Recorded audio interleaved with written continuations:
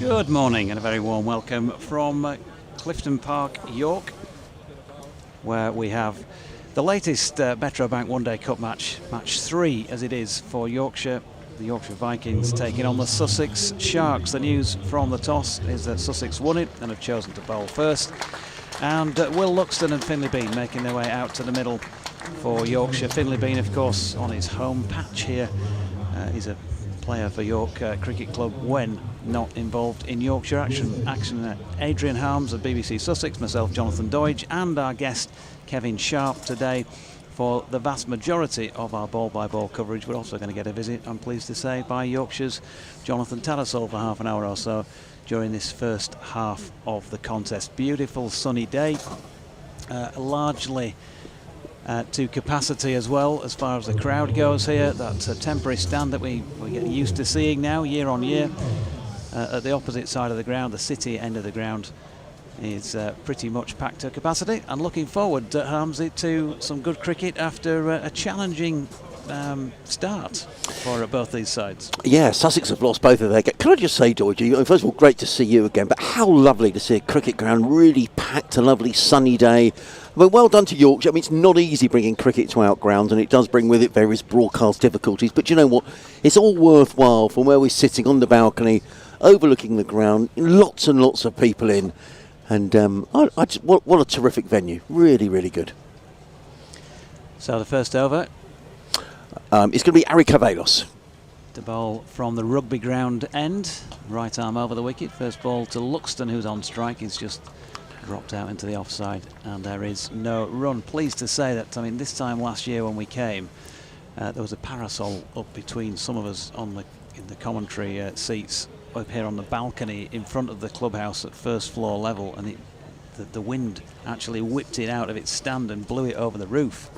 So we then weren't allowed to have it for health and safety reasons. But the first thing to say is that York have done a magnificent job in having an awning installed here, a canopy over our heads, so it protects us from either the sun or the rain, which has got to be a big fillip for those of us doing our job. Second ball of the match is wide of Luxton's off stump, and he leaves. Well, I should just say, in terms of the Sussex side, Tom Clark, the 23-year-old left-hand opening bat, makes his. He did skipper Sussex in a couple of warm-up games against the minor counties, but you know, I'm saying this is really his 50-over debut as skipper. So good luck to Tom today. The other debutant today is Jack Campbell, who's on loan from Hampshire. Here comes Carvelos for his third delivery. Luxton again dropped it into the offside. There's no run. Will Luxton played a pull shot on Sunday at Notts that didn't quite feel like it was on, and sure enough, he went straight up in the air and he was caught behind by Tom Moores. A match that Yorkshire, well, they set things up for a win. Ben Code bowled fantastically, and they had the opposition at 60 for 5 at one stage, but they had him creep up to just over 200, 209 I think it was, and then were in dire straits with the bat, 53 for 8 at one stage before a bit of a tail wag of a recovery. As Luxton drives through the covers here down towards this near side, the clubhouse side of the ground. Nice sliding stop will keep them to 2. Yeah, very good by Virgie Foreman, who's very quick in the output. I should just say, in terms of the Sussex side, Ari Carvelos is by far the oldest player in the side. He's 30. The other 10 Sussex players are either 25 or under. So it is a very young Sussex side today. But, you know, they've all got, I'm just looking through, they've all pretty much got first-class experience, with the exception, well, they've all played in this competition before, with the exception of Campbell. Carvelos in again, that's dropped into the offside by Luxton. No run. The umpires today, by the way, standing at this end from which they're bowling at the moment, is the man known as the Ghost, Neil Mallender. That's the rugby ground end of the pitch. And at the city end of the ground is going to be Steve O'Shaughnessy, who's currently at square leg. Yorkshire, by the way, one change from that team that lost against Nottinghamshire over the weekend. Ben Cliff is in the side for the first time in this competition this season. Always bowled him. Carvelos gets one through, and Will Luxton, who began the competition well with 83, has had a couple of low scores now. Just clipped off stump by the looks of things, and Yorkshire have already lost the first wicket, 2 for 1. Well, we're just saying Carvelos is very much the senior man in this Sussex side. Bowled nicely in the game against Warwickshire, a game that Warwickshire won by 1 wicket on Sunday, picked up a couple of wickets in that game, and also picked up a wicket in the game at Welbeck Colliery against Nottinghamshire when Sussex were well beaten by Notts. As I say, missing out by 1 wicket in the game against Warwickshire, a really good game down over at the weekend. So Carvalhos, Sussex off to a good start. So that's a Yorkshire side. Luxton, Bean, Wharton, Masood, captaining of course George Hill, Harry Duke keeping wicket, Don Bess, Matthew Revis, Ben Code, Ben Cliff and Dan Moriarty. So as I think I was saying, Ben Cliff replacing Dom Leach, who's just carried on a drink I think at the end of the first over. And Luxton being replaced by the left-handed Yorkshire skipper Shan Masood. Harmsy will do this next over for you, and he might give you the full Sussex side. Yes, I will. Now, it looks to me as if this is going to be Jack Campbell, who I haven't seen bowl before. So Sussex lining up. I'm not sure this is going to be the batting order that goes out, but I'll give you the side, which is Haynes and Clark, the regular opening pairing in this. Ollie Carter, Zackley and Cachet, a young 21-year-old who's come through the Oxford pathway. 18-year-old Henry Rogers. Charlie Tier, who's a Scottish international, as in comes Campbell over the wicket and bowls, and a big top edge down towards third man. Oh, and he gets a hand to it, and the chance goes down well. He came round the boundary, did Henry Crocombe. He was racing around the boundary. He dived full length. He got a hand to it, but he couldn't hang on, and he's palmed the ball over the boundary for 4 runs. I mean, I guess technically, Georgie, that goes down as a chance. Yeah, if you're a real stickler, it goes down as a chance. But yeah, I guess got his hand to it with the ball not having touched the deck, so I suppose it does. Yeah, so I think he's been given a life, but he goes to 4. In comes Campbell bowls, and Bean is playing this one to mid-on, and there is no run. The rest of the side: Bertie Foreman, the young off-spinner, Ari Carvalhos, we've already mentioned, Henry Crocombe, and Jack Campbell, who's bowling tall man. Not seen him bowl before from the city end of the ground. And the stand, the grandstand at that far end of the ground, the seating is pretty much completely packed. There's just 1 or 2 blue seats, I can say, but people making their way in there all the time. As in comes the left arm Campbell, and he runs that one down to third man, and Henry Crocombe has to chase in the other direction and picks up a boundary. But I'm not entirely sure that Finley Bean intended that to go there. Nonetheless, he picks up a couple of boundaries, and Yorkshire move into double figures on 10 for 1. Yorkshire in T20 cricket have kind of gone with a left-hand, right-hand policy. Well, it feels like they have anyway. I don't know if that's been planned. Curtis sitting alongside might give us a nod or a yes or a no on that front, but they've gone all left-hand here. They could have, I suppose, put James Wharton in at 3, right-handed. Comes Campbell again bowls, and forward comes Bean and plays to backward point fielded there by Ollie Carter, and there is no run. I mean, it's true to say that in terms of Sussex this season, they're having a really good season, Deutsch. I mean, top of the 2nd division of the Championship, big game coming up at Scarborough in a few weeks. Into the quarterfinals of the T20 Blast, which Paul Farbrace has said he thinks Sussex are probably a little bit ahead of where he thought they were going to be in the Blast. And good news yesterday that Jofra Archer has been permitted by the ECB to play in the quarterfinal against Lancashire. So that's a boost for Sussex. In comes Campbell bowls, and Bean defends down the offside of the track, and there is no run. So be a useful Sussex attack in that game. Archer, Mills and Robinson. That game coming up in September, and this competition very much an opportunity for Sussex to give some of the players who haven't really had a look in this season. But that being said, they certainly are not taking these games lightly, and Farbrace hates losing, so you can bet your bottom dollar that they'll be fired up for this one, having lost their first 2. In comes Campbell bowls, and forward comes Bean, plays into the offside. There is no run. End of the over from Jack Campbell at the end of the 2nd over of the match. Yorkshire, having lost the toss, have been asked to bat, are 10 for 1 with Bean on 8 and James Wharton, who's yet to face a ball, unsurprisingly on 0. You can get in touch, by the way, BBC West Yorkshire Sport at gmail.com, or I'm on at Sporting Lives 1. Harmsley is on Sussex Cricket at bbc.co.uk, and that'll be familiar to the people down in Sussex. The laptop doesn't always seem to work, but it's working today, so be good to hear from everybody. The voice of Kevin Sharp, even before he's on the microphone, audible over hours as he appears behind. I didn't recognise him with his mop of curly hair, Doigi. No. I think he does say it too loud, but I think he might be losing it. Ari Carvelos to continue from the rugby ground end. Having had a positive start with that wicket of Will Luxton, and he's in here bowling to Masood. Finley Bean takes several strides downfield to a ball dropped into the leg side by Masood, but I think better of a run. Lancashire have lost a wicket as well in their match at Derby. They were put into bat by Derbyshire, 9 for 1 in the second over in the same group. Also in this group, big game today really between Essex and Leicestershire, because you'd expect those two to be up there challenging. Leicestershire done well in this competition, and they put Essex in at Chelmsford, and the hosts are 8 without loss in the early stages. Carvelos in, and that one allowed by Shan Masood. Notts are playing Glamorgan at Neath, where Harmsley I think is due on Friday. Here we are. Nottinghamshire 4 without loss in the second over, again having been put into bat by Glamorgan. There is certainly a feature to winning the toss today. Group A, Hampshire have lost a wicket as well early doors against Kent. Hampshire won the toss and decided to bat first there, going against the grain. 5 for 1 though, as Carvelos is in, and Masood flicks this one along the deck towards mid-wicket, and they pick up a single. Somerset have also lost an early wicket, having decided to bat first at Chester Street against Durham. They're 4 for 1 in the first over, so that's what's happening elsewhere.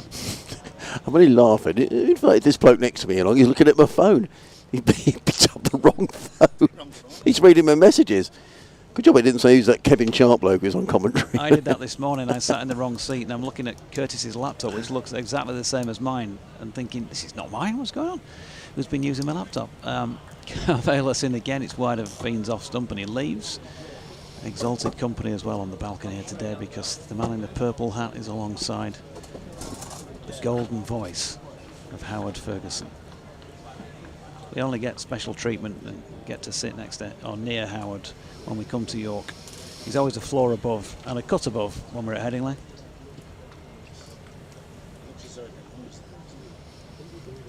So 11 for 1, Carvelos in, wide of Bean's off stump, and he leaves 2 slips in place. There's a man at 45 behind square. There's a square leg sweeping, mid-on, wide-ish and a few yards inside the circle, mid-off, cover and a point. And he said, looking around, it's always difficult to pick out the fielder down the far end and mingling with the crowd colours, but there is a man down at third man as well.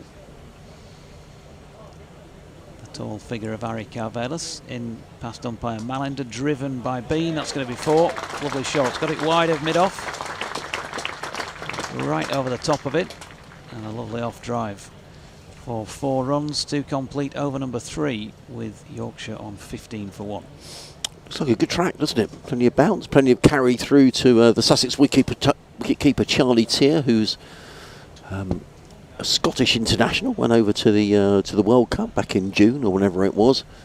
Young cricketer who sort of grew up through the ranks at Seaford College and spent some time under Chris Adams as well, who was coaching there.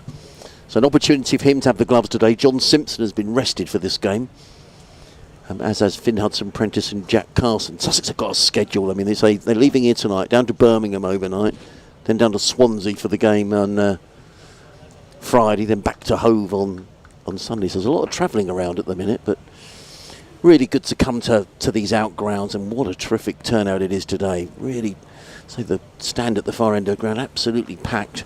Corporate hospitality tent away to our right hand side, lots of people in there. They've done a really good job here. As in comes Jack Campbell over the wicket, bowls and let go by Masood outside of the off stump, taken by Charlie Tier, and there is no run. Still there's 2 slips in place, a third man, backward point, cover mid off, mid on, a deep mid wicket and a short fine leg. Harry Carvelos, the only Sussex fielder who's got a white sun hat on. And I have to say that the weather here, George, is much more pleasant. It's a lot fresher. Down in the southeast yesterday, it was just roastingly humid and hot and horrible. In comes Campbell, bowls, and Masood gets an edge down to third man, fielded down here by Henry Crocombe. Masood picks up a single. He goes 2-2. 2, I think that's going to go into.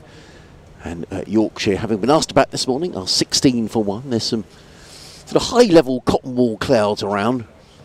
But there's a nice breeze as well, and we're sitting on a balcony of the pavilion overlooking the pitch. Georgie wants to say something. Oh, you looked at me as if you were going to say something. Something profound. No, you were going to say, I think you'd said that it was cooler here than it was down south. Yes, much cooler. Much nicer. In comes Campbell, bowls, and good bit of fielding. Very good bit of fielding by Arikavelos on the edge of the 30-yard circle. That was going quickly, and it bounced up off what looks an immaculate outfield here. And Gavelos fielding it with his right hand. They managed to get through for a single. Did Bean. He goes to 13 and the total to 17 for 1. Yeah, it was really hot yesterday, and this feels very pleasant. Were there any issues with the outfielding at Welbeck when you were there last week? Because you could see as you walked around the ground if there were a few Campbell areas. bowls, played into the onside by Masood, picks up another single. He goes to 3, the total 18 for 1. No, I don't really remember any, Doidgy. Was there one or two when you were there? When I walked from the car park across to where we were in that marquee, yes, sort of half the length of the ground, third of length of the ground, as you're looking around on the out, one of the things you notice a difference between club and professional cricket is outfields, isn't it? And there were a few patchy areas, and I thought this could be interesting. Somebody's teeth might go, and there were a few shots hit along the deck that actually skipped on and jumped up, took off a bit. Campbell in bowls to Bean. Lets that one go through outside of the off stump, taken by Tier, and there is no run. No, but I mean, I just walked out for the toss half an hour or so ago. I thought the outfield looks magnificent. I mean, this looks, this is a club ground, but I mean, the outfield's as good as many you would see around the county circuit.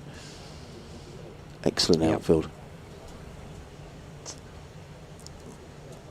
Campbell making his debut for Sussex, left arm seamer on loan from Hampshire, runs towards us from the city end of the ground. He's in and bowls, and he clips that. Now I think that came off the bat. Let's wait and see. No, it didn't. It came off the thigh pad. Charlie Tier had no chance of stopping that. The ball races away for 4 runs. So the end of the 4th over here at York. BBC Radio Sussex, BBC Radio Leeds, and all sorts of other stations. And all the Yorkshire stations. Is that what you say, all the Yorkshire stations? Well, we had this the other day because somebody messaged in, our colleague Kyle, who was commentating on BBC Nottingham, was just saying BBC Yorkshire, which is not totally incorrect because on the, the building back in Leeds it does say BBC Yorkshire. What is it? But of course it is. That's a television thing, really, and it's BBC Radio Leeds and all the Yorkshire stations. Right. To save having to go through every single one. I know, because there are a lot. We've got a few messages, actually. So, 22 for 1. The end of the 4th. Carvelis into bowl to Masood, who just flicks one off the legs just in front of square, and will pick up a single. Go on. Yeah, there is messages. One from Randy Baldwin, who says, and I may have got this incorrect, and I will check later, Randy, but thanks for getting in touch, about Jack Campbell, who's suggesting that Hampshire have now released Jack Campbell, and he's got a contract for this season, so I'll just get that confirmed a little later on. But thank you, Randy. I wasn't aware of that. There he is again. This one allowed through by Finlay Bean. There's no run. David Coleman says thanks for the comms on the live stream video. It's got the opposition captioned as Nottinghamshire Outlaws. Yeah, someone else has just said that as well. Hope the Sharks bit back. Yeah, so thank you very much to Leslie who's mentioned that. Simon has mentioned that. Hello, Levo, listening down in Brighton. Probably getting all excited about the football season, which is sadly not far away, is it? Too early. Carvelis again. Shot. Punched. That's a lovely shot by Finlay Bean. He just waited for that, hasn't he? Right under his eye line, and just simply timed it, really. Didn't push through on the shot, and still picks up 4. Depressed Sargalout says, great to hear you, and even better, the Sussex commentator is also on the feed. Much better when we can hear both sides. Oh, good. Yeah, but what do you know? Some people don't like it, and some people do. Yeah. Some people, I was criticised last week for being not enough in favour of Sussex. I want Sussex to win, clearly, but I think you have to recognise good play, don't you? Yeah. Mighty Mariners thinks the scoreboard on the live feed is wrong, and as I will say yet again, I have no control over the live feed. I'm doing a BBC commentary that just happens to go over it, so anything to do with that needs to be addressed to Yorkshire and not to me. Thank you. Another dot ball. Well, it just, you know, You're you a pretty repeat passive yourself sort a of lot guy. doing that Yeah. during a season, and it really isn't anything to do with me. So if you're listening on the live feed down at Hove, guys, could you let me know about Jack Campbell? Because I'd missed that. And if I've got it wrong, I do apologise. Carvelis in and bowling to Bean, who leaves once again. Bent Nielsen, good morning to you. Not quite sure what to expect from Yorkshire today, he said, except perhaps some good bowling from Ben Code. Or Ben Cod, as Kyle was calling him at Welbeck on Sunday. I don't know if he was fishing for compliments. Oh dear. If it's going to be one of those, I've come a long way, Dorji, for a joke like that. Steve Jordan says decent crowd building. Well, yeah, it's here now. Carvelis comes in again. Past umpire Malinder. That's off the thigh pad, I think, into the leg side. And there is a leg bye to complete that over with the score on. Have they put it on? No, they hadn't. 28 for 1. That'll do. That'll do, Pig. That'll do from me for now. Harms is going to continue in the company of, for the first time today, Kevin Sharp. So it's going to be Jack Campbell who's going to carry on bowling from the city end, bowling left arm over the wicket. He's going to be bowling to Finley Bean, who's fallen out. Hello, Kevin. Lovely to meet you. Yeah, it's great to be here. It looks a picture, doesn't it? It does. It does look a picture. As in comes Campbell and bowls, and just defended into the offside by Bean, and there is no run. I mean, what I have to say, all credit to Yorkshire Cricket Club and York Cricket Club as well, because this is what outground cricket's meant to be. I mean, the big marquee there with people having their drinks and lunch, whatever. A stand there with, I don't know how many people you get in there, 300 or 400. There's a terrific facility here. Yeah, it's the first time I've been here for a first team game. When I coached here at Yorkshire, it was always second team cricket, but obviously it looks very different. Campbell in again over the wicket, bowls, and he plays a strange shot then, does Finley Bean, looking to work the ball, I think, down towards third man, but he's got an inside edge. The ball ends up at square leg, but he goes through for a single. Total goes to 29 for 1. I know it's early days, but what do you make of the track, Kevin? Well, I think from what I gather, they're going to use this pitch on Friday as well. So they want to make it last for certainly for 2 full days. So there may be a touch of colour in that. From looking from here, obviously I've not been out to the middle, but there might be a touch of colour in it. So certainly I think it's helping them bounce and carry. Campbell in again, bowls, and not timed by Masood, played into the offside, fielded by Ollie Carter, and there is no run. But it looks a good one-day pitch, doesn't it? Oh, always. It always is here. Whenever Yorkshire second team have played here, the surfaces have been fabulous. There's always plenty of runs scored. It's a fast outfield. Should be in the batter's favour and get through this first sort of few overs of the new ball, and there should be plenty of runs scored. Campbell making his way in from the city end of the ground, bowls, and forward comes Masood, plays into the offside, and there is no run. Now, Doiji told me that you were coming today, Kevin, and I come from down the south. I remember you as a cricketer, and I remember you as a younger man with your mop of curly hair, and you showed me a wonderful photograph that was taken. Just tell us about that, taken with the great Brian Johnson. Yeah, that was at Scarborough. I would have been 18 years old then, so it's it's about 50 years ago nearly. No, 47 years ago. In comes Campbell, bowls, and clipped onto the onside by Masood. He picks up a single to the fielder at deep mid wicket, so tidy enough from Campbell. Masood goes on to 4, the total to 29 for 1. Yeah. 30 for 1, I'm sorry, Masood goes to 5, the scoreboard's just gone up. It was all fashion in those days, of course, the long hair and the tashes and the big hair. I couldn't get a cap on my head. It used to just sit on the top. And certainly a helmet was difficult as well when they came in the 1980s.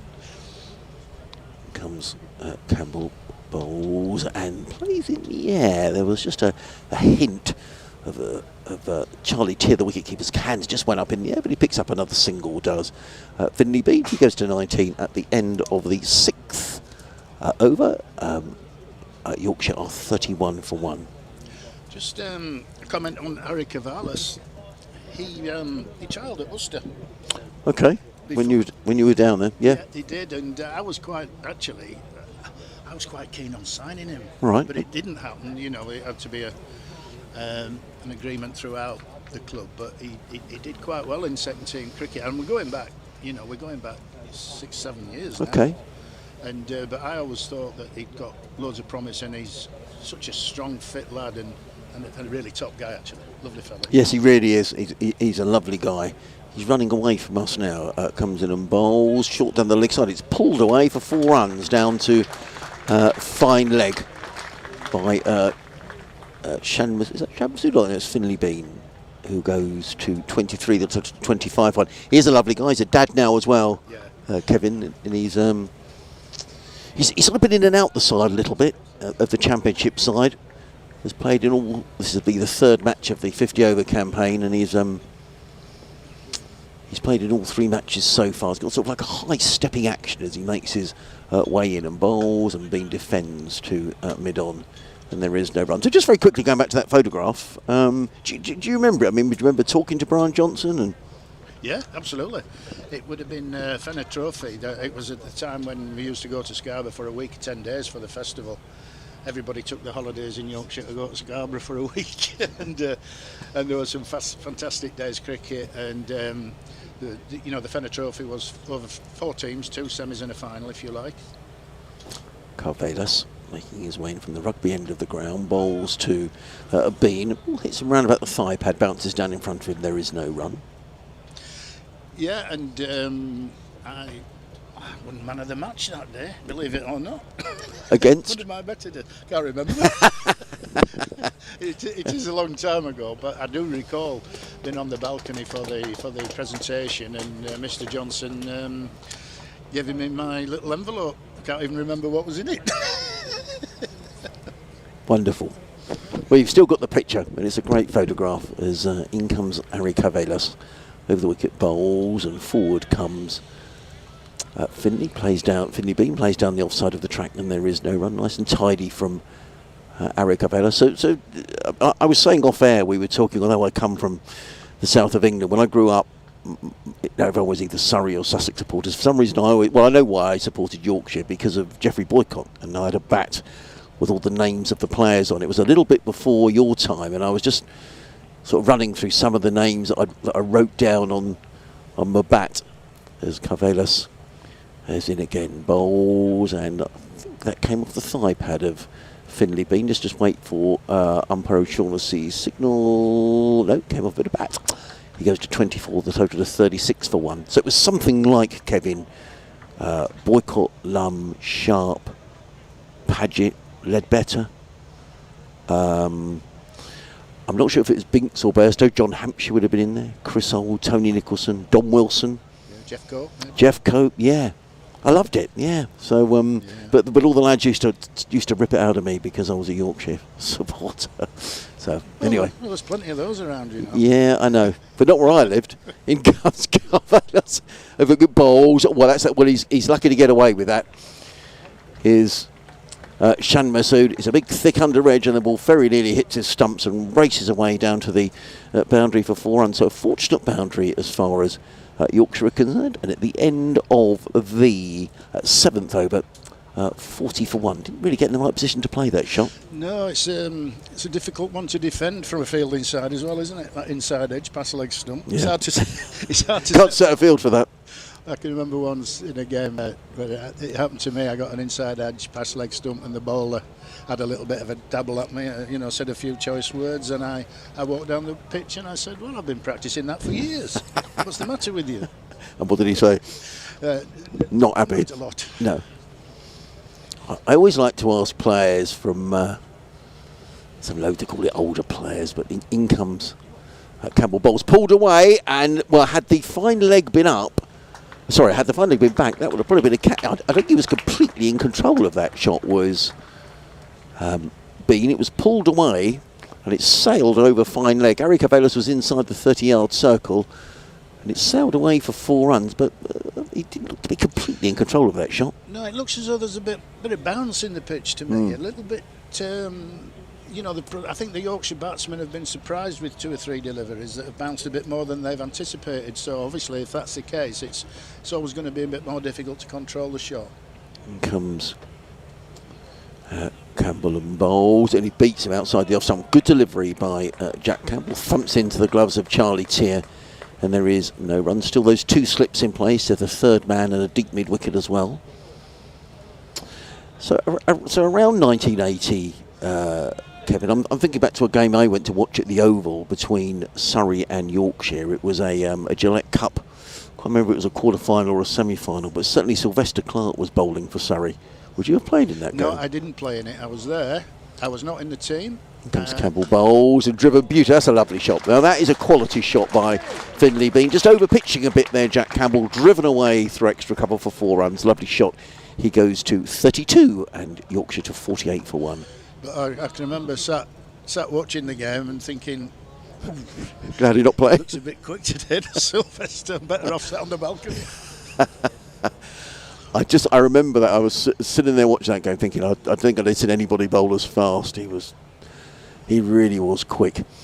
In comes Campbell bowls. He's had again driven down the ground. That's 4 more runs. Over pitching there was Jack Campbell, and this time an orthodox shot through mid-on. Beautifully played. 2 lovely shots right at the middle of the bat, and 50 up for Yorkshire, 52 for 1. Maker's name, eh? Yeah. Jeffrey Boycott once said to me, he said the good Lord gave you a bat that's 4 1/4 inches wide. He said, use all of it. Yeah. Well, not half of it when I kept nicking it to sleep. Well, that was beautifully played by Bean. He's on 36. A good start for Yorkshire, who having lost that wicket too, and it also brings up the 50 partnership between these two, which has come up in quick time, in just 6 overs. In comes Campbell again, short, pulled away onto the leg side. Good diving stop out there on the leg side boundary. I think all the way out there is Henry Rogers, who gets in a very good throw over the top of the stumps. It goes to 53 for 1. Who else, when you were starting off your career, that did you sort of think to yourself, I wish I was on the balcony and not facing, Kevin? All of those West Indians. And they were all playing county cricket at the time. Well, that was the thing in the mid-70s, 80s. Campbell again bowls, and this time just lets that one drift past outside the off stump, does Chan Masood. It is the end of the over, and Yorkshire are 53 for 1.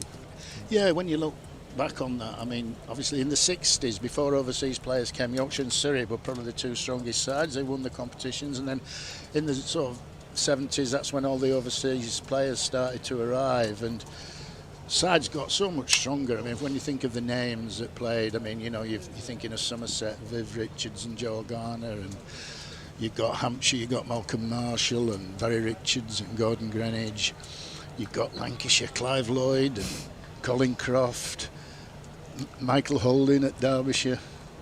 And just legendary cricketers. Clive Rice and Richard Hadley at Notts. Ari Carvelos running away from us in and bowls. That's a good delivery, and he's given out. He's caught behind. Charlie Tier takes the catch, and the wicket has gone down. He doesn't look desperately happy about that, does Finley Bean, who's on his way for 37. Tier took the catch, and he looks desperately disappointed as he virtually drags himself off. There wasn't a big appeal from the just watching it on the live feed, Sussex fielders, but Finley Bean has gone. And the wicket has gone down, and all of a sudden Yorkshire are 53 for 2. Yeah, difficult to tell. I mean, it's have we got Hawkeye? It's difficult to tell, isn't it? I mean, I can hear you. Sorry, Karen. I can hear you, Sam. Yeah, I'm just going to do I'm just on the commentary, but whenever you're ready, just put the feed through, and we'll do the update to the listeners. Well, let's just. Sorry, Kevin, to interrupt you.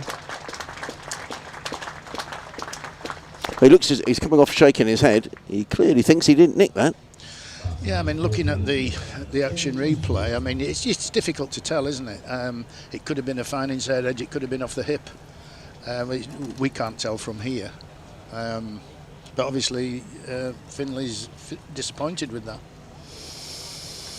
He is. He's out for 37, having just hit a couple of lovely cover drive, and then also a lovely shot through mid-on. We'll just get this update out the way, and we carry on the commentary. So a couple of wickets for Ari Carvelos, who Kevin was saying he really liked the look up when he spent time down at Worcestershire. Carvelos tosses the ball from hand to hand. The new man in is this James Wharton? is in and bowls and defended into the offside, and there is no. Yes, thanks, Sarah. We're into the 9th over of the morning here. This is a 50-over-a-side game. Sussex winning the toss, asking Yorkshire to bat first, and they picked up a couple of wickets. Yorkshire are 53 for 2 in the 9th over. Both of those wickets taken by Ari Carvalhos. Finley Bean, the latest man out for 37. So a decent start for Sussex in front of a really good crowd on a lovely sunny day here in York. Carvalhos in and bowls. Is this James Wharton who's batting now? I'll get confirmation of that in a minute. The ball played down the offside of the track, and there is no run. No, you're right. There were just so many good overseas back in those days. Yes, indeed, and then we were talking about Wasim Akram and Imran Khan and Garth LaRue. Yeah, well, that's right, down at Hove. I can remember a game at Hove when Carvalhos in bowls and defends into the offside. There is no run. When Paul Jarvis was a young man, who actually finished his career at Sussex. Yeah. And I actually saw him last weekend. Did you? Yes, okay. A barbecue that Bill Athy had. Well, a bit of a reunion then. Yeah, we get together once a year and have a bit of a party, which is rather nice. Bill Athy, you played at Sussex. Oh. He did, indeed. But on this occasion, Paul Jarvis was only 16 or 17. He just started his career. Carvalhos his way into bowl to Wharton. He's in bowls and he defends into the offside. There is no run. Nice and tidy from Ari Carvalhos. And Jarv was batting number 11.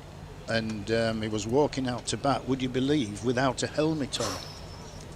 And Garth was on the end of his run, and Imran Khan was at fine leg. And as Jarv was walking onto the field, Imran shouted to Garth. He said, "Garth, he hasn't got a helmet on.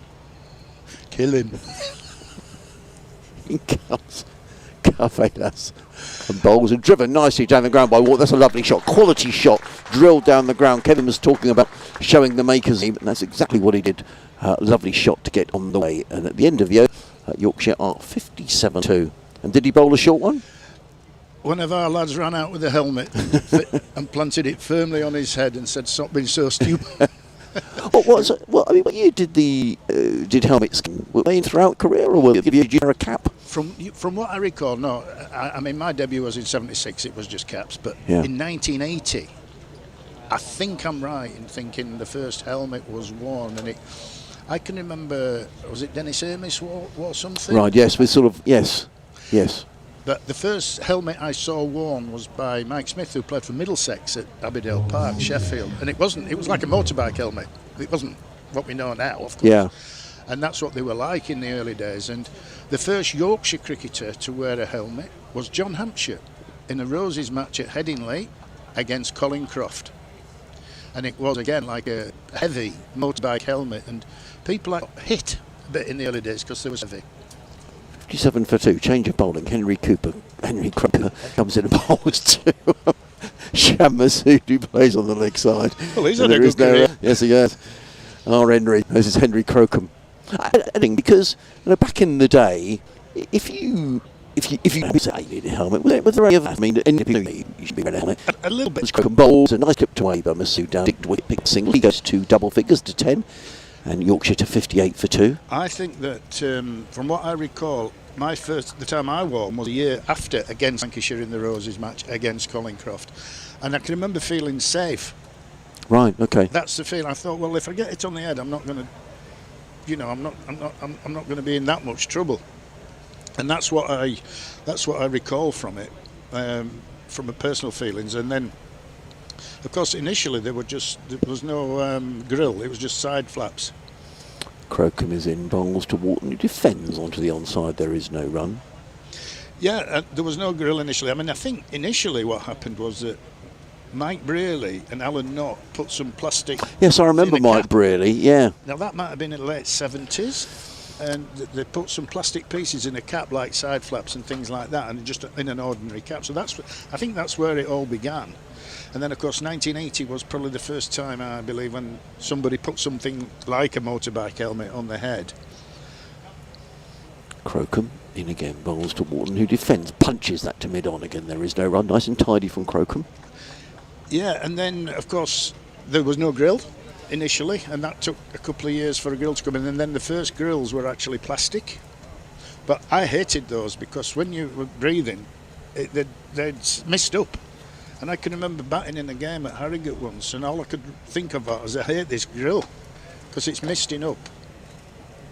Crocombe in bowls. Wharton clips this nicely away through a wideish mid-wicket. He's going to pick up at least a couple of runs. Carter is very quickly round, and just a couple of runs to Wharton, who goes to 6, the total to 60 for 2. And I got out. I lost concentration, and I nicked it to slip. And I thought, I'm not wearing this again. So I did not. I took it off, and I just went for a couple of years with the flaps, and then, of course, the grills started to come in. They were much better, but I made an awful mistake one day. In comes Crocombe bowls, and Wharton clips this one through square leg, picks up a single. Again, Carter the fielder, but this time it's just a single. Wharton goes to 5, 59 for 2. We were not particularly in the days of health and safety and checks on the helmets, and I didn't particularly like the grill, but it was okay. But I purposely widened mine, set it so I had a big gap between the peak of the helmet and the top of the grill, so I could see without it being interfering with any vision. And I was batting at Northampton one day, and Mark Robinson, who's now the coach at Warwickshire, Yorkshire lad, he played a little bit for Yorkshire, but then went off to Northants. And he bowled me a short ball, and I tried to pull it and missed it, and it went straight through the gap and broke my nose. It smashed my nose halfway across my face. So Ouch. it's a bit of a mess. Yeah. Not nice. You didn't carry on. No. Harry Cavallis is carrying on. He's into his 6th over, running in over the wicket. Bowls to Wharton, short delivery, and Wharton ducks underneath it through to Charlie Tier, and there is no run. Just interesting here that Harry Cavallis is carry on. He's picked up a couple of wickets, so with the temptation here from Tom Clark, the Sussex skipper, to he's taking wickets, keep him on, not hold overs back. Fair enough. I mean, it'd be the captain's instinct. He's bowled nicely. He's bowled it in decent areas. Been the odd loose ball, but not much more than that. And I'm sure they think if they can get 3 or 4 wickets down, it puts them in a very strong position. Cavallis in and bowls, and let's go to a good carry, and Tier taking that about shoulder high. And again, there is no runs. Apart from that memory of, talk about Northampton in a minute and playing there, but memories of Hove. Is it a ground you enjoyed playing at? Well, it's a very pretty cricket ground, isn't it? Not sure that I did that well there. Right, okay. but always a pleasure. I actually kept wicket there one day. David Bairstow was poorly, and we'd gone down for a 40-over game, a John Player League game, and David couldn't play. Cavallis in and bowls and played into the offside. There is no run. And I wasn't a wicket keeper, but nobody else was, neither in the team. So I volunteered to do it, and I dropped Paul Parker. Ooh. Early on, I think Simon Dennis was bowling left hand, and he nicked it, and it just dipped at the last minute and just caught me on the fingers. But then I caught one a bit later in the game. But what I was so proud of, I did 40 overs and there wasn't a bye. What? Which I was really was that an expensive drop of Paul Parker? It wasn't too bad, I don't think. I think we won the game a long time ago. In comes Cavallis in and bowls, and up on his toes is Wharton. Steers this one through the offside. It's just going to be a single, fielded by Bertie Foreman. He's very quickly in. We're into the second power play of the innings. Between Sussex are allowed 4 fielders outside of the 30-yard circle. There'll probably be someone listening who will look that up, one of our Sussex listeners who's going to look that game up. Kevin Sharp keeping wicket at Hove. Yeah. Paul Parker was down at Hove the other week. Actually, he came into the commentary box and introduced himself. Did he? He was a terrific bat, but a terrific fielder as well. Oh yeah, very very good cricketer. Somebody's going to ring in and. Cavallis in bowls, and Masood plays onto the onside. There is no run. Somebody's going to message and say Paul Parker wasn't playing in that game now, aren't they? There will be people thumbing through. If you're listening, and you can find out Sussex Cricket at bbc.co.uk. Yeah, I'd like those details. I'd be really happy to hear that. Cavallis, who's bowling a good spell here for Sussex. He's picked up a couple of wickets this morning. Figures before this over of 2 for 26, and he's making his way in again. So the Yorkshire skipper, Shan Masood, he's in and bowls, and Masood up on his toes and cuts that one away, but only as far as the sweeper on the cover boundary, who sends in the throws. That all, but I think it's young Henry Rogers who's all the way out there. So another tiny over really from Ari Capelas, at the end of which Yorkshire, I think that's going to go up to 63 for 2, with Masood on 11 and James Wharton on 8. You're listening to live cricket on the BBC Radio Sussex, various BBC local stations around Yorkshire. Myself, Adrian Harms, really delighted to be talking to former Yorkshire batsman Kevin Sharp. I actually kept wicket on 3 occasions, you know, when David wasn't well. And perhaps you did it right the first time I then. got 4 first-class victims at Luton, I believe it was, against Northants. Crumbs Caught it. behind. 4 caught behind. 2 off Phil Carrick, I think 2 off Peter Hartley. All these grounds where people don't play anymore. I mean, I don't well, that's... I'm sure Northampton don't play there anymore. In comes Crocombe, bowls, and Masood steers this one to backward point, fielded by Ollie Carter. I ought to remind you of the field. There's one slip in place. There's a third man, a deep backward point, an orthodox point, cover mid-off. There's a mid-on. Then the other 2 fielders are both outside of the circle at deep mid-wicket and fine leg. The fine leg fielder in front of a wonderful marquee that must be, well, I don't know, 30 or 40 yards long, and it's full of people in shirt sleeves. In comes Crocombe, bowls, and Masood with a play and a miss outside the off stump, taken low down by Tier, and there is no run. Yeah, he didn't want to miss out on that, Sean, did he? He looks a bit disappointed, yes, looking does. at him walking away. Yeah. It looked quite full and wide, and maybe disappointed to miss out on that one, because it wasn't a wide, was it? No, it wasn't. Crocombe, who bowls with good pace. Does Henry Crocombe, only 22 years of age. I mean, he's been around the first team for 3 or 4 years now. He's in and bowls, and Masood clips that onto the onside and picks up the single. He goes to 11, the total 63 for 2. Paul Farbrace, you know Paul a bit? I messaged him a couple of days ago, and I just said, are you going to be here today? And he said, yes, he is. So I said, right, well, I told him I was with you guys. So he said, great, so we'll catch up at some point. I haven't seen him just yet, but I've known Farby a long time, you know. I mean, we played against each other many times back in the day, and he obviously came to Yorkshire in the restructure, and I left at the time when Farby came in to Yorkshire, so, but still saw him a few times during that period. Crocombe comes into bowl to the right-handed James Wharton. He's in and bowl, and Wharton drives pleasantly through the offside, and Daniel Ibrahim dives, but can't do anything about that, and the ball races away for 4 runs. Nice shot by James Wharton, drilled away through wideish mid-off, and total goes to, I think that's going to go up to 68 for 2 and Wharton to 12. Yeah, it's finely poised, isn't it? Yep, it is. You know, I think there's been a little bit in the surface for the bowlers, a bit of bounce. It looks as though the odd one might have nipped a bit, so it's finely poised, is this game as we stand. Crocombe in and bowls, and Wharton up on his toes steers that into the covers, and there is no run. Well, certainly there's been Sussex cricket has been rejuvenated really since Paul took over. I mean, they were having a poor time, let's be honest. They had a poor season last year, but that was Paul's first season, and he's changed things around. He's brought in some experience, the likes of John Simpson, Danny Lamb, who's sadly out for the season, having injured his shoulder. I think Danny's here today, actually, so hopefully we'll see him. And it's been a big bonus to Sussex having Ollie Robinson available for much of the season, not in the England reckoning at the moment. Yeah. In comes Crocombe, bowls, up on his toes is Wharton, steers it down the onside of the track, and there is no run. Fielded by Henry Crocombe. It is the end of the 11th, what was it, the 12th over? 12th over. I was talking too much and missed the score at the 11th over. 68 for 2. With Masood on 12, Wharton also on 12. The men out, Will Laxton, who was out when the score was on 2, bowled by Eric Aveas.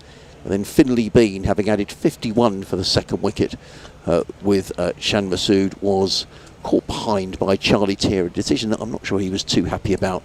He went for 37. And Cabelas is going to carry on here, Kevin. So I just wonder whether he's going to bowl his overs out here. Yeah, he's a big, strong lad. He can do it. Tosses the ball from hand to hand. He's bowling from the rugby ground, or the rugby ground end of the ground here, as he comes running into bowl to Masood. He's in and bowls, and Masood clips this one nicely to mid-on. Need to get a move on here. The throw comes in from Tom Clark, who's fielding in an unusual position. It's the first time I've seen Tom Clark skipper Sussex, and he's skippering the side from mid-on, which I think that's, having said that, it's Tom Clark. I always like to have your skipper at mid-on or mid-off. Did you like that? Was it? Well, I mean, they can chat to the bowler, can't they? Yeah. If there's anything to be said, then it's easy done. Yeah, it is Tom Clark, who generally is to be found in the slip. Now, they're making a change in the field here. And the cover fielder is coming off the cover boundary into a one-saving position at cover, as in comes Cavalos. Bowls and Wharton drives into the covers, and Clark is quickly round and fields, and there is no run. So Sussex, who could have 4 fielders outside the boundary, outside the 30-yard circle, have just got the 3. So there's a third man, a fine leg, and a deep square leg. I think that's good captains, isn't it? Just keeping the pressure on a little bit. Absolutely. I mean, it's like we just said. I mean, the game's finally poised, and I mean, at this point, you know, it's not getting away from Sussex, and they'd be really keen here to put the pressure on and take another wicket. Cavalos makes his way in, bowls and punched into the offside by Wharton. That's a nice looking shot, misfielded actually by Clark, which is a rarity in itself. And total advances by 1 to 70 for 2. Wharton goes to 13. I mean, back in the day, I guess, well, the competitions have had so many different things, haven't they? Gillette Cup and all. In fact, the Gillette Cup is actually down in the Sussex Cricket Museum at the moment. The authorities have let them have it for the rest of the season to go on display, because they won the first one back in 1963. In comes Cavalos, bowls, and Masood looks to work that one down to third man. Doesn't really time it. The ball dribbles to Ollie Carter at backward point, and there is no run. 70 for 2. Yeah, the Gillette Cup. Gosh, that was, you know, when I started my career, that's what we played in it. 60 overs, I believe. Yes, it was. Yeah, it was 60 it's a long overs, day, isn't it? Yeah. 120 overs in a day. How do you manage that? And it was always the big final, wasn't it? At the end of the season, you know, Lords would be packed. It was on the BBC. Yeah. Cavalos makes his way in from the rugby ground end, in and bowls to Masood, who drives elegantly to mid-off. Good stop there by, I think that's Henry Croker mid-off. There is no run. And there was always someone, Kevin, in the final who took sort of 7 for 23 and then ended up going on tour to Australia and then getting battered all around the ground. You'd have travelled by boat back in those days. I'm just thinking of the Gillette Cup. Would it have been, you know, when the minor counties played the county in the first round and the winner went through, it wasn't like we just had a showcase game before the 50 comp. In comes Cavalos, bowls, all driven in the air, and now I'm not sure if that was short of the fielder at extra cover. It was certainly in the air. I think that was a chance. I think that has flown to Tom Clark, the skipper, who's got a very safe pair of hands. We'll see this again. It was in the air from Masood. Difficult to see where the ball is. I just can't tell from this angle. My gut feeling was it just bounced in front. Right. Seeing it live, you can't tell on the screen, but just watching it live there, my gut feeling was it just bounced in front of him. But he's a really good fielder. He just looked a bit disappointed as he picked himself up. But then perhaps he's disappointed because he thought, well, perhaps if you could have been a foot nearer. So did minor counties play in the Gillette Cup? Well, I mean, I've just been down in Shropshire last week watching Yorkshire and Shropshire play, and I was invited as a guest on the back of the fact that Henry Crocombe in bowls to James Wharton. Short pulled away out towards mid-wicket. Bertie Foreman is very quick across the ground and gets the throw in, and that's good cricket by Bertie Foreman, preventing a second being taken. Wharton goes to 14, the total 71 for 2. Yeah, I was invited by Shropshire to the Yorkshire game because I've actually played for and coached both teams, and that was a bit unique, I guess. But back in 1984, Shropshire beat Yorkshire. I played in that Yorkshire team in Shropshire. Comes Crocombe, bowls forward, comes Masood back down the track. There is no run. And back in those days, it was one of the one-day competitions, and the minor county, as they were called then, played a first-class county in the first round, and of course the winner went through. And just occasionally, a minor county would win because they'd got some good sides, and we lost to Shropshire comfortably on that day, and they went through to the next round. In comes Crocombe, bowls, played to backward point, footed by Carter, who, well, the ball bounces up in front of him, and there is now. That was a bit of a shock. I mean, back in those days, was that sort of like an FA Cup third round shock with? Yeah, exactly. Colchester beating Leeds or something. Absolutely, and I know that Shropshire went on to play. No, sorry, I didn't hear that.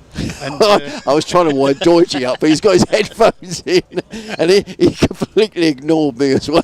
Well, I'm a Leeds fan as well, you know. It comes you need to be careful. We get Masood played into the offside, and there is no run. We get upset easily. Yeah, I'm in away territory here. Oh, I forgot what we were talking about. We were talking about upsets, and I said, was that an upset? Shropshire. Well, it was an upset. Of course, it was an upset. Of course, but they had a good side. I mean, Mushtaq Mohammed was the pro for, and Malcolm Nash played at the back end of his career. Right. Crocombe comes into bowl to the left-handed Shan Masood. Masood is forward, plays back to Crocombe. There is no run. It's all easy here for Shan Masood. He's faced. Let's have a look here, Kevin. 26 balls for his 13. Yorkshire's 71 for 2. Well, it's good old school cricket, isn't it? You know, there's obviously a little bit in the service. Sussex have bowled quite nicely, I think, on the whole. And, you know, it's cagey. Crocombe in bowls to Masood, who clips to mid-on, fielded by Ibrahim. There is no run. I mean, as a bit of a traditionalist, I quite like it when, you know, you have to, when the bat doesn't always dominate. Yeah. On flat wickets and short boundaries. And, you know, but when there's a little bit in it, and, you know, this is a lovely big field, isn't it? Beautiful. You know, it's good old school cricket, this. Could go either way. Sussex pick up another couple of wickets now and they'll be in the driving seat. And Yorkshire are looking to make sure that they've got wickets left in the last 10-15 overs. We've got a change of bowling. Eric Avelas has come out of the attack, having bowled 7 overs, taken 2 for 29, and he's going to be replaced by Daniel Ibrahim. It's a very young Sussex side, as I was saying. 10 of the side are 25 or under. Eric Avelas, very much the oldest statesman in the side. He's 30 years of age, Ari. But it's going to be Dan Ibrahim bowling his right arm. I'm going to say medium. You may say a little more than that. Kevin comes Ibrahim bowls and just eased down to third man by James Wharton. Picks up a single, he goes to 15, the total to 52. Is he a little bit above medium pace? Well, it's his first delivery, isn't it? So he'll need a couple of balls to get loose, but looks medium pace-ish, but just above maybe. It's nice to see so many young players getting the opportunities, isn't it? I mean, you know, obviously people have their views on the 100 competition, but what it does is when counties lose their players, then it gives lads an opportunity to play in the county side who might not normally do so.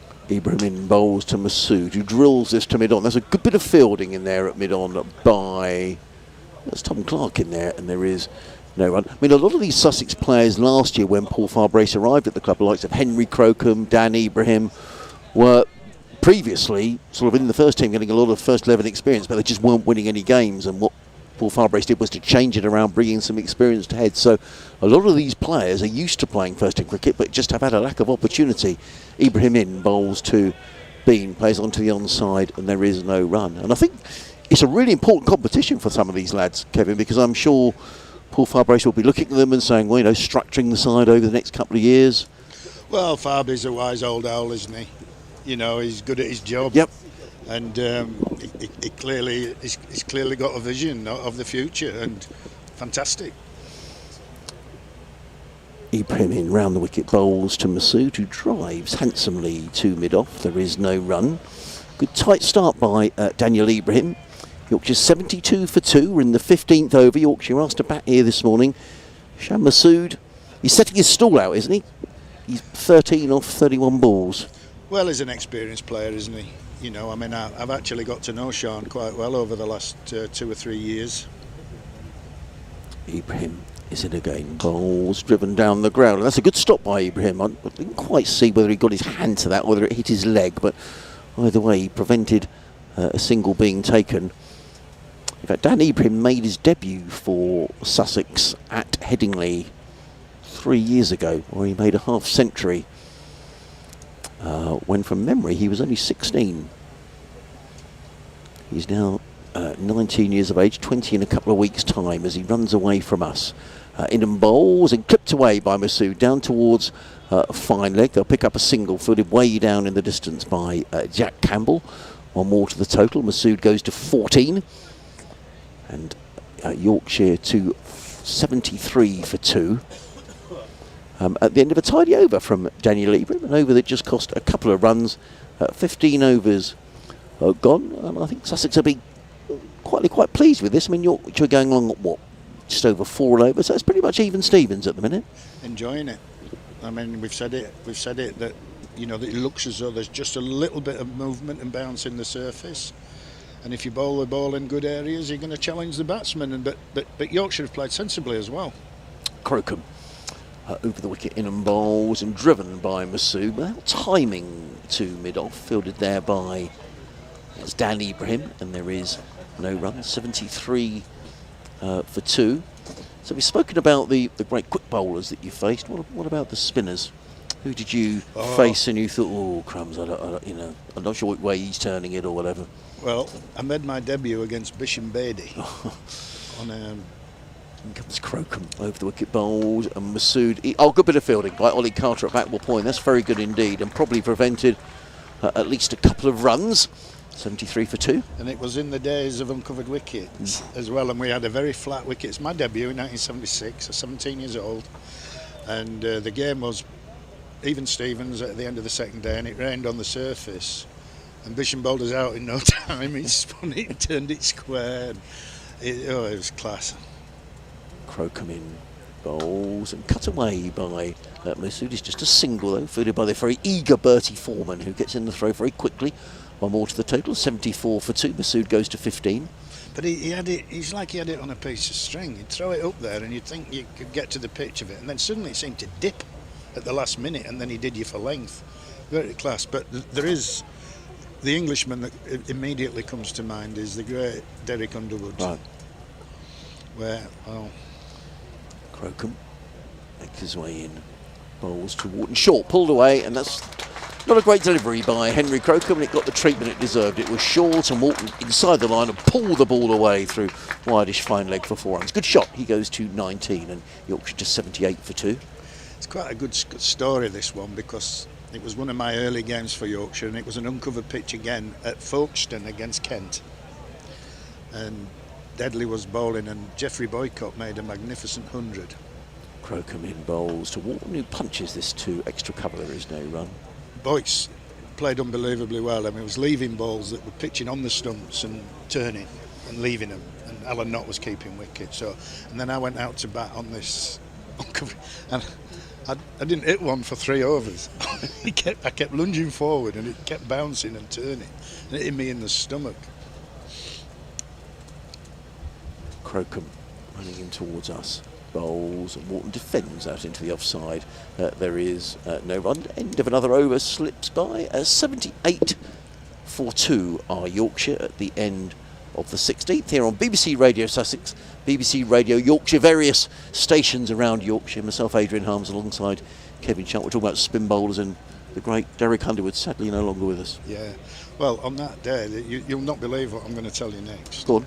So I'd faced 3 overs without hitting one. I kept lunging forward, and I turned round to Alan Knott, who's obviously England wicketkeeper as well, and I was very polite. I said, I don't know how I'm going to score a run here, Mr. Knott. And he said to me, play him off the back foot. He says, you're lunging forward. He says, keep still and play him off the back foot. Ibrahim in bowls. Masood defends onto the onside, no run. So next ball, I kept still. He said, and no, what he'd actually said is, play him off the back foot and knock him into square leg for 1. So I kept still next ball, waited for it, got on the back foot and knocked him into square leg for 1. And Derek, he started shouting at Knott. He says, what are you doing? He says, you're coaching him. He says, we're playing, this is Yorkshire against Kent, and you're coaching the opposition batsman. Here comes Ibrahim. Bowls. That's another very good stop by Ollie Carter at backward point, diving full length to his right, no run. And Notty said to him, he says he's only 17, he needs to learn. But such wonderful characters. I mean, what a great story. That's a great story. This is a county champion. I can remember. Did he get you out next ball? He got me out eventually, yeah. But you know, what an experience. I mean, but to have things like that said, it just says a lot for how the game was played in those days. Ibrahim in and bowls, clipped away by Masood. That's a nice looking shot out to deep mid wicket. Bertie Foreman's very quick across the ground. He gets in the throw. They will come back for the second. Good running, particularly to the danger end by James Wharton. Masood goes to 17, 80 for 2. Yeah, and I mean, just going off the spinner bit, there was another incident where, in my first year, where I played and missed all 6 balls from Mike Hendrick, who was opening bowler for England. And he kept just swinging it back and nipping it out, and I kept missing it. And at the end of the over, I walked down the wicket and I apologised. I said, I'm sorry, Mr. Hendrick, I can't hit those. Ibrahim in bowls, Masood drives nicely out into the covers. Picks up a single, Masood. He goes to 18, the total 81 for 2. Did you really call him Mr. Not Mr. Hendrick? Yeah. Did you? I did, yeah. Right. Was that out of respect? Respect? Absolutely. Right. Yeah. Wow. Well, I mean, those guys were legends. Yes, they were. Oh, totally. I mean, I'm What- 17-year-old. I'm Yeah. Playing against Test cricketers, and it was like, wow, I feel so privileged. In comes Ibrahim. Over the wicket, bowls to Wharton, who drives nicely down the ground, but Carvelos is there, fields, and there is no run. What would they say when you said that? I mean, would he just acknowledge you, or would he say... Well, Endo just laughed. But the beauty of it is, for all the years after that, whenever I saw Mike, well, played against him or saw him afterwards in his coaching career, when I saw him, the first thing I'd say to him is, I'm sorry, Mr. Hendrick, I can't hit those, and he'd just laugh. So I repeated that every time I saw him. Ibrahim in bowls, Wharton lets that one go. Outside of the off stump, there is no run. End of the over.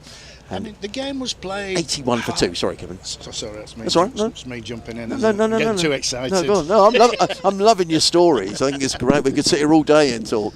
Oh, there goes Paul Firebrace round the outfield. Oh, yeah. Yeah, do you think... the game was brilliantly played hard, but... Yeah, I mean, it was played hard, but also you'd have a pint after and get to know the opposition, and umpires would always have a drink in the pavilion together.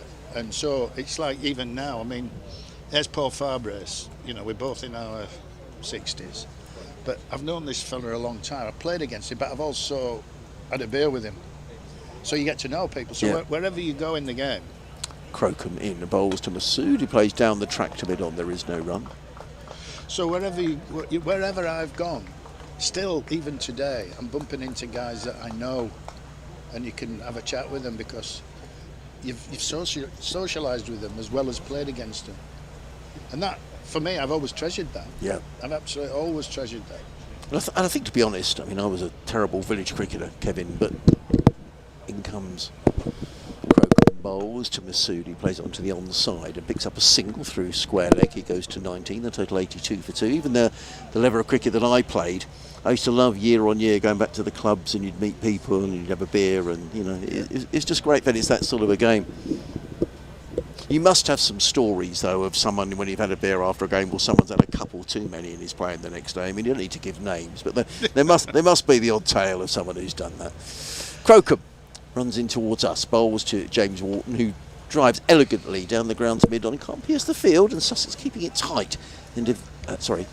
82 for 2. It's not the end of the over at all. 17 overs gone. I dare say it's happened. Right. I can remember one occasion. Should I be saying this? Yeah, why not? So we don't have to name names. No, we were playing Yorkshire. We were playing at, I believe it was Bournemouth against Hampshire in a Champo game, and it was the end of day 2. Crocombe in, bowls short down the leg side. Is that going to be simple as a wide?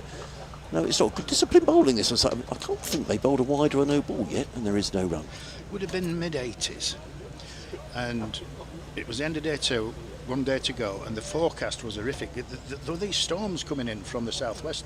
You might remember it. There was really gales and storms on the south coast, and so there was allegedly no chance we were going to play the next day. Crocombe in bowls and helped by Wharton down to third man. Fielded by Carvelos well down on the third man boundary. Just a single to Wharton. He goes to 20, the total to 83 for 2. Doigie's pointing at me. No, I'm okay, Doigie, thank you. He's never made me a coffee before, I don't trust him. Yeah, black, no milk, thanks. No sugar. I'm on a strict diet.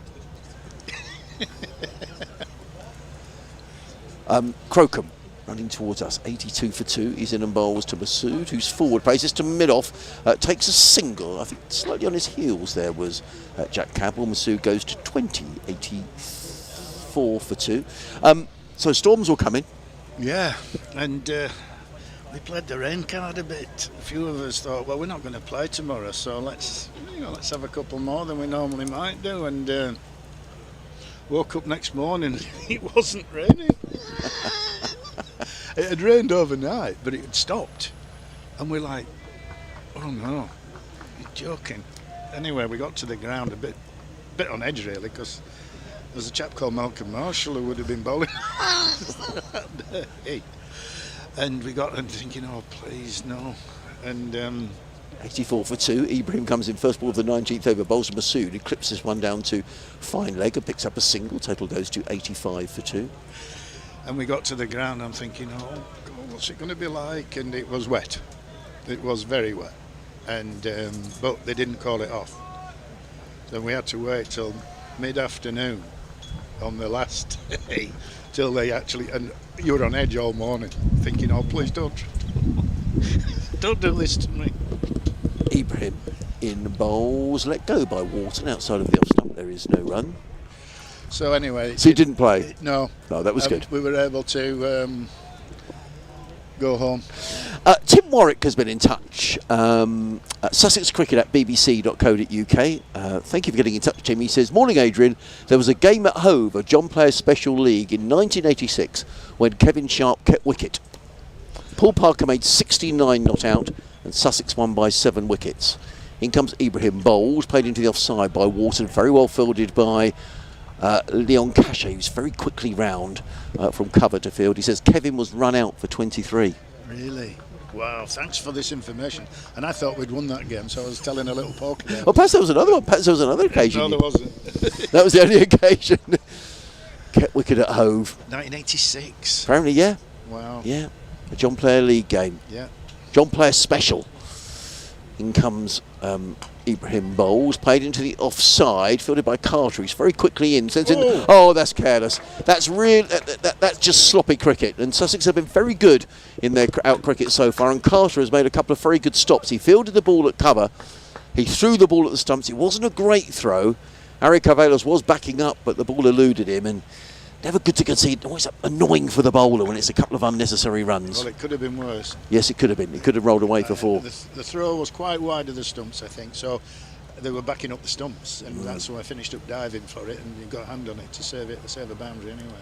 Ibrahim in again, bowls, clipped away by Wharton, down towards deep backward square, picks up a wicket. He goes to 23. They're totally 88 for 2, and Paul Firebrace is just sort of watching his charges from the boundary edge just away to our right hand side. I don't think he'd have been too pleased with a couple of overthrows there. I think he'll be quite happy the way his lads have done. No, I think you're right. Today it's finely poised, as we said earlier. I think it's going to. I think this is going to be a very good game of cricket all day. And listening to live cricket on the BBC. BBC Radio Sussex, BBC various stations around Yorkshire, as in comes Daniel Ibrahim, bowls, and forward comes Masood, plays into the offside, picks up a single. It is, no it's not, yes it is the end of the over, I do apologise, 89 for 2. Yorkshire at the end of the 19th over. Masood is on 23. Masood is on 22, I'm sorry, I need to concentrate. James Wharton is on 23. I think Doigee's going to come and join us. I'll just give the scores in the other games. I'll leave the 2 Leeds United fans to natter away, which will make everyone go to sleep. Where are we? Lancashire 61 for 6 at Derby.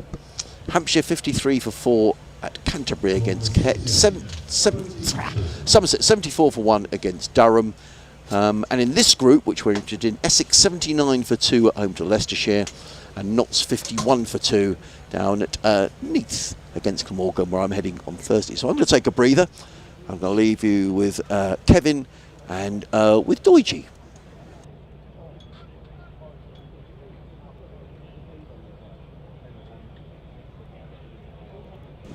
Seamless. Oh. Sorry.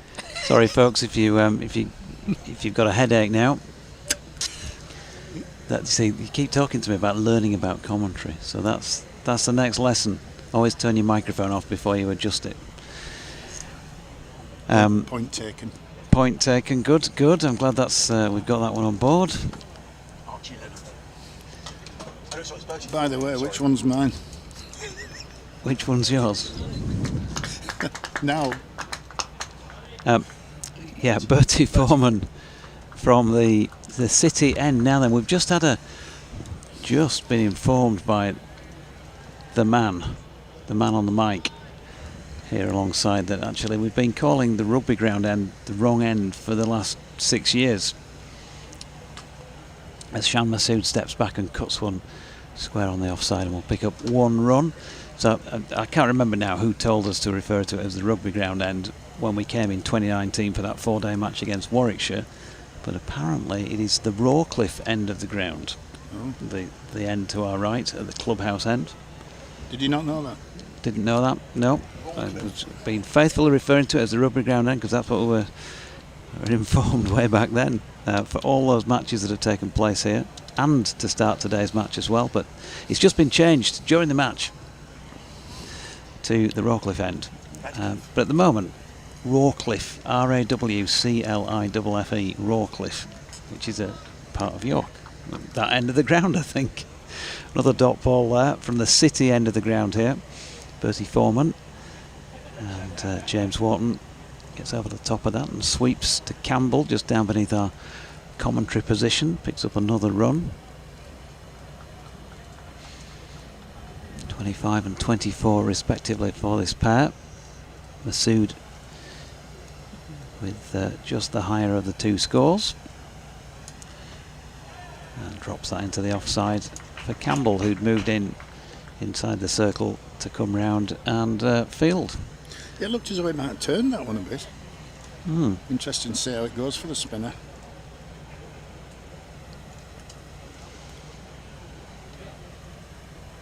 Here he comes again, past umpire Steve O'Shaughnessy. Right arm over, nicely played off his legs by Wharton, out to the mid-wicket sweeper for another single. Couple of gold medals, by the way, for Great Britain in the last hour. Alex Yee in the men's triathlon. And then the women's quad sculls also got up on the last stroke to beat the Netherlands, apparently. Very exciting times.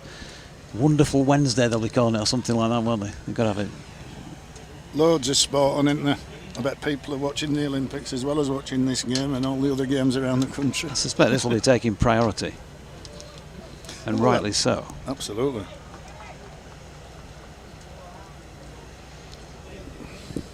So, cracking day.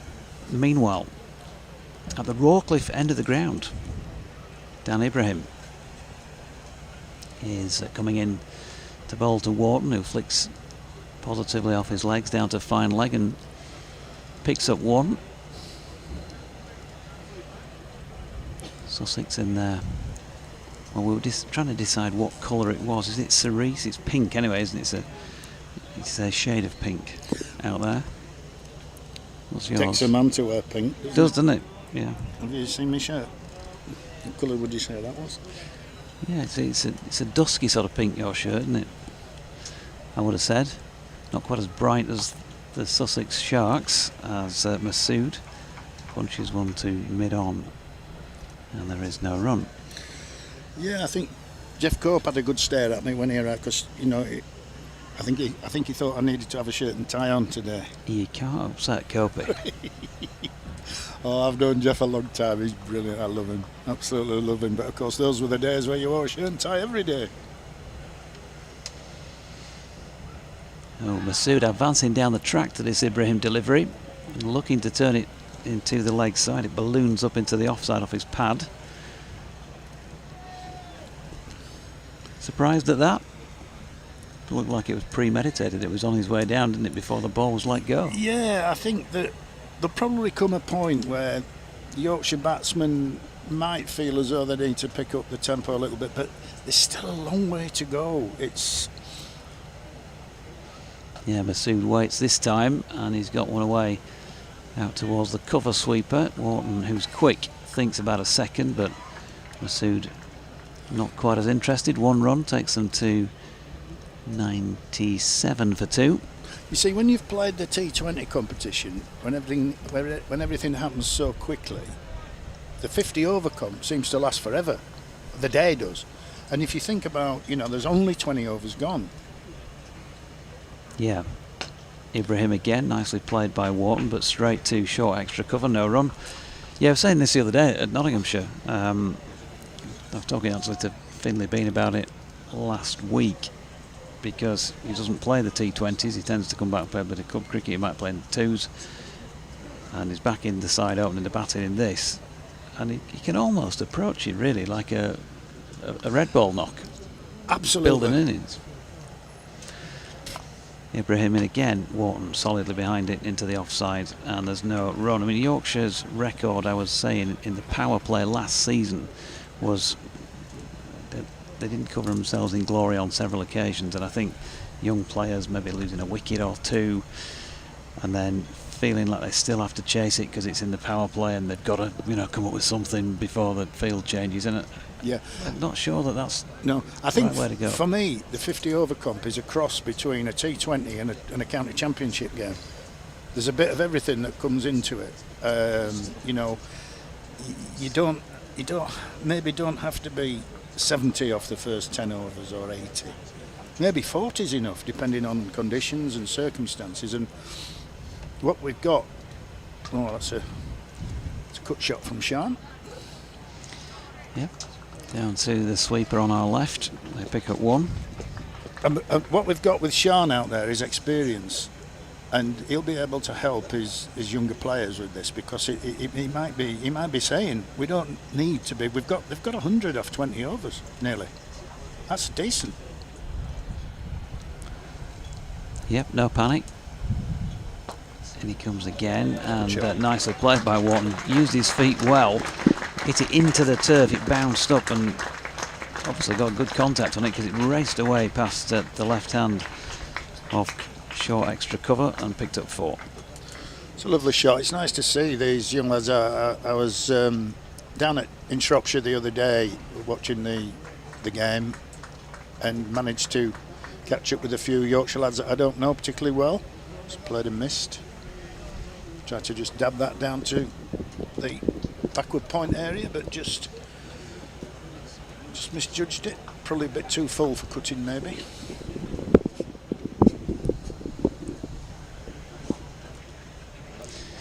And Wharton with a nice reverse sweep to this latest delivery. Then there is a man out there at what was originally cover to the right-hander, and he spotted that there was nobody at home squarer. Premeditated, got forward and managed to dispatch it to that far boundary out by the rugby ground side of the field, which is very well populated for the first of these 2 matches we have at York Cricket Club this week. Got the visit of Gloucestershire, of course, on Friday. Here comes Bertie again, and that one drilled down the ground and will be 4. Long on is out there, but James Wharton is certainly striking well here. Bertie Foreman's delivery, good use of his feet by the Yorkshire batter, and picked up another 4. Yeah, it looked as though he was going to stop that and just quite evaded him in the end, so another good boundary for Yorkshire. I see you've got Mr. David Lloyd with you on Friday. We have indeed. As in comes Foreman once again. Wharton back foot punches up to mid-off, and there is no run to complete that over. With the score on 110 for 2 after 22. I wonder how he's feeling at the moment, Bumble. Lancashire were 6 wickets down. I'd love to be able to tell you that, but I can't seem to get which is why I've been hesitant during that last over or two of commentary, because I've been trying to get a connection on the laptop, which is not firing up at the minute, unfortunately. Let's try again. Aha. At last. Yeah, 70 for 8, in fact, now. From just 15.3 overs at Derby. It's not going well for the Lankies. Not going quite as... it's not been quite as difficult as that here. 110 for 2. Ibrahim, for the first ball of his over, is into Masood, who turns that into the leg side. And they pick up another one. 94 for 1 Somerset against Durham up at Chesterley Street after 23. 87 for 2 Essex in the 20th over against Leicestershire. And also in this group, Nottinghamshire 75 for 2 after 76 for 2 after 21.1 against Glamorgan having been put in. Ibrahim, right arm over. Wharton punches to the straightish mid-wicket. No run. 77 for 8 now. Lancashire rolling along very smoothly indeed. Looks as though that might be over. Tongue slightly in cheek. Hampshire as well, 68 for 4 against Kent, having decided to bat first at Beckenham. Here's Ibrahim, past umpire Malinder, short of length. Wharton goes back as if he's going to try and play the full-on pull, and then slightly checks that and knocks it towards mid-wicket. There's no run. Looked slightly fuller than a pull length sort of ball, and it bounced a little bit as well, so he actually finished up playing it quite well.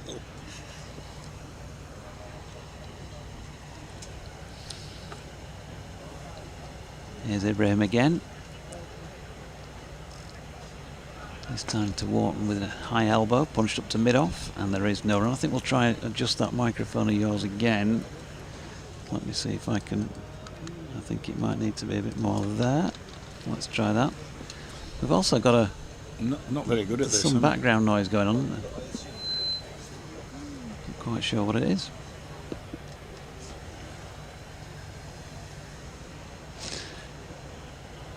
Ibrahim bowling to Wharton, straight blade, full face of it, pushes to mid-on, and there is another dot to add to the book.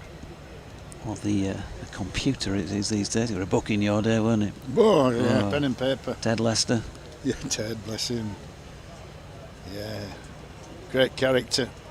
I mean, the lads used to rely on Ted for advice as well, because he's very, very knowledgeable cricket brain as well. Ibrahim in again. That's turned into the leg side this time. Full length delivery. Wharton right over the top of it, but can't get him a run. Final ball of the over was a dot then, so just one off that Ibrahim over. Little victory for Sussex. So he gave you advice. He was sort of right, Kev. 3 dots on a 6, was it? No, it was old school. That's when we used to defend and leave balls. Remember those days? No, not really. But Ted was very knowledgeable, and whoever was captain always would pick his brains at the end of the day and allow Ted his view on the proceedings. And even, you know, as a player, you'd go and ask him how he thought it'd gone and how you'd played, and so it was, you know, always nice to have that knowledge around. Of course, we didn't have a coach in those days. Well, we did. Doug Paget was coach, but Doug always went with the same team. First team didn't have a coach. Looked after yourselves, yeah. So Masood on strike for the first ball of this Foreman over, which is turned backward of square on the leg side, 1 run. I think we've got a bit of interference. It's something to do with that microphone, I reckon, because if I turn it off, no, maybe not. Maybe not. So it's not my fault this time. I'm not saying it's your fault, but I'm just saying it's the microphone in there. I think the evidence there said that I said it was the microphone. 112 for 2. Wharton punching this one straight back to Foreman, and there is no run. Beautiful day here at Clifton Park, and the crowd have turned up in numbers to enjoy it as well, and some good cricket they're hoping. Foreman slides one down the leg side. Wharton plays at it. Not sure if it hits something, but O'Shaughnessy hasn't given him wide, and it looked leg side-ish. Might just clip the pad, I think, if they've appealed for a catch. Wharton goes back foot this time to Foreman's latest delivery. He certainly pushes it through, doesn't he?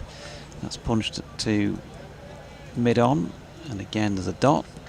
So just having to be a little watchful here. James Wharton, but he's on 38, and so far so good as far as he's concerned. That wide attacking stance, very tall fella. Punches another one back in the direction of the bowler. So I think both teams have played it really well up to now. This has been a good game of cricket. yeah, shaping up that way. Foreman in again, this time round the wicket, and Wharton, well, there's hands on the head from the bowler as it disappears out towards gully to complete that over. Another single off it, so just 2 off the last 2 overs. 112 for 2 after 24, Kev. Yeah, Yorkshire will be looking to have wickets in the bag at last 10 overs, and hopefully, you know, for them make an onslaught round about that time, I would think. And you know, it's like we said earlier, it is a long time. 50 overs is a long time, and we're only just nearly halfway through this innings. Long way to go. So, in once again comes Ibrahim. And Masood does as he often does, just drops the bat on that, and steers it down into the general cordon area, and we'll pick up 1. I mean, there's nothing better than having 2 men at the crease who are in when you're looking to pick up the tempo. It's always that bit harder, obviously, when a new batsman comes to the crease. So two batters on 30 odd, good position. Ibrahim just stopped in his run there by Neil Malinder. He was out there with his, looks like navy blue Panama on. Predominantly navy or dark coloured. Yeah, navy top, isn't it, with a bit of a red stripe and a bit of lime bright green around the shoulders and arms. As Wharton pushes that one into the covers, and again no run. They've been very, very obedient, the crowd as well, aren't they? There's a white line that's been painted on by the white line roller for much of the way around the ground, and the boundary rope is within that area. Yeah. And so, in the hope that nobody gets injured, and I do seem to remember somebody got hit on the, I think it was the head down here to our right in a match in the last year or two. But in the hope that they don't get injured by a sliding field or something like that, they've been kept a good, 3 yards or so back off the boundary rope. Latest delivery thuds into Wharton's pads. There's a stifled appeal, no run. Yeah, it's nicely set up, isn't it?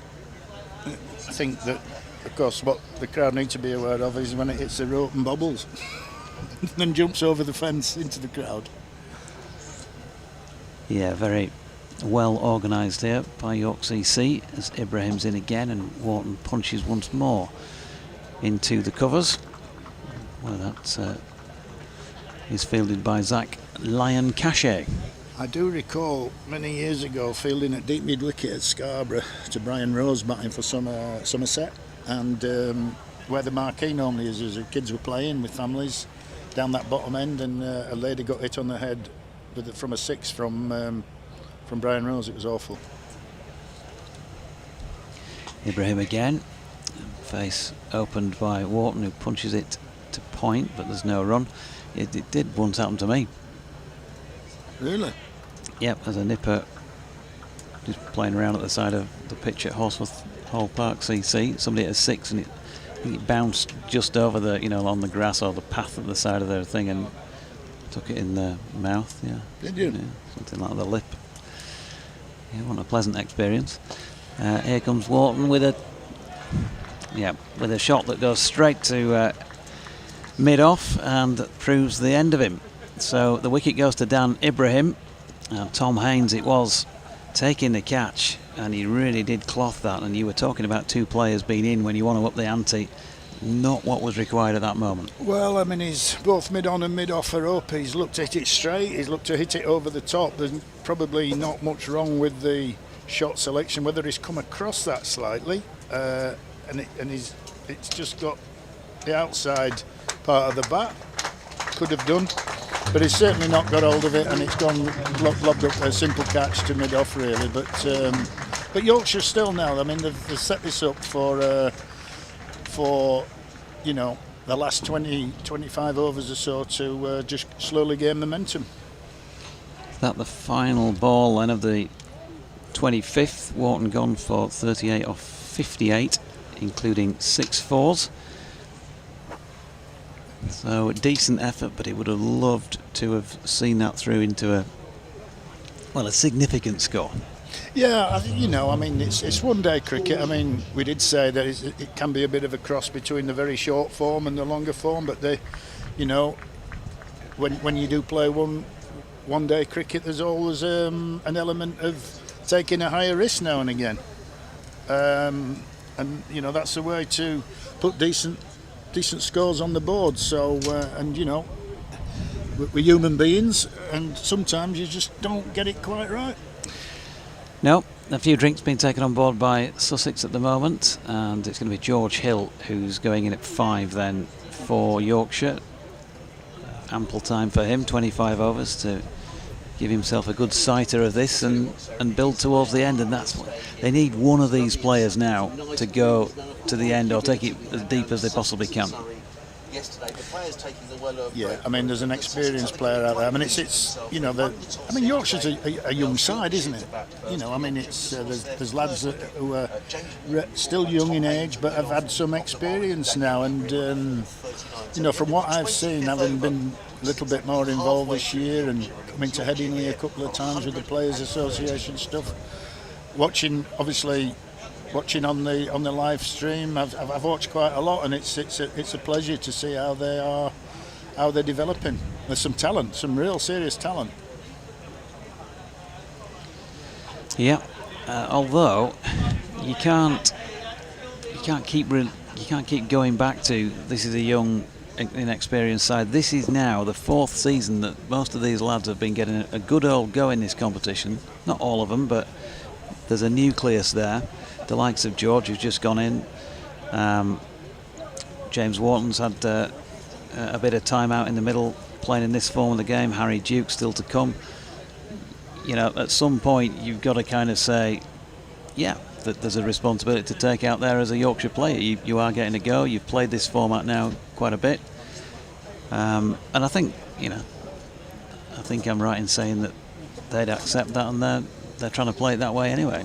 We're going to bring Harmsy back in a mo if he's ready to go. He is, by the looks of things. So we'll pension you off till about 1:30. Johnny Tattersall coming in at 1 o'clock. Thanks, Kev, for now. And we'll swap the headgear between Kevin Sharp and Adrian Harms as the first delivery of this over to Shan Masood by Foreman is dropped into the offside, and there is no run. 113 for 3 then, just past the halfway stage of this Yorkshire innings. Remember, Sussex won the toss and put them into bat. Masood turning one up to the mid-wicket sweeper and picks up a single. Evenly poised this Doidge, isn't there? I think Sussex would have been very pleased to pick up that wicket just on the halfway through the innings. Just the brakes on slightly, but I think Sussex have bowled really well here this morning. Yeah, well, Sharpie can go socialise a little bit with his black coffee or whatever it was I brought for him, as Hill steps back and punches up to long on. And George off the mark with a single. Yeah, lovely day. Beautiful, isn't it? How lovely to see a cricket ground with this many people in it. Just wonderful. It's definitely getting warm now, you can feel it. I know we're now lucky that we are under this protective awning canopy. Yeah. Because that'll be pretty hot, I would think, sitting out there in the sun, as Masood turns one into the leg side for a dot. You just feel he was Shan Masood. I mean, he's faced 58 balls for his 32. He'll feel, having faced that many balls, he'll want to go on and play a really major innings here. Yeah, and his team would want him to do that as well. He's not had so many in just recent times, and he's just cracked one away through mid-wicket for 4 runs. Getting that over the top of the man who's up inside the circle at an orthodox mid-wicket, and he really did time that well. Yeah, beautifully, wasn't it? He's only got really the one spin option in the side today, who's Bertie Foreman. I thought actually Tom Clark, credit to Tom, his first game really skippering in the 50 over competition. Well, it is his first time. Kept Bertie Foreman on after Bertie had gone for a couple of 19 in his first 2. Sorry, Georgie. Masood turns one out to square leg for a single. And that is the end of another over. 26 of them now complete, 120 for 3. Sussex happy with this position, do you think, at this stage? I think they will be. I think, you know, in any of these games, it's a fast outfit. It looks like a good track, isn't it? I mean, I don't know what par, but would be. I mean, we've had a couple of games where Sussex have not performed with the bat at all. They only played 174 against Warwickshire in the second match. They made 216 against Nottinghamshire down at Welbeck. But this looks a good track. I think Sussex will be pleased with where they bowl. But this is the crunch time now, isn't it? Because you'd have thought that Masood will be looking to push on here for the final 24 overs. First of which is going to be held by Daniel Ibrahim, who's been nice and tidy from the Rawcliffe end of the ground. Just played by Masood down to third man, fielded way down in the distance by Henry Crocombe. There's a nice buzz around the ground. You can probably hear people nattering away, as Doidge was saying. Sun cream and hats very much the order of the day. So a few picnics underway as well. It really is just pretty much as good as it gets, and there's a lovely breeze across the ground as well. It's a warm day, but it's not a horribly humid day, which was, I came across London last night, Doidge, on the tube, and that was not pleasant. It was baking getting the train up here yesterday evening. Ibrahim in, bowls and defended by Hill down to mid-on. There is no run. I've been impressed by Daniel Ibrahim today. He's one of the, in his 7th over, figures of 1 for 14. He's one of the younger Sussex players who had quite a lot of opportunity early on in his career and has found himself out of certainly the Championship and the T20 side. So a real chance for him here to force his way back into Paul Farbrace's thoughts. So he's in over the wicket, bowls, and he's hit on the pad. That's a big shout from Dan Ibrahim. The ball hits the pad and ends up at backward point, fielded there by Ollie Carter, but not before the batters have gone through for another run. 122 for 3 here on BBC Radio Sussex and various local radio stations around Yorkshire. Myself, Adrian Harms, and Jonathan Doidge sitting on the balcony of the pavilion. We've got a panoramic view of the ground, which I say looks an absolute picture. Ibrahim comes into bowls to the left-handed Masood. He's in and bowls. Masood strikes firmly to mid-off, fielded there by Ari Cavalos, who makes ground, from mid-off fields, gets in the throw. And it's one more to Masood. He goes to 39. I think that's going to tick over to in a moment. Yes, there we go. 123 for 3. The Kevin Hutchinson scorebox. I wanted to find out about Kevin Hutchinson. I'm sure perhaps an older member here down the years at this lovely cricket club. This Ibrahim is in, bowls and struck firmly by Hill, only as far as mid-off. There's a misfield down in front of us. Misfield by Tom Haynes. The ball struck him on the knee and ricocheted to Bertie Foreman, who was sweeping on the cover boundary. One more to Hill. He goes to 2, 124 for 3. A gentleman just down below me wanders out of the bar with a couple of very nice looking pints of lager. It's that sort of a day. Lovely green umbrellas away to my right hand side. People sheltering underneath them. As Ibrahim is in and bowls and clipped away by Masood on the leg side. Picks up a single to Shan Masood. Total goes to 125 for 3. End of another tight, accurate Daniel Ibrahim over. Masood on to 40. Hill is on 2. We've now had 27 of the 50 overs. 125 for 3. Yeah, and to answer your question with regard to Kevin, sadly we lost him in recent times due to illness. He way before his time, if you like. Well known at the club, scorer, hence scorebox, scored for the Diamonds in particular. Oh, lovely. Yeah, top chap, who was always really helpful when I came here in those early days, in particular of doing the broadcast from here, 2019, when I first started in the job. So yeah, sad loss. Kevin Hutchinson, remembered on the scoreboard as Harmsy says, and that's a lovely lofted drive. Oh, well held, sir. Yeah. Well held, sir. He'd have been proud of sticking that one in the scorer's computer, Kevin Hutchinson, because that was a lovely shot by Shan Masood. I think you've probably got to say shot of the day so far. Lifted it well wide of mid-on, and halfway back in the temporary stand, and as Andy says, good catch. Very good catch. That was the catch of the day. You know, at some grounds you win a bit of money for catching like that. That was a terrific catch. Just get the feeling here that Shan Masood is just sort of looking to work through the gears, Doiji. There's earning out in Yorkshire for catching it in Crowdland. As he turns this legs one in front of square on the leg side, and there is no run. Yeah, maybe. And you know, they'd need to. They've got some wickets in the tent. Yeah.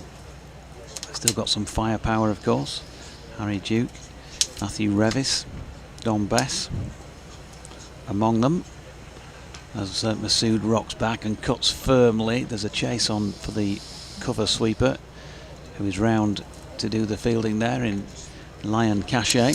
Yes, and I need to check with 2 runs. With Zach how you exactly pronounce it, Yeah, whether it's Leon Lion or whether it's Leon. I Yeah. don't know. I will find out. He's a young cricketer, made his debut down at Worcestershire last year in a 50-over game. Still only 20 years of age. And Masood this time just pushing forward up towards Long On, who's been set back, and this time picks up a single. Good afternoon to you, Dean Southall in Doncaster. It was August the 15th last year, he says. I remember a ball sailing into the crowd and hitting someone just down to our right here. I was talking about the fact that the boundary rope has now had an extra white line painted beyond it for the crowd to sit behind, so they're clear of, well, sliding fielders in one case, but you can't account for wherever the boundary is if somebody's not quite watching what's going on, perhaps. And it might strike him as Hill pushes one into the leg side and there's no run. Yeah, you have to be very careful at Hove in T20 as well, with relatively short boundaries. Hill, using his feet, drives down the ground, nicely played. There's a chase on round from Long On, but he'd never fancied winning that one, I don't think, and George Hill, with a lovely first boundary of the match for him, takes his score to 6, and the Yorkshire total at the end of that over to 138 for 3. Productive then, 13 runs coming from it. Yes, he's just being a little expensive here. Bertie Foreman looks like certainly Shan Masood is targeting the young off-spinner. Bertie Foreman's 5 overs have gone for 40. Other than that, Sussex have been pretty economic. Carvelos 7 overs, 2 for 29. Jack Campbell on debut, a little expensive, 4 overs for 27. Henry Crocombe 5 overs for 18. Daniel Ibrahim 7 overs, 1 for 18. And Tom Clark is going to bring himself into the attack. The skipper, I wonder if that's going to prompt a double change and maybe taking Bertie Foreman out of the firing line, bowling from the city end. So Tom Clark, medium pace, coming into bowl to Shan Masood. He's coming in around the wicket. He's in on bowls and down the leg side, and that is the first wide of the innings, I think. Confirmation of that, but I think that is the first wide. Total advances by 1 to 139 for 3. Clark wanders back to his mark. And he's running around the wicket. In and bowls to Masood. That's down the leg side as well, and it's going to be 2 wides in a row for the skipper, and that's not a great start by Tom Clark, who skippered in the sort of warm-up games against Berkshire and I forget who the other game was against. But this is his first real list A game. I don't think those other games count as list A's, do they? No, don't think so. In comes Clark, bowls this time, clipped away onto the leg side by Shan Masood, and the applause around us here is for a 50 from Shan Masood, who raises his bat very humbly to members of the crowd, undemonstratively, I would say. He's through to a half century, 141 for 3.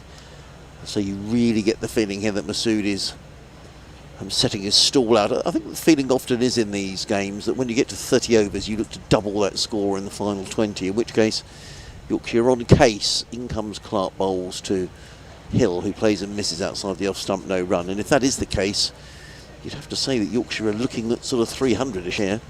141 for 3 in the 29th. At Sussex Cricket at bc.co.uk. I'd like to get in touch or Doigy's email. I'll give you a moment. Over the wicket bowls, cut away Hill. Very good stop by Carter at backward point. He saved any run there in that position today. Diving away full length. Nice shot by Hill, right of the bat. Stop by Jonathan's email address, beebs@yorkshiresport@gmail.com. It's on Twitter as well. Clark number 27, his pink shirt, was away from us in a ball, and Hill defends Clark Fields of his own bowling. And there is no benefit of Sussex listeners. Who else order do you fancy giving it a bit of a tap as they look to close on a decent total here, Yorkshire? Doigy? Well, Ben Code obviously would go in and disappear into all parts of York. Clark in bowls, and Hill drives, and another good stop by Carter. If there was an award for the fielder of the match so far, it would be Ollie Carter. I reckon has probably saved, I don't know, I reckon, you know, between 12 and 15 runs in that backward point. That was another very good stop. No run. A few people down below us. Sun hats on as in comes Clark, bowls and defended again, and that's good from Tom Clark, recovering from those two wides at the beginning of the over. 141 for 3, so 3 runs coming off of the over. 2 of those were wides. And certainly beginning, people are starting to fry a little bit in the sunshine. It's a lovely warm day, but some cream and water very much the order of the day. And Sean Hunt, the 12th man, comes running on. The reason for that is because Charlie Tier doesn't need the helmet anymore, because I think that's a good decision by Tom Clark. He's taken Bertie Foreman out of the attack, just looking to get after the off-spinner were the Yorkshire batters, Sham Masood in particular, on 50 off 68 balls, 2 4s and a 6. George Hill on 6 off 11. It looks like it's going to be, looks like they're turning again to Jack Campbell, who's going to come in from the city end of the ground. Tall left armour, and I have to say thank you to everybody who got in touch. Jack Campbell is indeed no longer on loan from Hampshire. He's signed a short-term contract until the end of the season. Here he is, left arm over, short of length. Masood's got underneath it, not timed it maybe quite as well as he might have been top edgish, but he's got 4. Finer than the man who is at long leg. A positive start to the over for both here in Yorkshire, 145 for 3. Yorkshire lad who looks as though when his photograph that is sent on Twitter, on X, was sitting just down to our right here. Says he's escaped from the brilliant corporate area where the excitement, well, I'm not even going to mention that Yorkshire lad, he says shocking jokes, even worse than mine. Now got a view from the boundary. Masood drops one into the leg side here for 1. Richard Mills says, ask Sharpie if he remembers playing for Ossett against Gould in 1989. I got him out with a back of the hand slow ball. Halfway through his shot he realised and shouted, oh heck. The next ball I ripped Mick Varley's middle stump out, loving the coverage. There you go. Richard Mills enjoying telling us about his career. I'm sure Sharpie will have wiped that one from memory, but if I remember I'll ask him when he's back on in quite a while now. As George Hill opens the face and runs one down to third man, back of length delivery, and quickly back for a couple. You really do get the feeling here that Yorkshire are looking to accelerate. You pick up a couple of runs there, and Sussex just need to be careful here that Yorkshire don't get away. 148 for 3, George on to 8. And round the wicket now comes our bowler Campbell. That's pushed into the offside, no runs. You've got to clamp down. Sorry about the key sounds in the background, folks. We've got to clamp down your notes with something here because there is now a bit of a breeze. Yes. Oh, it's very pleasant under this awning, isn't it? I mean, we've got a great view on the balcony of the pavilion. Campbell in again. Hill punching to the onside of straight. Can't get the ball past for a single. I think we've sorted out the streaming captioning from before. Still don't quite understand why people send it to me. David Bates. Well, that's because they think Steve Ager. It's because they think you're a good egg Doigy and you can sort it out. They're the voice of Yorkshire. as Hill Shot. drives down the ground. It Well was a fielded. lovely shot and well fielded at mid-off this time. Tumbling stop. They get a single.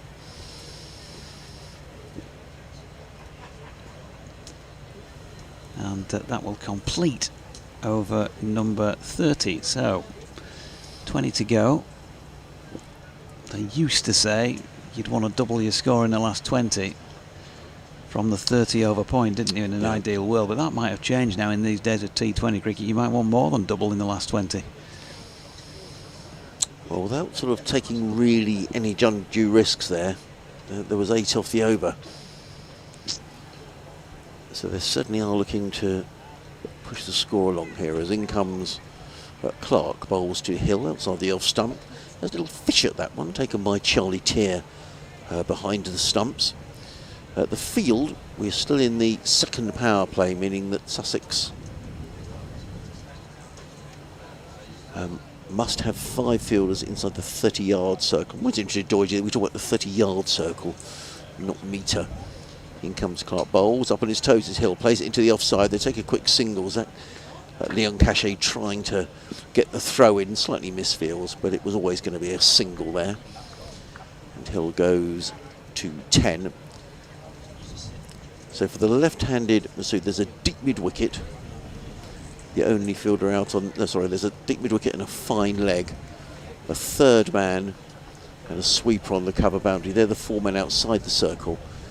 And inside the circle, a backward point, cover mid-off, mid-on and a mid-wicket. As in comes Clark and bowls and driven firmly by Masood to mid-off, fielded by Carvelos, who shies at the stumps, but in truth he was easily home, was Masood. A well-judged single, he played it firmly to mid-off. The key was that he set off as soon as he'd played the shot, although the ball went quickly to Carvelos at mid-off. Good cricket from Masood, who goes to 55, 151 for 3. Clark in, bowls to Hill. That's a pacey delivery from Tom Clark, and Hill playing a rather nondescript shot, looking to clip that one on the leg side. The ball rattles through into the gloves of Charlie Tier, and there is no run. No question, there's really good carry in this pitch. Good pace as well. It's Tom Clark. He's back to his mark in front of us. He's in and bowls, and going to play that again away on the onside is Hill, but the ball comes off an outside edge all the way down to third man, where it's fielded way down in the distance by Jack Campbell. One more to Hill, he goes to 11, the total to 152 for 3. And those blue seats in the temporary grandstand at the far end of the ground are pretty now all occupied. People totally absorbed in the cricket. Clark round the wicket, bowls to Masood. Masood just plays it onto the onside. They go through for a quick single. Good bit of fielding by Zachary and Cachet, but George Hill actually sort of rather throw himself in at the end of the over. One more to the total, 153 for 3. Masood goes to 56. And that is the end of the 35th over. I think I'm going to make way in a minute for Johnny Tattersall, who's going to come and talk to Doige. Shall I do one more, Doige, with you? And then he's behind you, is the man? Is he? Yeah. He's behind me. Yeah. As they say in all the best pantomimes. It's up to you. If you want an extra wander around, you can. Yeah. You're quite welcome to disappear. Yeah, go on. I'll leave you. I'll stay Take for this every over. break you can, I'd say. Yeah, in this life.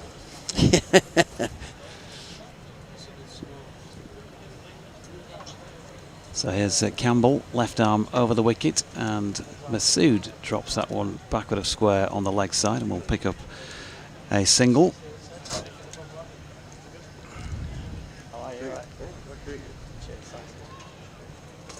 So 154 for 3. Masood now on to 57. George Hill back on strike is on 11. Partnership, well, in its relative infancy, but they did come together at 113, so they've added a few already. As Campbell's in again, and Hill's got underneath this one. Is he going to get out or get lucky? He's going to get out.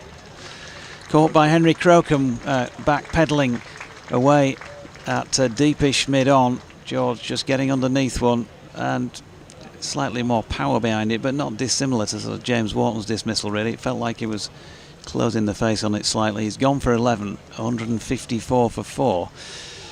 Do you think you should step off and go back downstairs, Johnny Tattersall, because he just brought a wicket? Yeah, I probably shouldn't have come up here, should I? But yeah, disappointing to lose George there. It's I think we're speaking to the captain out there at drinks, hoping for somewhere around 260 plus would be a good score in here. And typically at York, keep wickets in hand, then you've got a good chance of making a big score here. So we'll be a bit disappointed to lose that one there with 19 overs still left. Thoughts on what you've seen so far?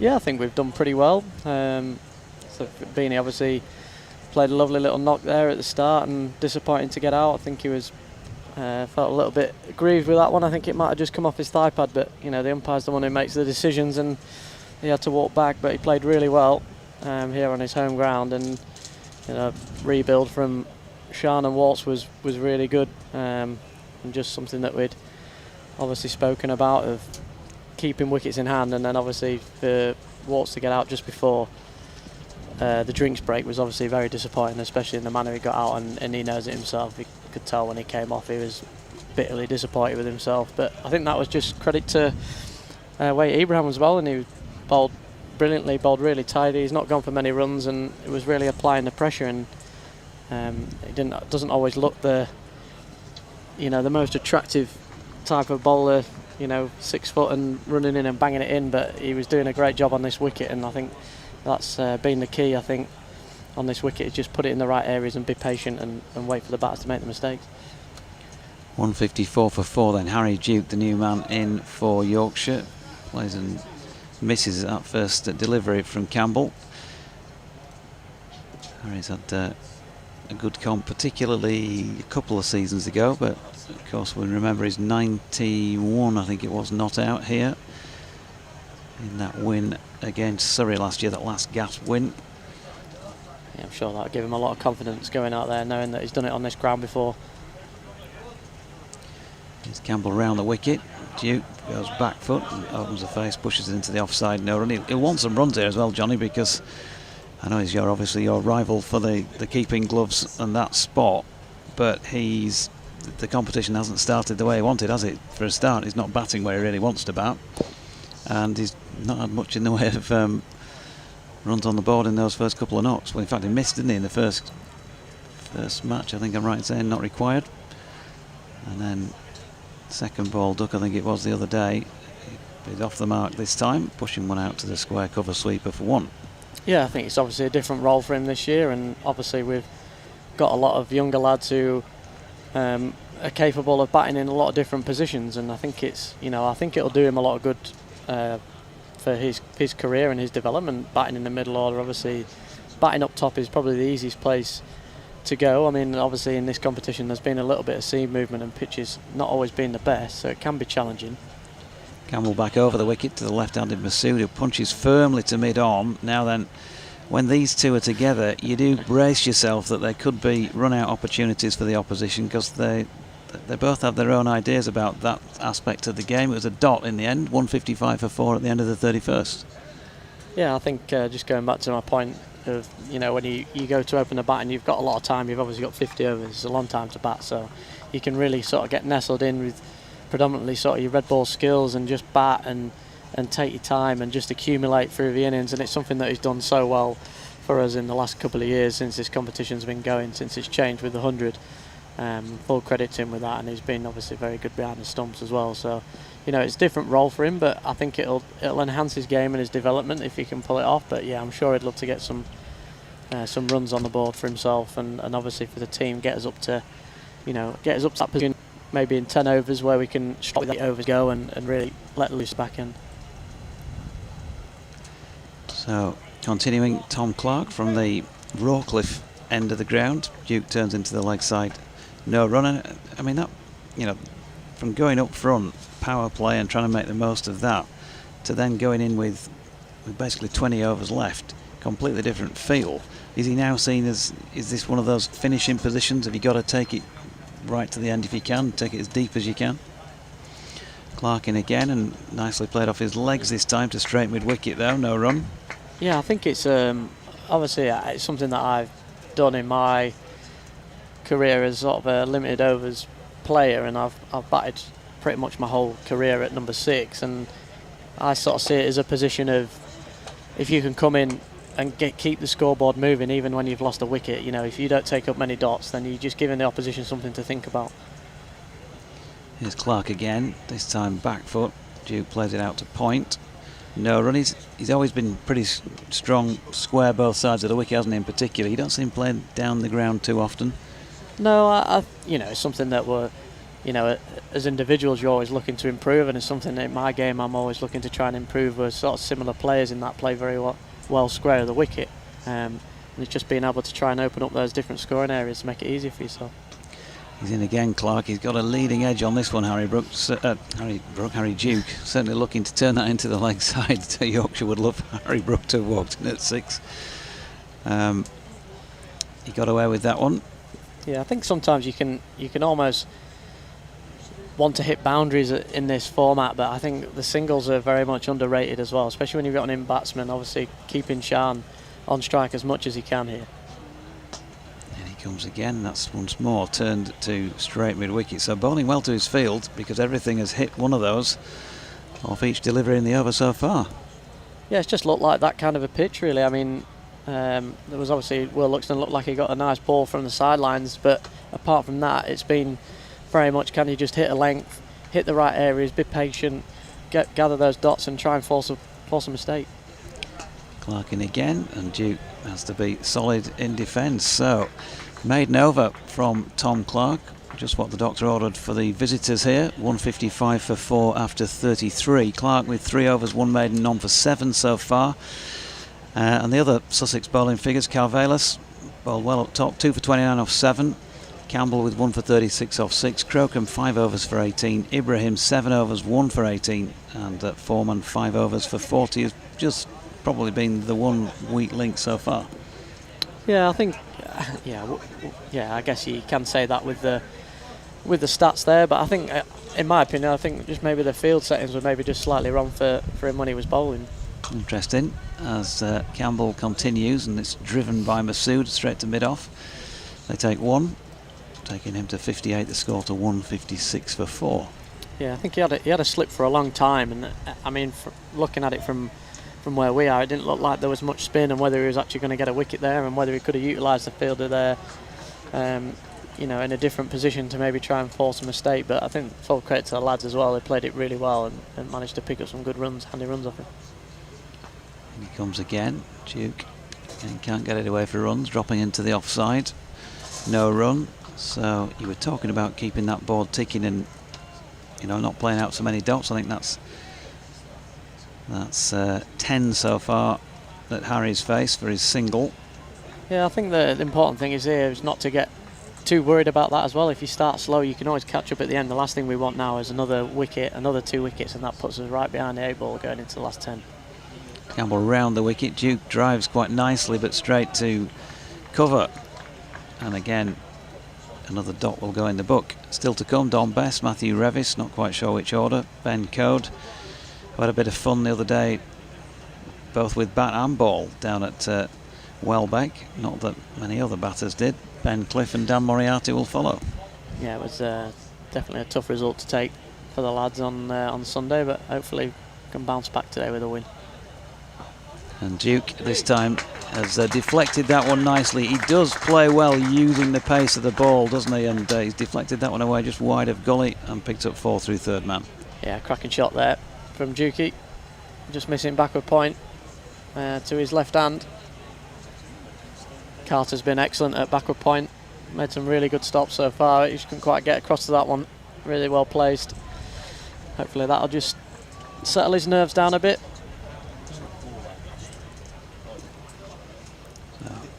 Campbell round the wicket, short.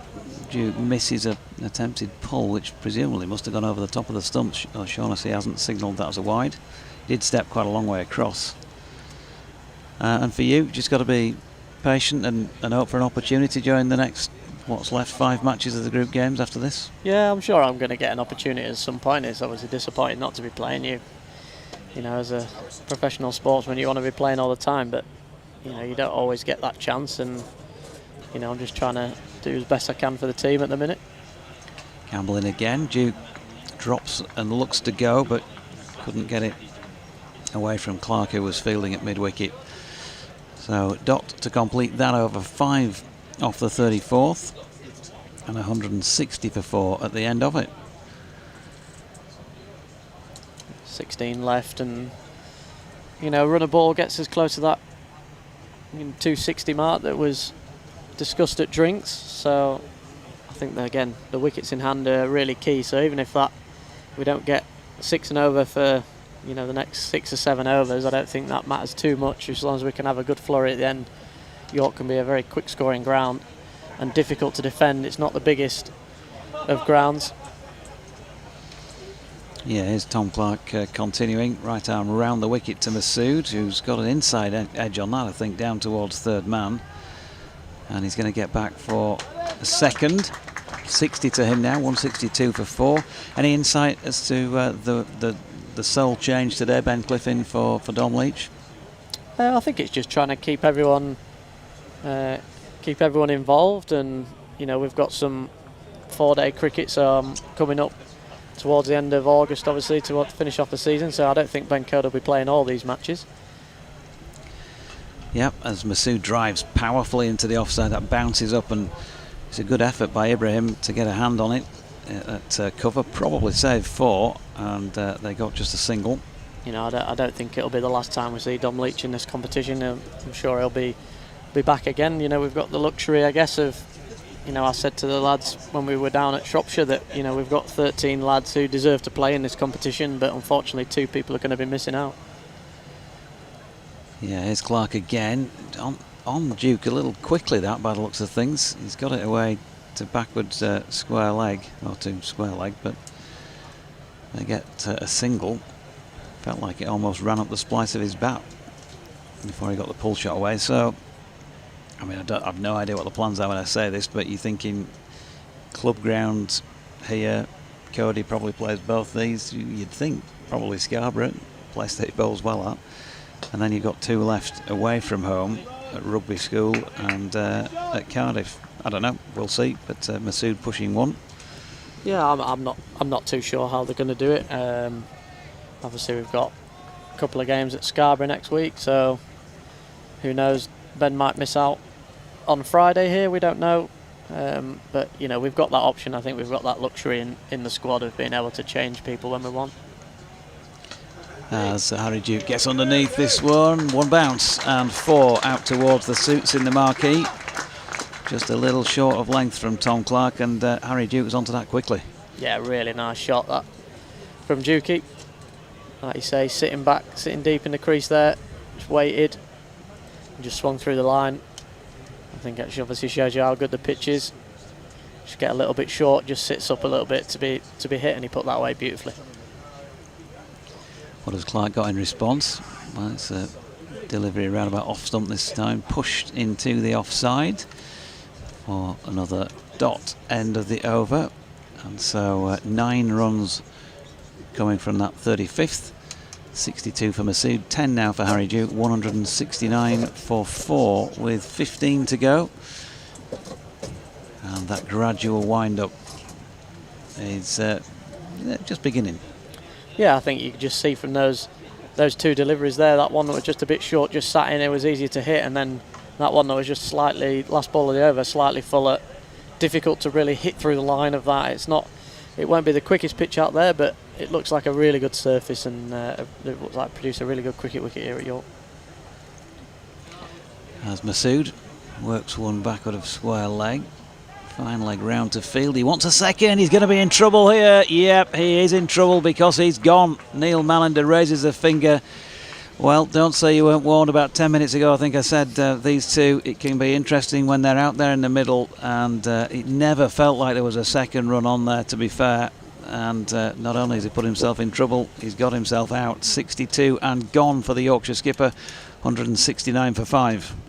Yeah, it's obviously really disappointing. Like we said earlier as well, the ground's not massive here at York, so you know I'll be very surprised if there are any threes out there today, and twos are difficult to come by. You've got to run hard and put the fielders under pressure, but Sussex have been, for the most of it, been pretty good in the field, and that was some good fielding in the deep there. I think that was the shortest part of the ground, I believe, speaking to the groundsman yesterday, down to that bottom corner towards the hospitality marquee. Yeah, and I think you're probably right there, Doji, but maybe not the two. Well, obviously the umpire's giving it out, so there obviously wasn't two there. And that's just, again, a wicket we didn't really need. But yes, well, we've still got batting to come, which is obviously a positive. Yeah, it'll be 63 he finished on, of course, because he did get one complete run before he was run out on the second, and the score 170 rather than 169 for 5. 63, trying to work out how many balls that was. 69, 79 or 80. Let's rely on Curtis, who's sitting alongside. He's got all sorts of stuff going on his screen there. 79. 79, thanks Curtis. 63 off 79 then for Shan Masood, 3 4s and a 6, but the skipper has given it up. And Matthew Revis, right-handed, goes in then at number 7 with a little bit of time to have a look at this, but good delivery clearly first up by Campbell, as in pushing at thin air. Yeah, I think that obviously just looked like Dukey just obviously got a couple of boundaries away and looked like momentum was just coming back towards him, getting into his innings, and then obviously disappointing to lose Shan, especially in a run out as well. Never ideal to, would you say, give wickets to the opposition a little bit there. Campbell round the wicket, Revis off the mark, pushing into the covers. He's going to pick up one and settle on that with the cover sweep around quickly out there in the distance. Yes, momentum shifts we talk about in T20 cricket. Obviously there's a lot longer in the 50 over format, but there are crucial periods in the game, and you know it could go either way here. Could be a good finish for Sussex or a good finish for Yorkshire. 171 for 5. Duke with a little feeling of edginess about it, down to third man, comes in off the boundary and does the fielding. That man being Ari Carvelis. So Duke on to 11. Good opportunity this for Matthew Revis. Campbell turns, city end of the ground, making his way down the slight incline.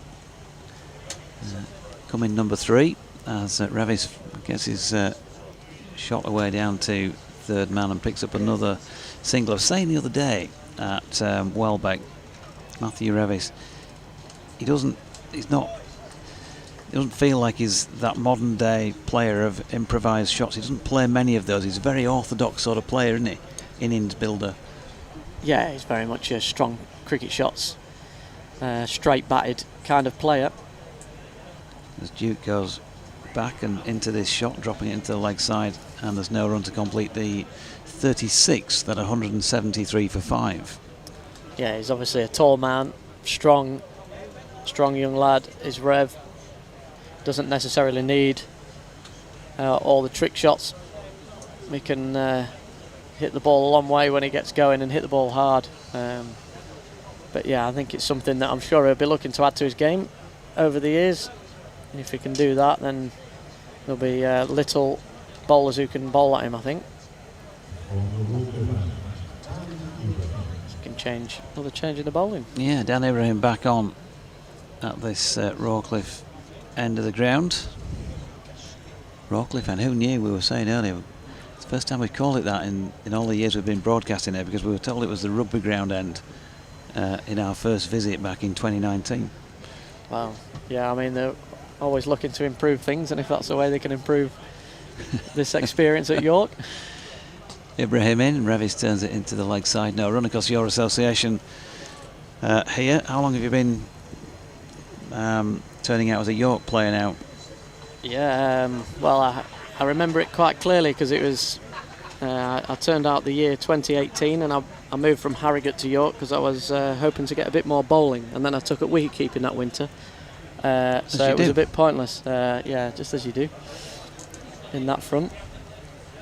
Ibrahim, right arm over. Ooh, good delivery. I think might have cut Rev in two there as it made its way through to the keeper. Which brings us back, of course, to that glorious spell at Old Trafford in Championship cricket a couple of years ago. Yeah, I was. I'd like to say I was expecting to get wickets, but I definitely wasn't. But I was obviously trying.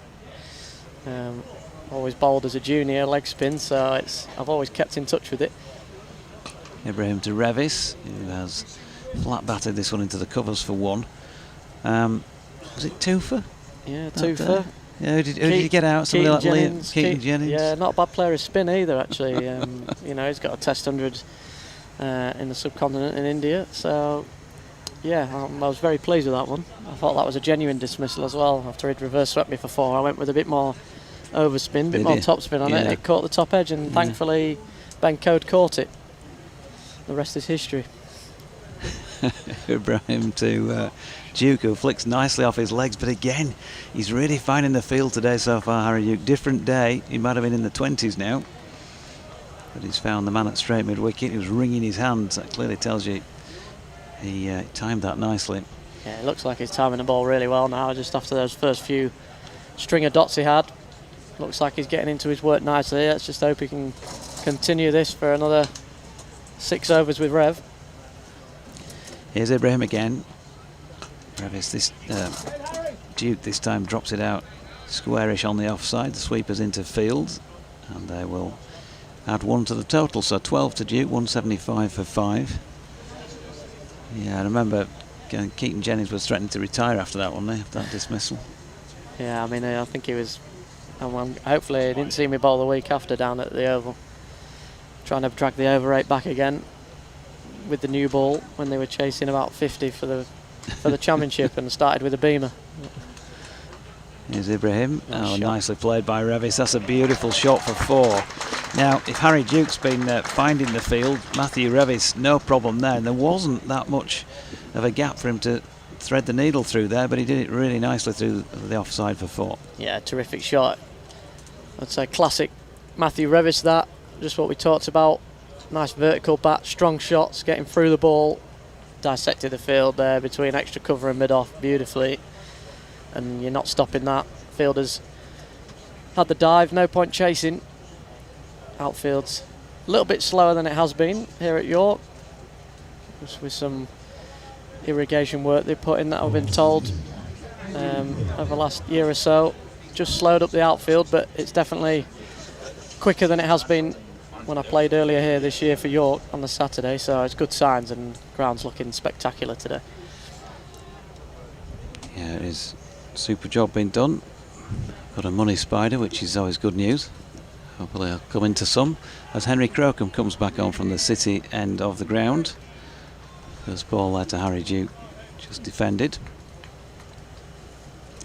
Have a look around the grounds and see what's going on elsewhere.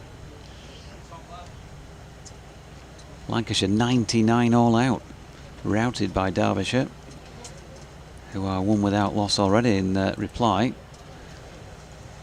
Duke goes back foot to this latest Crocombe delivery and runs it down to third man for a single. Let's have a look who's done the damage there.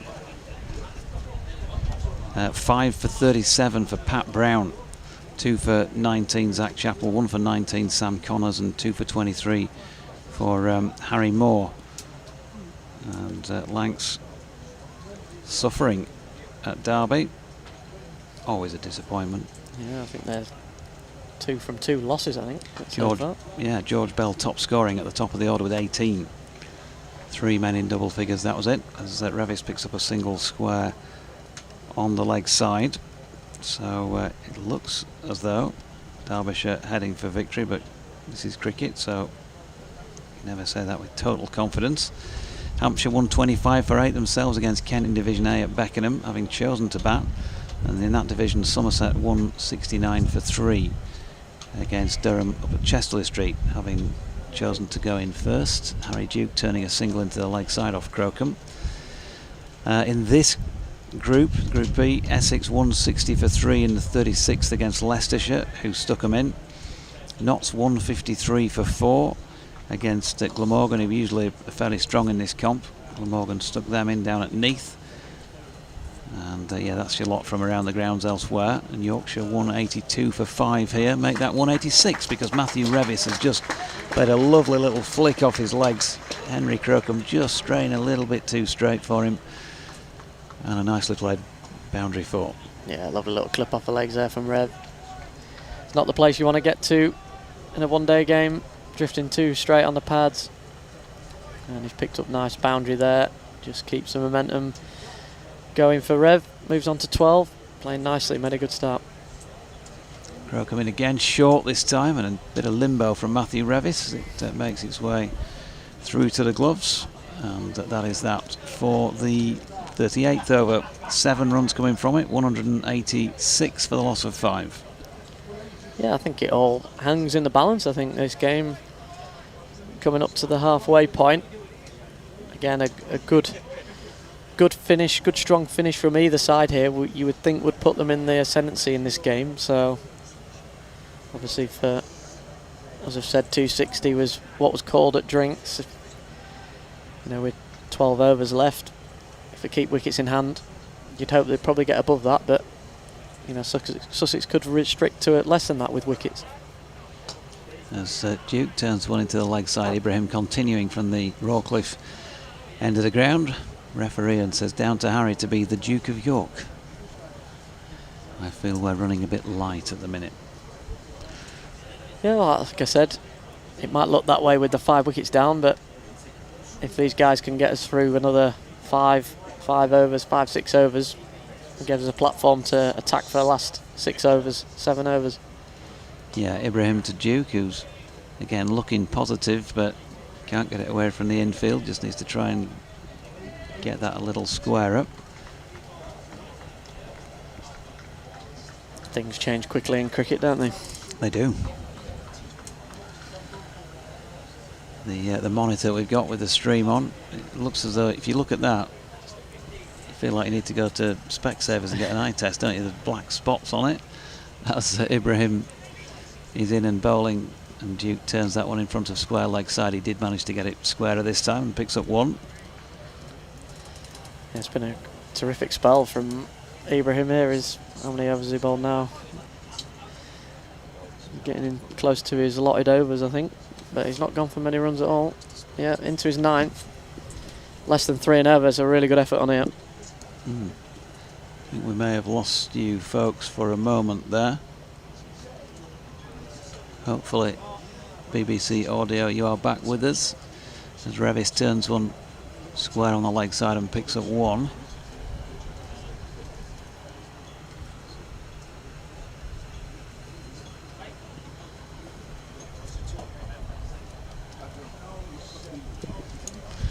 We're okay. We are okay. Don't know quite what happened. There are 1 or 2 loose wires around, shall we say, so somebody kicks one out. And we may go off air. It's outground cricket for you as Duke tries to flick one down the leg side. It's a rare wide in this innings. They've been very disciplined in that respect, the Sussex bowlers, but Ibrahim just straying the wrong side of the line this time.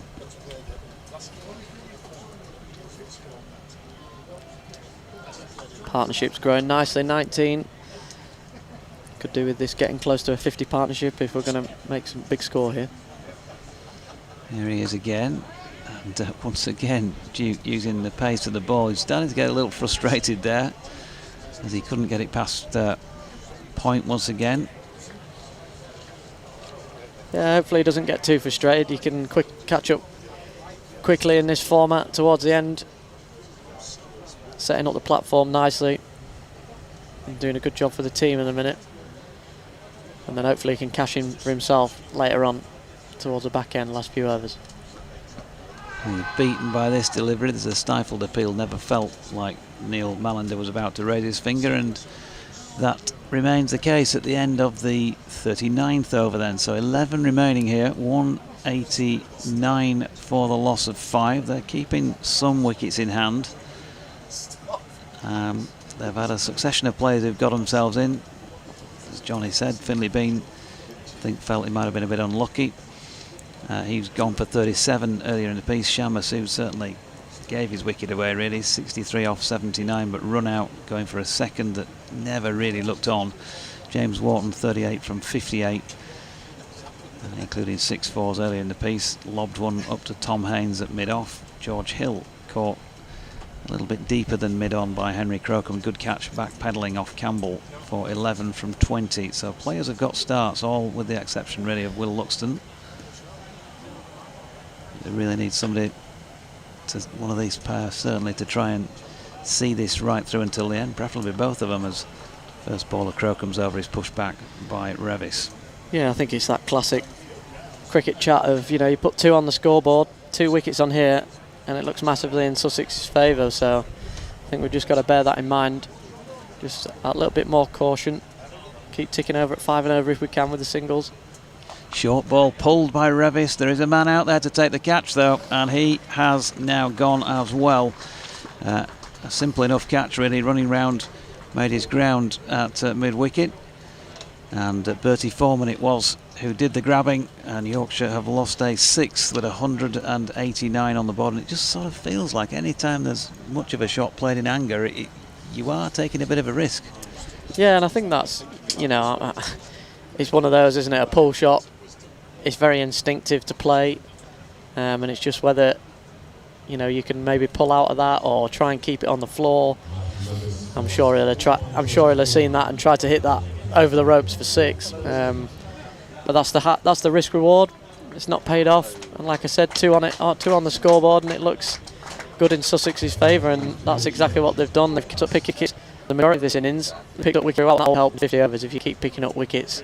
Difficult to build to create that form just a little bit with that here, but the best cow on code obviously for some runs last game. So a strong partnership here for the next wicket to get us to that 2-6. Yes, Matthew Revis, that was his 13th delivery by Foreman off Crocombe for 13 or 89 for the loss of 6 then in the 40th over 39.2. It's just 19 added for that 6th wicket partnership. So at the moment, 6 setting things up for a chase that they might bounce at the still time here Yorkshire to get to the sort of score that asks some questions. Dom Bess, the new man in, put him to the offside first up. There's no run. Capable player. Absolutely, I think just look, if you get his favourite partnership, it looks like it can be difficult to break it. And we've probably given them a few wickets, which has probably helped them out. As Bess gets one down to third man to get off, a bit top edgy to fit, and leaves his half behind, which Henry Crocombe importantly returns to the batter. Yeah, so I think, I'm sure we'll go out believing, even if we're 250, 240, I'm sure we'll go out believing that if we can keep taking wickets throughout and applying the pressure, that we can go out and win the game. But it might be one of those where a strong partnership, it might work well for them. Yeah, Crocombe goes short here, and that's no balled. That'll help. If you can pick somebody to bowl one of those, we want to be bowling it a Morning Morkel type rather than Harry Duby, about 2 feet shorter. It looked like it came out of the pitch very slow as well, that batter. On at 96, Duke runs that one down, and then there's no run. In saying that, commenting the pace of the pitch, as somebody who's played it numerous times, what pace of the pitch is generally like? Normally okay. Again, it's ground. It's obviously except for good league, so it's always on the slow side. But again, similar to Scarborough. Scarborough's not exactly a quick wicket, but it bounces a lot. Duke turns one square on the leg side, then the calls Best through for one, take on the arm, and they get there. Clark not quite able to get the throw in the right direction. So 193. Yep, for the loss of 6 wickets. Come the end of the 40th over. We're going to make a double change now in the commentary box. First of all, Kevin Sharp will come in to replace Tats, and we'll say Kevin Sharp to come back in. The other wickets shared around Daniel Ibrahim, Jack Campbell and Henry. It's going to be Dan Plus a run-up. This is a very young Ibrahim today, Sarah. to bowl this latest delivery, which is punched out into the covers by Harry Duke, who's going to pick up a single. 193 for the loss of 6 wickets, and we'll bring, before we do getting the wires tangled, we'll give Harmsy that headset. Doigi. And We'll bring back in Kevin Sharp with Dan Ibrahim just into his latest over, the 41st of the match. Armsley. And it's been a good spell for Daniel Ibrahim. His 9 overs of so far. Harry Duke, Don Best just on a single as in comes Ibrahim over the wicket, bowls. And Duke uses his feet, get down the wicket, drives, but only as far as Tom Clark, who fields in the covers, and there is no run. The field at this stage in the power play, Sussex are allowed to have 5 fielders outside of the circle if they want them. And those fielders, there's a sweeper on the cover boundary, a third man. Looking where the others are, they must be finally, yes they are. I couldn't see his shirt against the background of the crowd as in comes Ibrahim over the wicket and bowls, and driven away by Duke into the offside, picks up a single, 195 for 6. Kevin back with us. I think Sussex will be the happy of the two sides at the moment, Kevin. Absolutely. After the last 10 overs or so, I mean, 25 overs gone, it was nicely in the balance, and Yorkshire looked to be in a good position, as if they might have 6 or 7 wickets left in the last 10 overs to make an onslaught.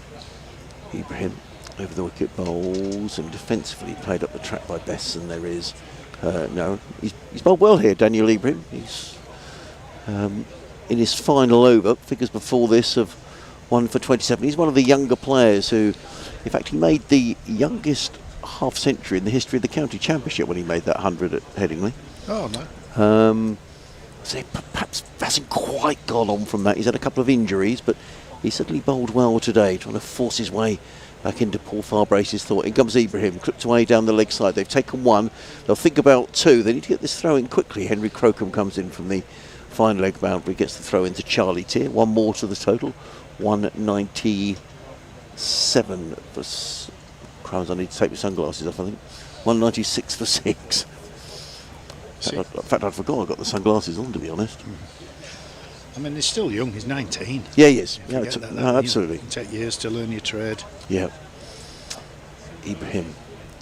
And again, and bowls. And caught. Oh, he's put it down. He's put it down. It was driven back firmly by Don Bess. And Ibrahim had it. He'd caught it. And it dropped out. But that's a miss. And it is the end of the over. He'd have finished off his spell with a second wicket, but he's not going to do so. At the end over, 196 for 6. What did you make of that? Yeah, I mean, it would have been a good catch, wouldn't it? I mean, you're in your follow through, you're moving at pace, ball comes back at you, the momentum of your own body's going towards the ball. It would have been a good catch to hang on to. 50-50, really. The chance has gone down, and we're going to have a change of bowling. It's Tom Clark, the skipper's going to bring himself back on from the City end of the ground. What sort of are Yorkshire looking at here to give themselves what they could be looking at from these last 9 overs, Kevin? Well, it's not gone to plan, has it? This last 10 overs or so, it's not really gone to plan. I mean, I think halfway through, Yorkshire would have been hopefully looking at 270, 280. But there's relatively 2 new batters at the crease. I mean, losing wickets loses momentum on the scoreboard, for sure. So there's a new batter just come in, and it makes life more difficult. And plus the fact that there's only 4 wickets left now, and with 9 overs to go, and you would have liked 6 or 7 wickets left in the last 10 overs, so you can pick up momentum. Sun is back with us. Clark is in, bowls to Bess. He's up on his toes, steers that into the offside, takes a single throw, comes that, misses by a country mile from Zach Leoncasha, who gets in the throw. Tom Haynes is backing up though, and Bess goes through for a comfortable single. He goes to 3, and the total to 198 for 6 here on BBC Radio Sussex and various BBC local radio stations in Yorkshire. Adrian Harms and Kevin Sharp, your commentary team. Jonathan Doige was chatting away to Jonathan Tattersall just a while ago. In comes Clark, bowls, pulled away by Duke, but straight to mid-on, fielded there by Carvelos, and there is no run. It looks a good pitch, doesn't it? It's going to carry through to the keeper, but yeah, I just thought initially there was a bit of bounce and probably a little bit of nip, and which made it quite a cagey affair. And I thought both teams were doing well, and up to 25 overs, and Sussex now have picked up that momentum. Clark in bowls, and defending is down the onside of the track. There is no run. Yeah, I think it's a good cricket wicket. I would say. I think there's just a little bit in it for the bowlers, which is, I think it's great. Yep. You know, rather than just being a flat wicket where it's in the batsman's favour. Batsmen have got to think, and they've got to make decisions on tempo and all those sorts of things. Clark, right arm over the wicket in bowls to Duke, short, and that went through a good pace from Tom Clark. I think he's a little bit more than the medium pace. He's had some ankle problems in the last couple of years, but that was quite a sharp delivery. Yeah. Skippering Sussex for the first time in List A cricket. Tom Clark, 23-year-old. Played his club cricket down at Horsham. Did you ever play at Horsham back in your days, Kevin? No. In comes Clark, bowls. Up on his toes is Duke, bowls. Clark, but he hits the stumps. I'm not sure the umpire was in a great position nonetheless. I think that he was comfortably home was Harry Duke. Never played a first team game there. I can remember going there as a coach, I believe, with Yorkshire Seconds. Right, okay, yeah. Playing Sussex. Yep, Sussex played a lot of second 11 game. Yeah. I can remember going to Hastings once. Cool crumbs, did you? Yes. Yeah, sadly that ground's no longer there. That's right. And it was in the days where we'd play a 3-day game on a Saturday, Monday, Tuesday. But sometimes when you played a Sunday league game on the Sunday, you didn't always play against the same team. So we were at Hastings on the Saturday and had to travel to Bristol Saturday night to play a Sunday league game against Gloucestershire, come back Sunday night and that's madness, to isn't it? Hastings. That's what used to happen sometimes. You weren't on a coach, presumably all in cars in those days, were you? Or? Yeah, definitely. And of course, driving down south in those days, before the M25.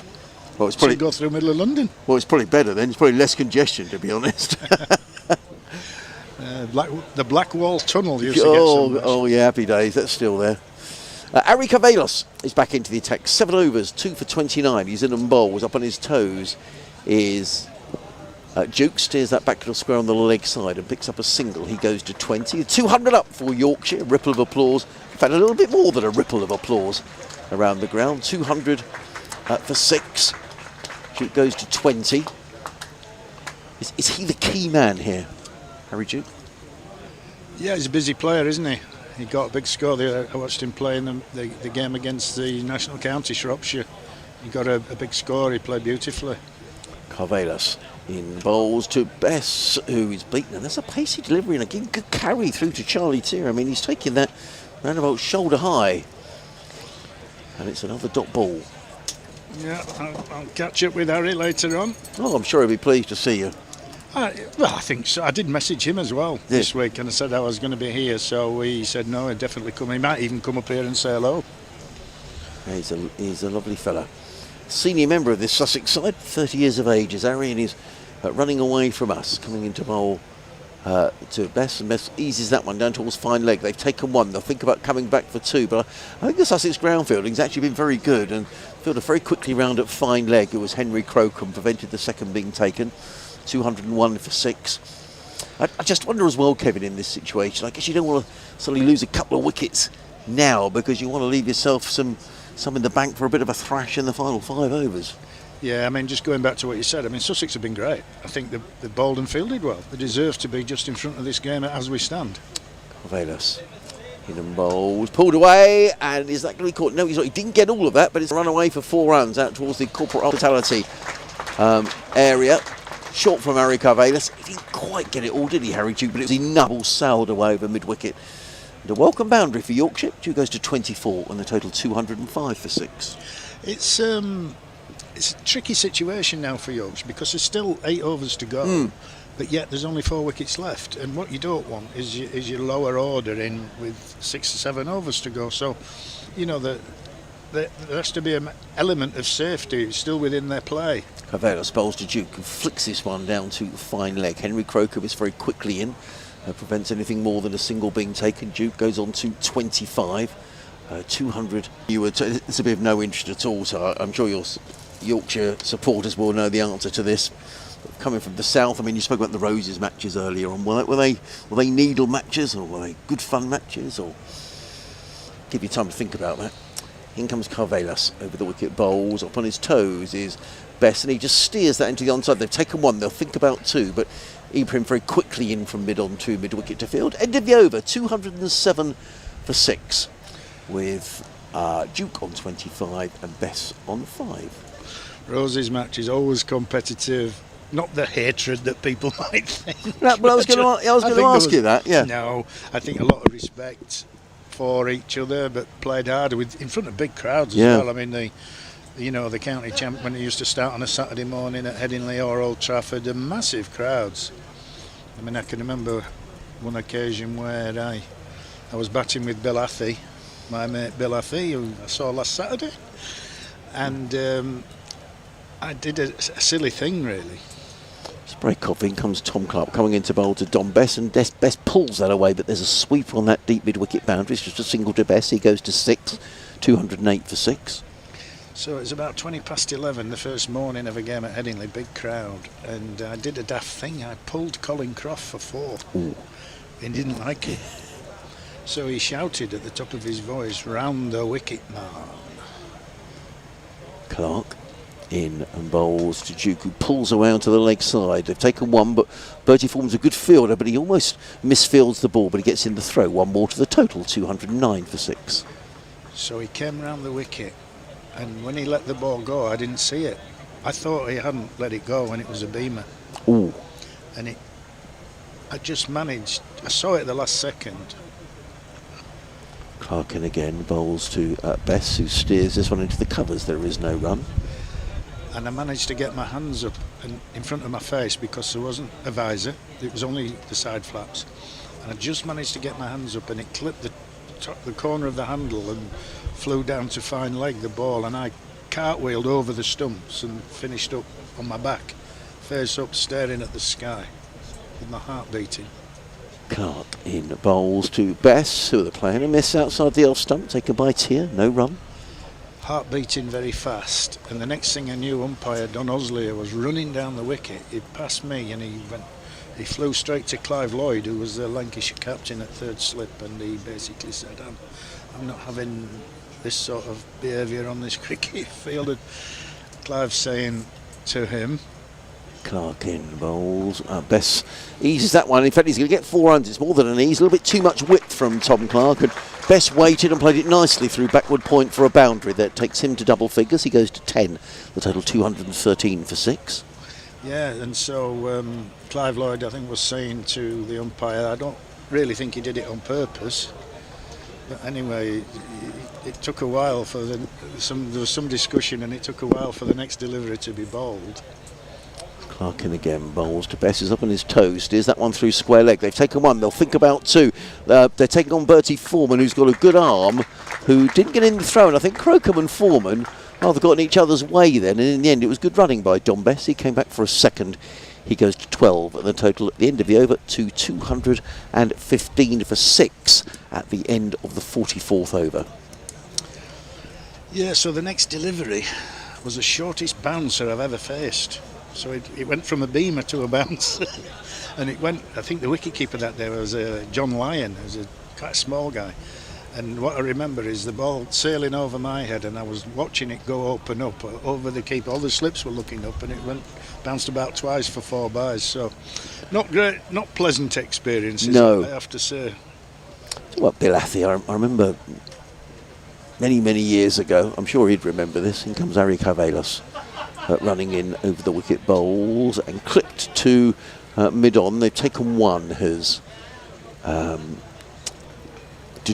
Duke, he goes to 27, 216 for 6. Listening to an Ashes series, I think it was 86 or 87, and listening to Bill Athy batting with Chris Broad, listening on the radio. It was over in Australia in the Ashes match, England, I think in Perth. I think both of them got it. And I was listening because my older brother played a bit of cricket for Surrey Young Cricketers, and he played with Jack Richards, who was the England keeper at the time. Right. And Jack Richards got a ton as well in that game. I think it was in Perth. Right. In comes Carvelas over the wicket, bowls. Oh, and he's going to get runs. And well, I don't think he was intending it to go there. Bit of a nibble. Well, was raced away to third man for funds. Well, that's one day cricket for you. Yeah.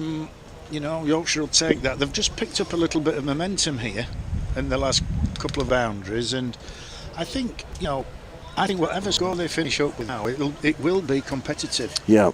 It will definitely be competitive, that's for sure. Well, Sussex fielders now on the boundary. There's a third man, a sweeper on the cover boundary. But it's difficult to pick some of these fielders out against the background of the crowd. There's a deep backward square along on. There's Carvelos waits. There's a big gap on side. 3 men on that leg side fence. Carvelos in, bowls. Oh, and a leading edge from... Is that Don Bess? Yes, it is. Fielded in there by Tom Clark, and there is no run. 220 for 6. Just to confirm on that leg side field. It is difficult to him, Kevin, isn't it? But there's a deep square leg. There's a deep mid with long on. And on the offside, a third and a sweep on the cover boundary. Yeah, that's spot on. And then there's a short fine leg inside the circle and 3 men saving one on the off. In comes Carvelos. Oh, what an incredible shot from Don Bess. He's looked to sweep that one away down to fine leg. He's got a big top edge and the ball has sailed away over wicket-keeper Charlie Tier and has run all the way down to boundary. And just as Kevin was saying, they're more than useful ones for Yorkshire. And Don Bess goes to 20, the total 224-6. Oh, how the game has changed and the shots that they can play these days. It's remarkable, isn't it? 360 degrees in some of these lads, and I can remember back in the day when all the reverse sweeps started at Warwickshire. Were probably the first team under Bob Woolmer's coaching to start playing these shots. Carvelos and bowl clumped away by he picks up a single fielded by Bertie Foreman, gets in the throw, taken there by Harry Brook. Taken by Harry Brook, not by Harry Brook, it's taken by Ollie Till we're talking about. Dab Handy's playing here, is Don Bess, 21 off 17 balls. Maybe just what Yorkshire needed. Yeah, and just going back to Woolmer and Warwickshire, and Dermot Reeve has produced all these dinky little shots in the late 80s. Carvelos in bowls, driven. Oh, I thought that was going to carry to short extra cover to Tom Clark. Had he been in another yard or so, he'd have taken it, but he didn't. Some drinks, some instructions are being brought out now for the Yorkshire batters. I think it looks to me as if it's not best coming off for a new pair of gloves. End of the over, 225 for 6, 45 overs gone. 27 to Harry Duke, 21 to Don Bess, and these two have added 36 in pretty quick time. 36 they've added in 5 overs and 4 balls. Yeah, it's been a very good partnership. They could well get up to 270, what we talked about a little bit earlier. So if Yorkshire can get to that, I would say it's a very competitive score. In terms of the bowling left, Carvelos 9-2 for 47. They're going 10. Jack Campbell 8 overs 1 for 45. Henry Crocombe's got 3 left to bowl. Figures of 1 for 29. Ibrahim is bowled out. 10 overs 1 for 29. I doubt if they'll bowl Bertie Foreman. 5 overs from the off spinner. No wicket for 40. Tom Clark is going to carry on the skipper. Is that Tom Clark? No, it's Henry Crocombe back into the attack from the city end. Comes in over the wicket to bowl to Don Bess. Bess is forward, plays it down the offside of the track, fielded by Crocombe. And there is no one. So the way that Henry Crocombe is bowled, I would imagine he's going to bowl the 3 overs from that city end, bowl himself out. Yeah, is he obviously a lot of the Sussex lads I don't know much about. Is he renowned for death bowling? Not particularly, I wouldn't say, Kevin. I mean, it's such an inexperienced side. In comes Crocombe bowls, and Bess again plays into the offside, no run. But I think he's a player who's worked a lot under the supervision of James Kirtley. He has got a yard of pace. I mean, he's still only 22. He's played something like 36 first-class games, Henry Crocombe. Nice action. Yes, a lot of, well, people say that. Yep. Comes in again over the wicket, bowls wide of the off stump, and a play and a miss from Don Bess through to Charlie Tier. There is no run. You get the feeling this is one of these sort of innings that Yorkshire could, as you say, finish up 260, 270 for 8. They could be bowled out for 240. It's just one of those. Yeah. The beauty of the game, isn't it? You never know quite what's going to happen next. Crocombe. Jonathan's just showing me a scorecard of the Lancashire game. In bowls, pulled away, and he's going to be caught. Oh, he should have been caught. Well, he really should have been caught. That's a bad miss by Tom Haynes, and I think that's probably gone all the way for 6. Yeah, it's gone through his hands. It was pulled away down to fine leg, literally down below us. And I think Tom will be really disappointed not to have taken that. I mean, it just burst through his hands. Yeah, it could be costly. could be costly for Sussex. You know, man in, playing beautifully all round the wicket. You'd want him out. In comes Crocombe. Bowls and Best put to the onside, and particularly if he goes on to get a few more of those. So Best was dropped when he was on 21. Yeah, it's just the momentum shifts, isn't it? It's like when, you know, Shard Masood getting run out, it turned the game a little bit on its head, and just one incident in a game that you don't do as well as you can, and it can change the course of the game. He's been actually put down twice as Don Best. In comes Crocombe, bowls to Harry Duke, who hammers that one away on the leg side. Bertie Foreman's a good fielder, but he can't get anything on that. And it's another 4, and you could say that's 6 that should have been taken since then. They've got a 4. They've got a 6, a single and a 4, so it's 11 runs when maybe they shouldn't have had any. 232 for 6, and all of a 236 for 6, and all of a sudden Yorkshire are motoring here. It is the end of the over. I don't think Henry Crocombe really deserved to go for 11 in that over. No, the momentum's with Yorkshire now. They've pulled it really back, pulled it well back in this last 5 overs. It's been a great effort from them, and I think the coaching staff sat below us will be quite happy at the next. Well, these two came together when there was 32 balls. So in 7 overs and 4 balls, they've scored 47. So they've really got to move on. I don't know if Dodgy wants to come in and do the last couple of overs, or I'm looking at, because he's the man in charge. I'm very happy to stay on. I'll do one more. I've had the signal from the man who makes the decisions. When he's in Yorkshire, he makes the decisions. When he's in Sussex, he plays by my rules. In comes change of bowling, actually, and it's going to be Jack Campbell who's coming back into the attack. Left arm seamer around the wicket, bowls to Best. The ball strikes him on the pad, bounces out into the onside, and there is no run. Jack Campbell, 8 overs, no maidens, 1 for 45 on his 50 over debut for Sussex, or his list A debut, I should say. Single taken, 237 for 6, 23 balls remaining. A runner ball gets Yorkshire to 260. I think they maybe have their eyes on a few more than that, if these two stay together. Yet again, bowls hammered to mid-off, fielded by Tom Haynes, who gets a little ironic round of applause. Talking about Jonathan, you know, ever since we met, I've had to play by his rules. Have you? I know. Yeah, I know my place now. Yes, I do as well. Yeah, I do know my place. We've got a little smile from him, look. What about that?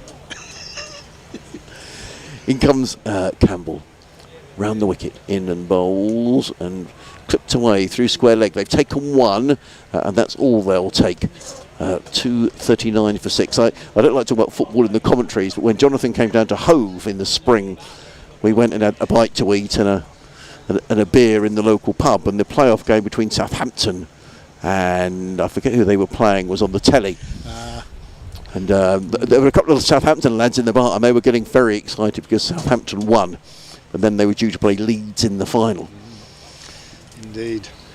And comes Campbell round the wicket and bowls. That's heaved away onto the leg side. That's going to be 4 more, and this could prove to be a really, really important partnership as far as Yorkshire is concerned. Hammered away through the onside.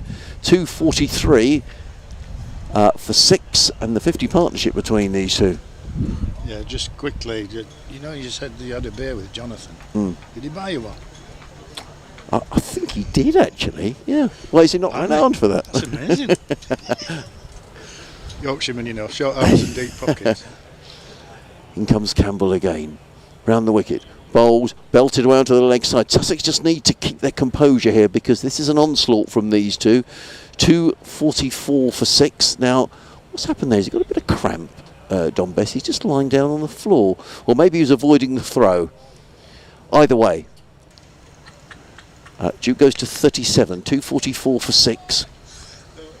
This very good partnership now 55, and it's come in very quick time.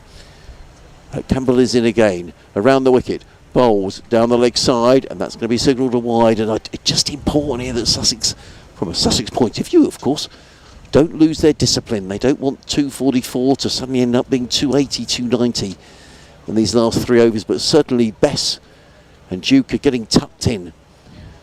They've only been together for 7 overs and 4 balls at the end of this over, and they've added 56 so far. Campbell round the wicket, bowls, hammered away through the offside by Best. He picks up a single, fielded there by Bertie Foreman. That is the end of the over.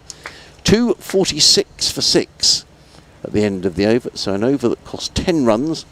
3 overs to go. Time for me to have a breather. I'm going to leave you with Jonathan and with Kevin. Sets his own rules, this lad, doesn't he? He just disappears when he feels like it. I'm not saying anything. I know my place.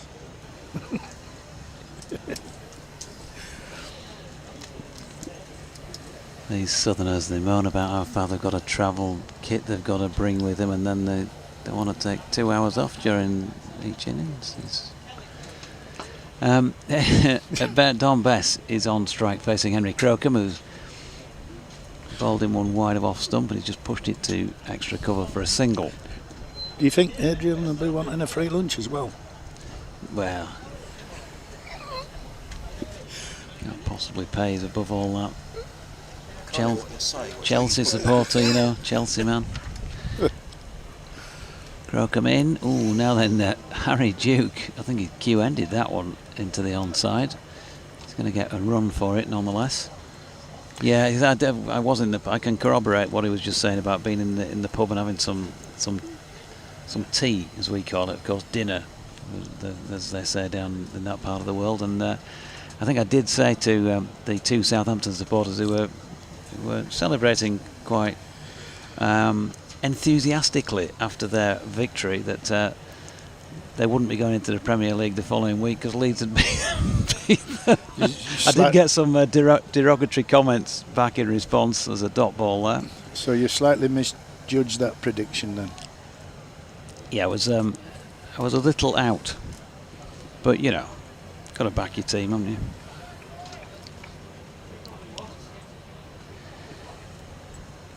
Here's Crocombe then, City end, past umpire O'Shaughnessy, short of length once again. Bess doesn't get hold of that one properly. Got it away square on the leg side and picks up a single out to Foreman. The short ball's been quite effective, hasn't it? Really? Yeah, it has. If the line's been good, yeah, and it's been straight, it's gone through really quite nicely. Not the slowest, Henry Crocombe. Thrown that one up there, but down the leg side at the same time, and will be wided by O'Shaughnessy. So 250 up for Yorkshire in the 48th. They've got themselves a bit of something to bowl at here, and still a couple of overs to spare. And Johnny Tellison was suggesting that the players had said around about the halfway stage that they thought 260 would be a handy score. So they're not so far off that, as Harry Duke has just been bowled around his legs, trying to play a scoop over the top of the keeper, but unfortunately he didn't take the ball with him. Henry Crocombe strikes for a second time in the match, and Yorkshire are 250 for 7 with Ben Coad walking out to the middle. Good innings from Harry, excellent innings, very proactive, got Yorkshire into has played his part in getting Yorkshire into I think now a pretty good position, to be honest. I mean, it's interesting, Jonathan, what you just said about what Tats was saying about what was being talked about in the dressing rooms, and so it coincides with perhaps what we thought, that, you know, it's a good cricket wicket. Yep, 61 that partnership added between 39.2 and 47.5 overs. Your maths is always better than mine, that education you had, so you can tell us how many overs that was. Or maybe not. I reckon it's 8 overs and 3 balls.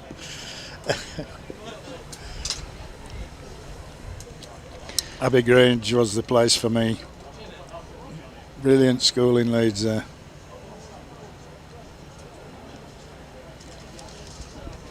Ben Coad, I mentioned he had a bit of fun. Well, 4 for 14 with the ball on Sunday, and after he'd seen nobody score more than 21, he went out there at number 9 and made 31, Yorkshire's top scorer with the bat. Just the other day, he missed that first delivery though from Crocombe, so that's the end of the 48th. 12 balls remaining to get as many as you can, Yorkshire. They are 250 for 7. See, everybody can bat now, can't they?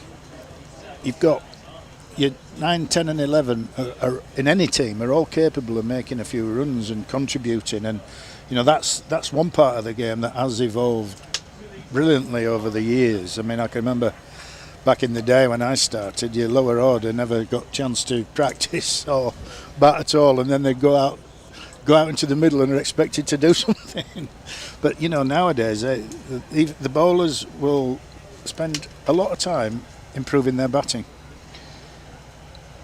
Meanwhile, from the Rawcliffe end of the ground, the first ball of this Campbell over has been pulled out to mid-wicket by Don Bess. He did time that one quite nicely, but found the fielder, so just the one run. Yeah, I mean, going back to your days then, so who were genuine rabbits in the Yorkshire teams that you played with over the years? Who'd have been let's say who was the ultimate rabbit out of all those players you played with? As Campbell's in and it's turned to the leg side by Code aerially, but not quite as far as mid-wicket, one run. It's a good question, that. I'd have to think about that, I haven't got an immediate answer for that. Oh. Maybe because it's such a long time ago, I can't remember. I'll come back to you on that one. A bit later, I'll have to think about it. Campbell to Bess. Left arm round the wicket. There's an appeal here, and that's certainly hit Don Bess on the toe end or something like that. He's feeling that one, but he's got away with it without being dismissed. Still the hardest ball to hit, that Yorker, Jonathan. I'd like to see more Yorkers bowled. I agree. I know that players can ramp and that sort of thing, but still, if you do ramp it for a boundary, it's still, there's an element of risk in it. Well, as you just seen from Harry Duke's dismissal, it's still not an easy skill to master. Campbell in, and Bess has banged that one away. A lot of bottom hand involved in that one, but he got right over the top of it as well, and he's smacked it along the deck, just down to our right, under the parasols by the bar. Adrian's looking a bit down in the dumps, I think he's not happy with what these boundaries over the last few overs. No, he likes to keep Sussex on the toes, does the lad. As Bess pulls one into the onside again, doesn't get a great contact on this. They're thinking about a second here. They're going to try and have a go at it, and Bess has gone, run out on the second. It was always a risk. There was just a moment of hesitation. If he'd have turned and gone, then he probably would have got home, I would have thought, but he wasn't. He was unsighted, wasn't he? He had to quickly check where the ball was. There was a moment of shall we, shan't we? Ben Code said yes, and an 8th Yorkshire wicket's fallen. Well, it is the last few balls of a one-day game. There's an element of risk, even taking runs as well. So it's not quite worked in Yorkshire's favour. But I'd still say that, with only a few balls left now, a couple of wickets left, Yorkshire want to make sure that they bat all the 50 overs. Don't waste any balls. Don't be back in the shed with 4 or 5 balls to go. Use every delivery.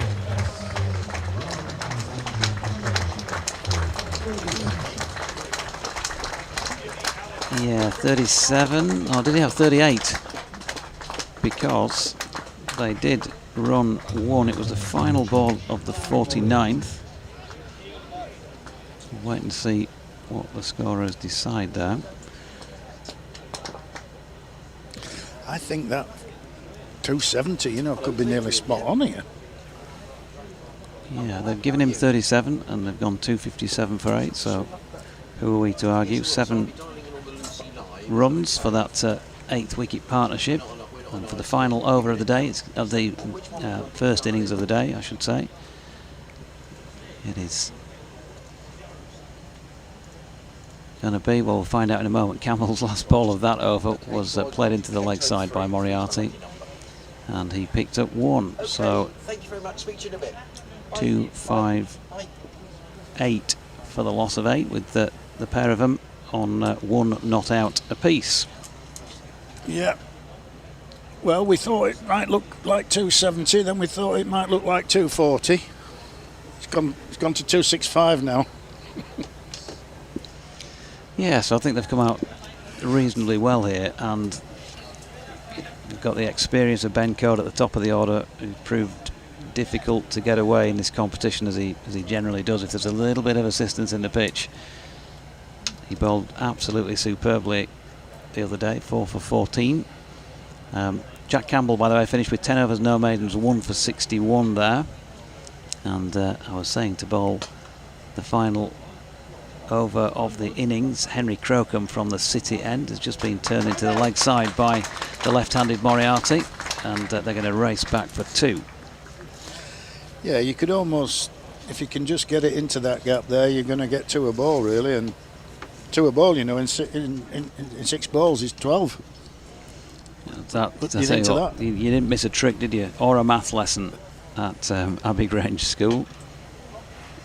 Moriarty has got underneath one here, could be caught, and is caught out there, out mid-on by Dan Ibrahim. It's a good catch. And so it's running backwards, over his shoulder. Excellent catch. And a 3rd wicket for Henry Crocombe, who's gone for just the 40-odd so far. So just this final wicket for Yorkshire, Ben Cliff, and they'd want to use every one of the 50 overs if they can. Every delivery of it. Yeah, what have we got? 4 balls left, Jonathan? Yep. Yeah. You don't want... You'd want to do that. Then you don't want to miss out on a boundary neither.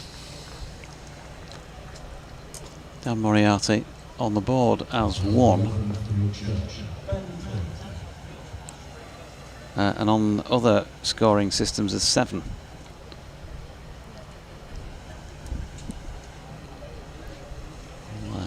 Confirm that, but Ben Cliff, right-handed, has gone in at number 11 and he's opened the face and played a nice shot along the deck out to cover first up, which gets Code back on strike. Not that he's seen much of it himself since he's been out there. Yorkshire closing in on the back end of their innings then, having been put into bat, of course, by the Sussex Sharks when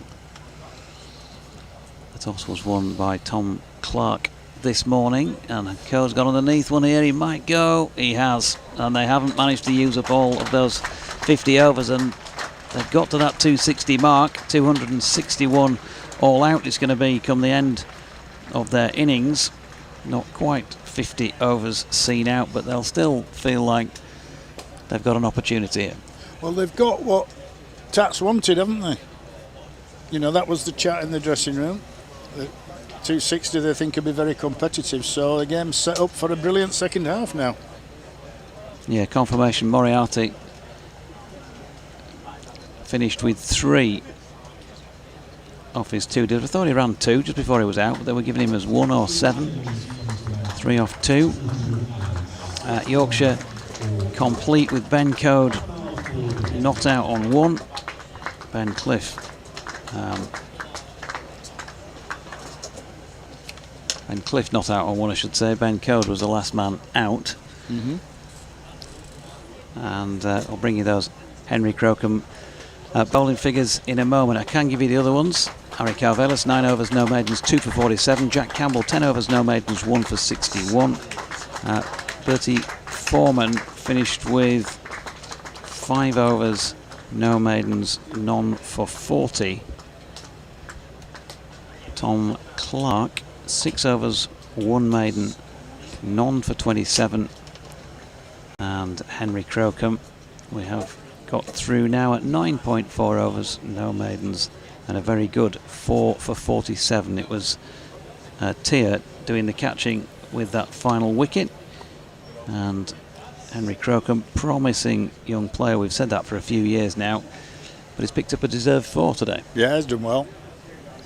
Yeah, absolutely, and you know, he's bowled well at the death. Adrian and I were chatting about that. Does he, you know, is he renowned for his death bowling? But he certainly could be in the future, because he's done well here. He's varied his deliveries, and he's done his job. Ben Cliff confirming he was not out 1, so top scoring for Yorkshire, 63 there for skipper Shan Masood. Before that, unfortunate run out, James Wharton and Harry Duke both with 38, and Finlay Bean with 37.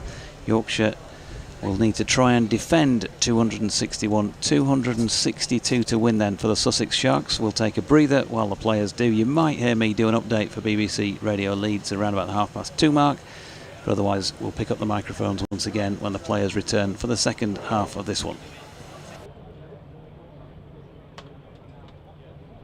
Brilliant, gentlemen. Good fun.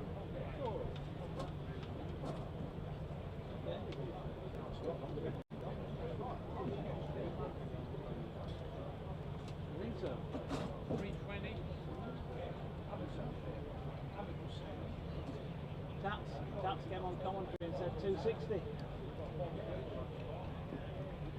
Just saying, there's a chance we're going to taps all fine for Mark. I'll see you later. Yeah.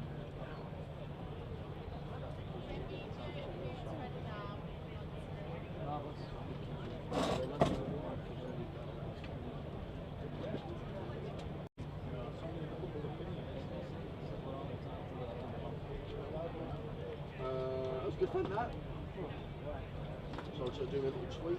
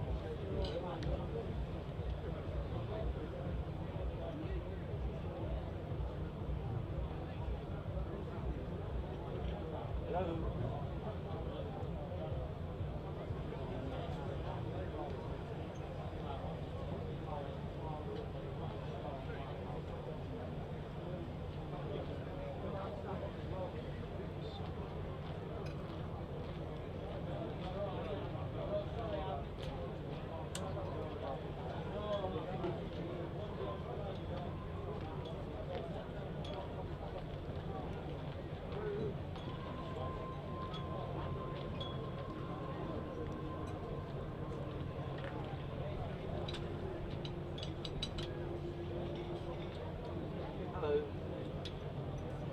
Okay, no problem, thank you.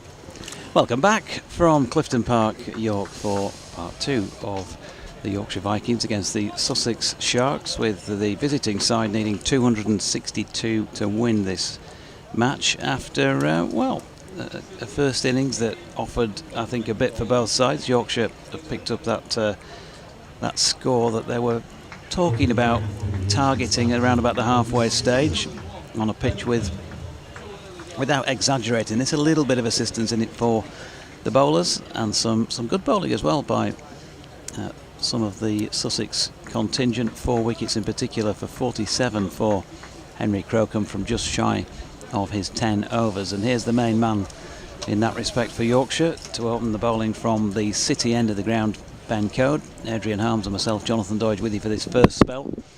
Kevin Sharp alongside as well for a variety of spells as the day goes on. And the Sussex opening pair. Yeah, Haynes and Clark, and there's a big responsibility on these two, Doidge. There's a lot of inexperience in this Sussex side, and it's imperative, if Sussex are going to chase this down, that they get off to a good start through these two. Tom Haynes then on strike. In fact, it's Tom Clark on strike, isn't it? Yeah. Yep. Left-handed, of course, and Ben Code's first delivery wide of off stump, and there is no run. I mean, in terms of, there's some young batters in the side. Zach Leon Cachet, we were talking about earlier on, who played a couple of games, played down at Worcester last year, looks a good prospect. Henry Rogers, who's played for England under-19s, but he's only 18 years of age. Charlie Tear, the young wicketkeeper, was only 20. So, they could all bat these lads, but Sussex do need a good start. Here's Code again, right arm round the wicket, and a positive push into the offside by Clark will pick up a single to the ever enthusiastic James Wharton in the field. So Sussex are up and running. And these two in both games have sort of got themselves going. Against Warwickshire on Sunday, Sussex put on 70 in the power play. There was 70 without loss and bowled out for 174. Clark made 32, Haynes 38. They look well set, and I'm sure that Paul Farbrace would have spoken about getting in, making sure you make it count when you are in. Going to be a change in the field. Don Bess had made his way down to third man beneath our commentary position, but he's now going to go back up into the cordon, and James Wharton, who's got a great arm and covers the ground gazelle-like in the outfield, has been moved, I think, to a more appropriate position, backward of point on the boundary, as Code is in, and that is flicked into the leg side by the left-handed Tom Haynes, and a nice piece of fielding by Matthew Revis there prevents a single. A bit of useless pop trivia fact for the day, but I usually throw one in at some point during the commentary. I'm not quite sure why, but I just sort of started doing it, and it stuck, really. Is it a quiz? It just usually when it pops up on my X feed when I'm looking for other people's messages. And today's useless pop fact is that on this day in 1981, the Human League released Love Action. Right. Here's Code, and that's turned into the leg side by Haynes, and there is no run. I Love Yours, Adrian. They were from Sheffield, weren't they? And the album was called Dare, is that right? That's correct. It was. You impressed? Still one of the great pop albums. Yeah, it is. Yeah, absolutely. Doesn't matter. People say one of the great 80s pop albums. I just think one of the great pop albums. No, I agree. If you like a bit of synth pop. Ben Code, not sure if he does or not, but he's making his way into bowl round the wicket here. Good delivery. There's an appeal for LBW. Ouch. Yeah, that's going to hurt in the morning sun. Yeah, he hasn't played in the T20, Tom Haynes. He obviously plays in the Championship. I was talking to Tom before first game at Welbeck last week, so he hadn't played a lot of competitive cricket. Played a bit of club cricket, had a little bit of time off. But Sussex really need him today to play an innings. Code in again and pushed back into the bowler's follow through. No run. Swaledale Mutton Company says, not sure the YouTube captions can cope with the Yorkshire accent. Just seen Ben Code described by the captions as Ben Curd. Oh, well, that's not right, is it? That's way off the mark. Way off the mark. Is it funny? Curds and... Oh, sorry. Yeah, I'm a little slow on the uptake. Apologies. They're not that good, are they, if you have to explain them? No, they're not. They lose a bit in translation. As seemingly so too does YouTube.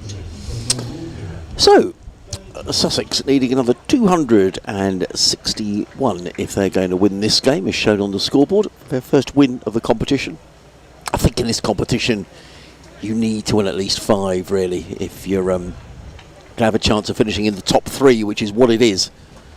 But it's going to be. Who's this opening the bowling? Ben Cliff. Thank you. Halifax's very own. Comes in and bowls and let go by Clark through to the keeper. And there is no run. He'll find favour with Duke. Sharpie, will Ben, because he's a fellow Leeds United supporter. Okay. No, that is true. That is true. Yeah. Cliff wanders back to his mark. 2 slips in place. That seems to be sort of a standard field placing, doesn't it, in the opening overs in this opening 10-over power play. Just a reminder that only 2 fielders are allowed outside of the 30-yard circle as Cliff is in bowls, and Clark again lets that one go through to keeper Duke. And again, there is no run. I've just been into the kitchen to advise the staff that was the best food we've had at a Yorkshire venue this season today. I think it was superb, and Well, it's the best food I've had anywhere this season. you do get some moans and groans in press boxes sometimes at what's on offer, but I think it's only fair to go and give praise where it's due.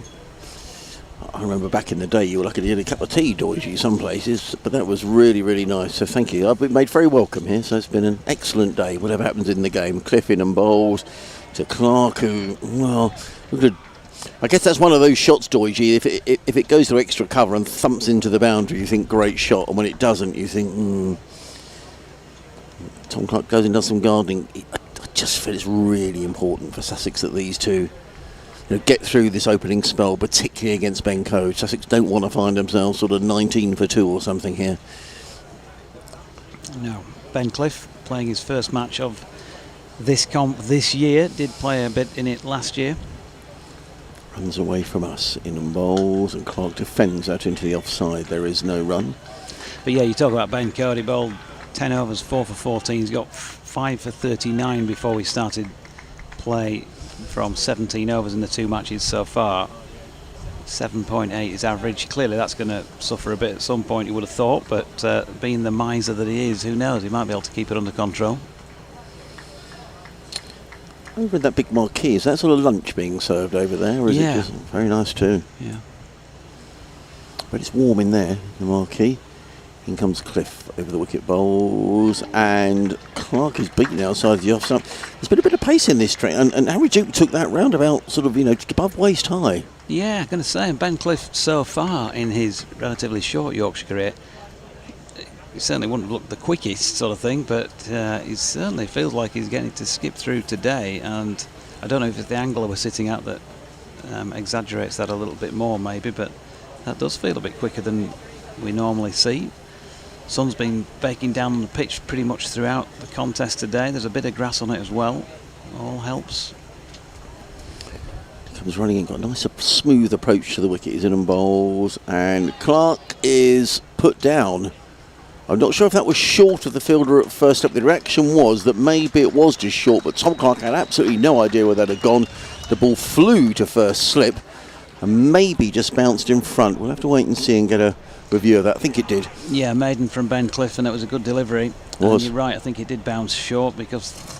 Just had the heads up from gentleman sitting to our left who said it definitely bounced short. But a good over. Plenty of pace about that.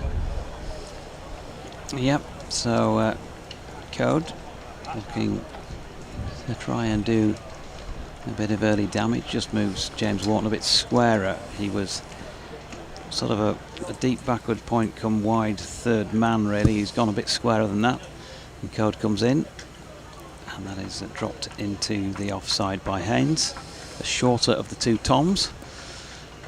And there is no run.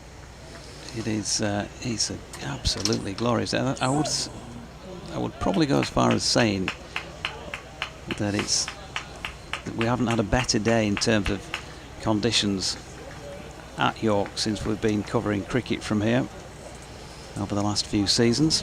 Certainly better than it was when we came for the women's game not long ago, 3 weeks or so ago. As that is turned into the leg side this time. by Haynes, and there's no run. It will be hot, as you say, under the marquee over there, under which, hosting a table today, would you believe, is former Sussex and Durham keeper batsman Martin Spate. Right. He's among the number over there. Spatey, obviously, as we know, former cricket director or whatever the title was up at Sedbergh, and now down at Repton School. He's had several Yorkshire players under his care in his Sedbergh days. Ben Coe's latest delivery wide of off stump, and I think Haynes might have had a little push at that. Yeah, he did. Jimmy Anion is now the ex-Sussex player, is now head of cricket at Sedbergh. Yeah. This is quite an examination, isn't it, by Code and Cliff? Sussex need to get through this. Yeah, just the one on the board so far. He uses his feet here. He's got an edge on it wide of George Hill, who's tumbling after it at first slip. And it will be the first boundary of this Sussex innings, but I think precarious would be a way of describing it. Well, it's not a shot that would have instilled a huge amount of confidence in the Sussex dressing room, as you say. He was taking a couple of paces down the track, was Tom Haynes. And I'm not sure if they went between the slips or quite what. I couldn't quite see from here. I need to stand up, actually. But he's asking questions here, is Ben Code. Yeah, quality bowler, and here he is again. And there's an appeal for LBW this time, which is denied by umpire Steve O'Shaughnessy. Oh, an umbrella's gone flying. There we are, a green umbrella advertising a particular sort of gin, which they probably need to get brought down before it grows onto the floor, onto the pitch, I should say. Yeah, this is what happened up here last year, except it turned tail and went over the roof and landed in the car. Landed on the roof, I think, Harmsley, and was stuck up there. Oh, well done, sir. He's taken it down. Code's latest delivery, roundabout leg stump, helped on its way down to long leg, where it's fielded by Ben Cliff, and they get one to complete that over, which, apart from a stray four, which certainly had an edgy quality about it, was on the money once again for Ben Code. 6 without loss after 3. I don't know why particularly that umbrella decided to go. There is a little bit of breeze, which is keeping it very pleasant cricket watching conditions. There was a bit of cloud drifted in before lunch. That's gone down. It's actually getting... Sorry, my headset fell off. It's actually getting quite warm. I've struggled with this headset all day, actually. Keeps slipping off, yeah. You can unplug it and pop your own in if you like. It's fine. That's okay. I won't buy it. It's not a problem. Cliff running in away from us, comes in and bowls to Tom Haynes, who defends down the onside of the track. And there is no run. You're listening to live cricket on the BBC, BBC Radio Sussex, and various BBC local radio stations around Yorkshire. Also watching on the Yorkshire Cricket Club live stream. Myself, Adrian Harms, alongside Jonathan Doige, looking out from our vantage point in the pavilion. I have no idea what the attendance is, but it looks a good one. You know, people on their sort of picnic chairs that you take to the beach or wherever, all the way around the boundary edge. Cliff is in, bowls, and Haynes defends to short extra cover. Again, there is no run. Just a reminder, Yorkshire making 261, bowled out with 2 balls to spare. Skipper Shan Masood top scoring with 62. 4 wickets for Henry Crocombe. For Sussex, the headlines. And it's about even Steven at the moment as Cliff wheels around again and comes on with this very smooth action, smooth approach to the wicket. He's in and bowls, and Haynes hammers that one away for 4 runs. That was slightly over pitch, and that's a favourite shot of Tom Haynes, that drive through the covers or through backward point. I'm not sure he got that quite in the middle of the bat, if I'm being honest. You can see some of the Sussex lads down below us just putting on the sun cream, sitting on the boundary edge, and it's that sort of a day. So 4 to Haynes, 2 boundaries to him. The first one a streaky one through third man, that a better shot. He's 9 not out. 10 without loss as in comes Cliff and bowls, and Haynes runs this one down to third man and picks up another single. So Tom Haynes into double figures, and Sussex 11 without loss in the 4th over. Haynes wanders down, does a little bit of gardening. Both of these two have played a good deal of club cricket down at Horsham. I was talking about Horsham to Kevin Sharp, a ground where Sussex have played county championship cricket in the past. And I would imagine one of the grounds that the club are hoping to maybe go back to with some one-dayers in years to come. COVID has put the mockers on cricket in Sussex and out grounds for the last couple of years, as in comes Cliff and bowls, and Clark elegantly plays that through the covers for 4 runs. That was a lovely shot through backward point.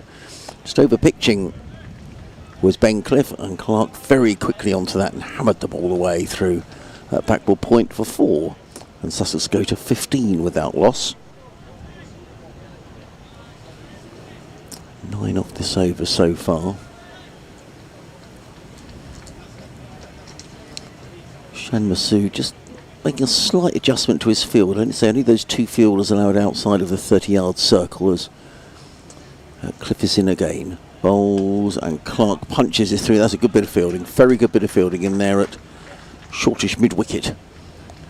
Prevents a run being taken. So end of the over, the fielder concerned rolls up his trouser leg just to make sure that I think that's Matthew Revis in there. 15 without loss at the end of the 4th over, with Haynes on 10 and Clark on 5.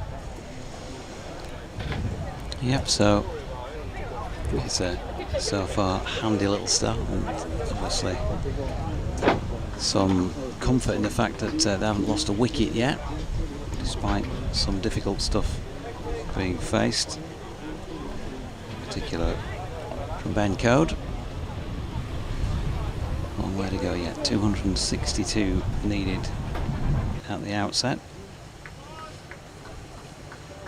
Code from the City end then, bowling here to Tom Clark, round the wicket.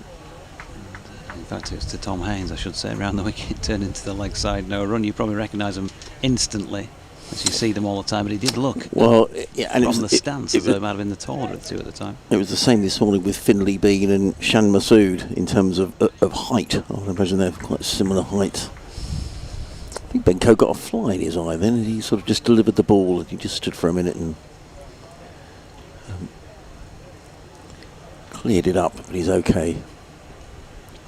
Code in again. Haynes walking into this one and then having to just be content to drop it back into the pitch towards Ben Code. Interesting. I just what Tom, he doesn't like periodically to take a couple of steps down the pitch. I always think that it's that's going to get the bowler's goat up a little bit when that happens.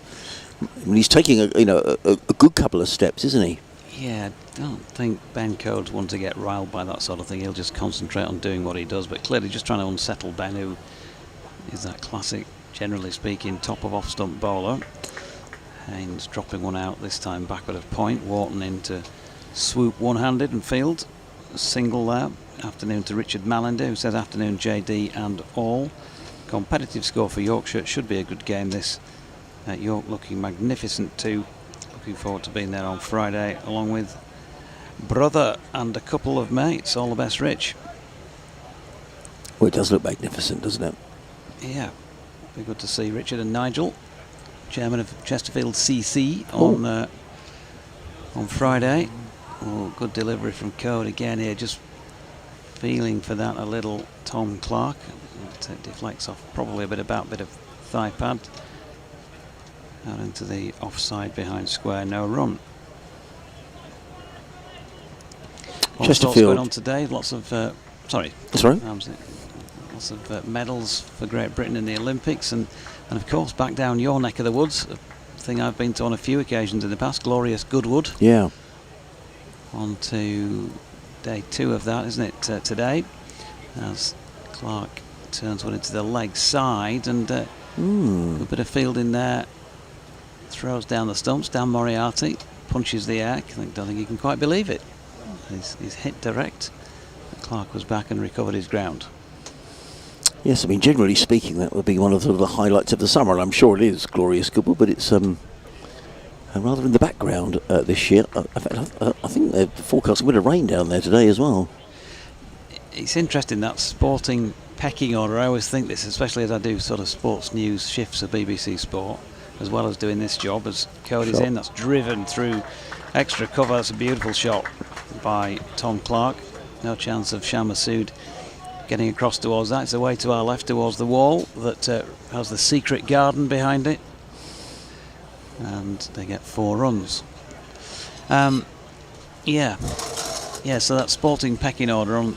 Yeah. Sometimes in life, if there's the Olympics on, other things that are normally priority. If I'm writing the sports news, often you know the headlines will be dominated by football, but that suddenly gets shunted right down, and it's almost just a sentence. It's a nice change, actually. I think it's rather nice when you get these other sports that get very little profile during the rest of the year, really getting quite a lot of profile. I remember in the London Olympics, just break off for a minute, as in comes Ben Cliff running in over the wicket bowls to Haynes, who covers up plays to mid-off. There is no running. Getting a train up to watch one of the London marathons, the Olympic marathons, and we were on the train, it was packed.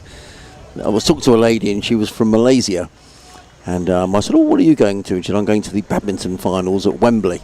And I said, that's good. And I said, will that be popular? And she looked at me and she said, Malaysia will come to a complete standstill for the badminton finals. It's amazing, isn't it, around the world, sports that people follow. In comes Cliff running in and bowls, and Haynes defends, and he's got a bit of a move on here. The throw comes in, misses the stumps. I think it would have probably been okay, Tom Haynes, but it was a slightly risky single. He goes to 12, a total 21 without loss. I like to see some of these other sports as well. I mean, I think it's good to have things like BMX and skateboarding. Why not? I mean, the main thing that people get very excited about is the athletics, but it's it's great, isn't it? But I did enjoy the Tom Pidcock mountain bike. Yeah, that was great, wasn't it? Yeah, totally. Beauty. Yeah. Cliff over the wicket bowls. Clark covers up, plays 2 mid-on. And there is no run, fielded there by Don Bess. Good tight cricket. Yorkshire will know here if they can pick up a couple of wickets early on. Particularly with these two, at the risk of repeating myself, I think Sussex's a lot of hopes depend on these two putting together a decent opening partnership. They would be certainly regarded as the 2 senior batters in this Sussex side. Tom Clark with the additional responsibility of captaining the side. In comes Cliff over the wicket bowls, and Clark drives and misses. Did the ball? I didn't know it went to mid-off. Clark looks at his back. It's my eyesight failing. I didn't see where that had gone, to be honest. It went to Shan Masood. Yeah, it did. Yeah, I thought it had gone through to the keeper. I'm going to have to stand up, I think. Get a better view.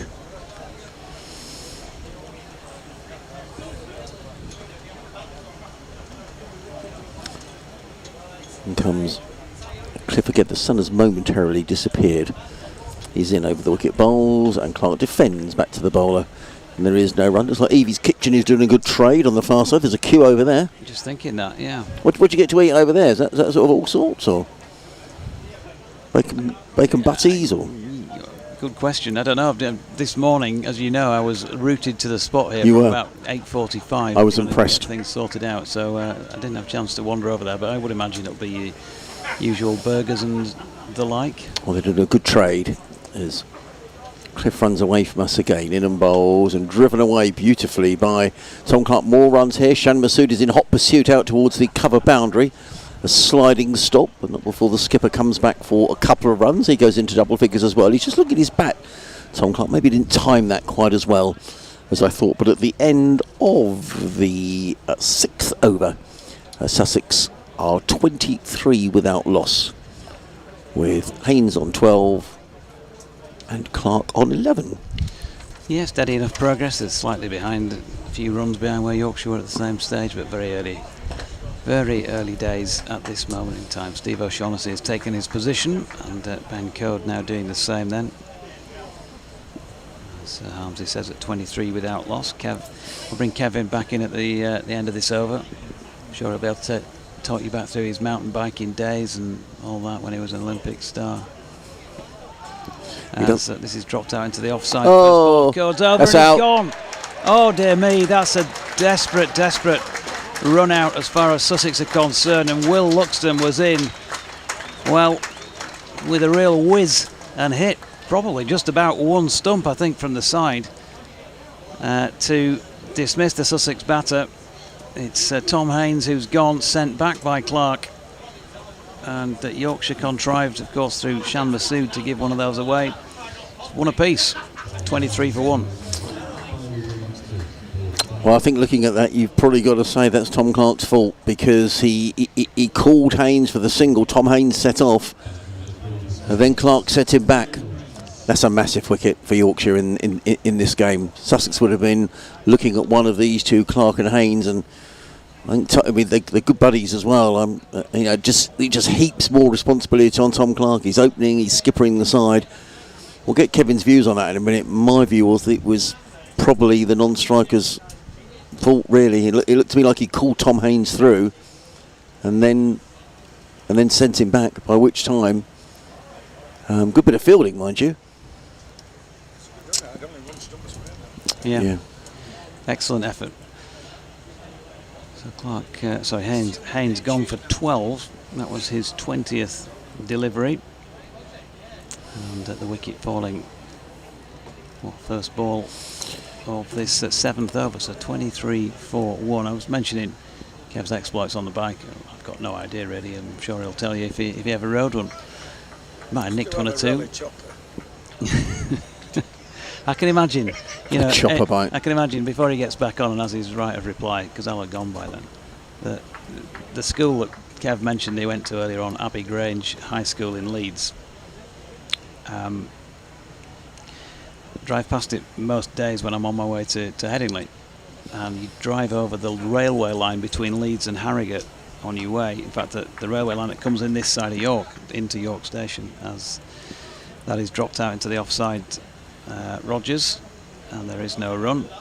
And I can imagine knocking off lessons and nicking down the railway, because it's not a massive embankment down to that railway, and causing a bit of havoc during his day. Smoking woodbines down the railway. Yeah, there you go. You see, he knows exactly what I'm talking about. Woodbines, blimey. Code over the wicket. Right-handed, of course, is Henry Rogers. That one wrapping him round about the waist, midriff area. Well, this is a change in the batting order from some of the previous games. Ollie Carter has been batting at 3. This is a big test for Henry Rogers. He's only 18 years of age. Played for England under 19s. And Paul Farbrace is, he's getting these youngsters in, is he? He's flogging out there. You've got loads of time, decent track, opportunity to really prove himself. Here's Code again. Oh, bowled him. He's got him middle stump, knocked back. And it hasn't lasted long, unfortunately, for Henry Rogers, because he has to go, and Sussex then 23 for 2. Rogers gone for a duck. Yeah, well, I said it was a stern examination. I mean, it's a tough place to bat, and it coming in 3 against a bowler of the quality of Ben Code. And Henry Rogers has gone, and I did rather fear that it needed the top 2 to make runs. And we've got another change in the batting order here. Charlie Tier, wicket-keeper batter, Scottish international, just 20 years of age. Coming out to bat now. I haven't seen an awful lot of Charlie batting, but I saw him make a half-century in the Championship a couple of years ago.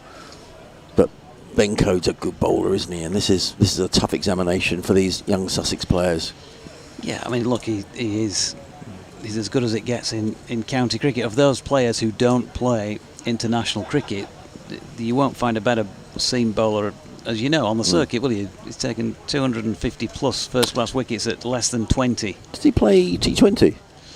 No, not very often. He's played about a dozen games over the years, something like that. He's not played that many in this competition, or in List A cricket, I should say. Not in this particular one, since it became the Metrobank One Day Cup. For Ben Code. Yeah, I think, we've talked about this numerous times, that I think in my first season following Yorkshire around 2019, there were a few tracksuits around, England tracksuits around, having a good look at Ben Code. And I think the issue that they had was that he's bowling it mid-70s, and in Test cricket, it doesn't matter how good you are, batters have got a lot of time.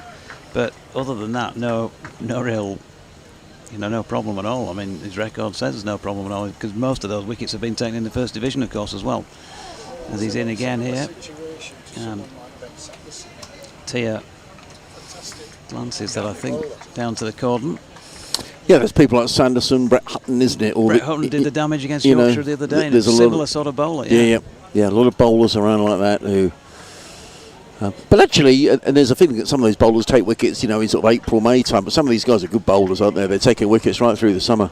Yeah, I mean, he's a highly skilled bowler, no doubt about it. And he's in again, bowling here. Oh, another good delivery. You can't believe that's not drawn a wicket. Charlie Tear survives the over somehow.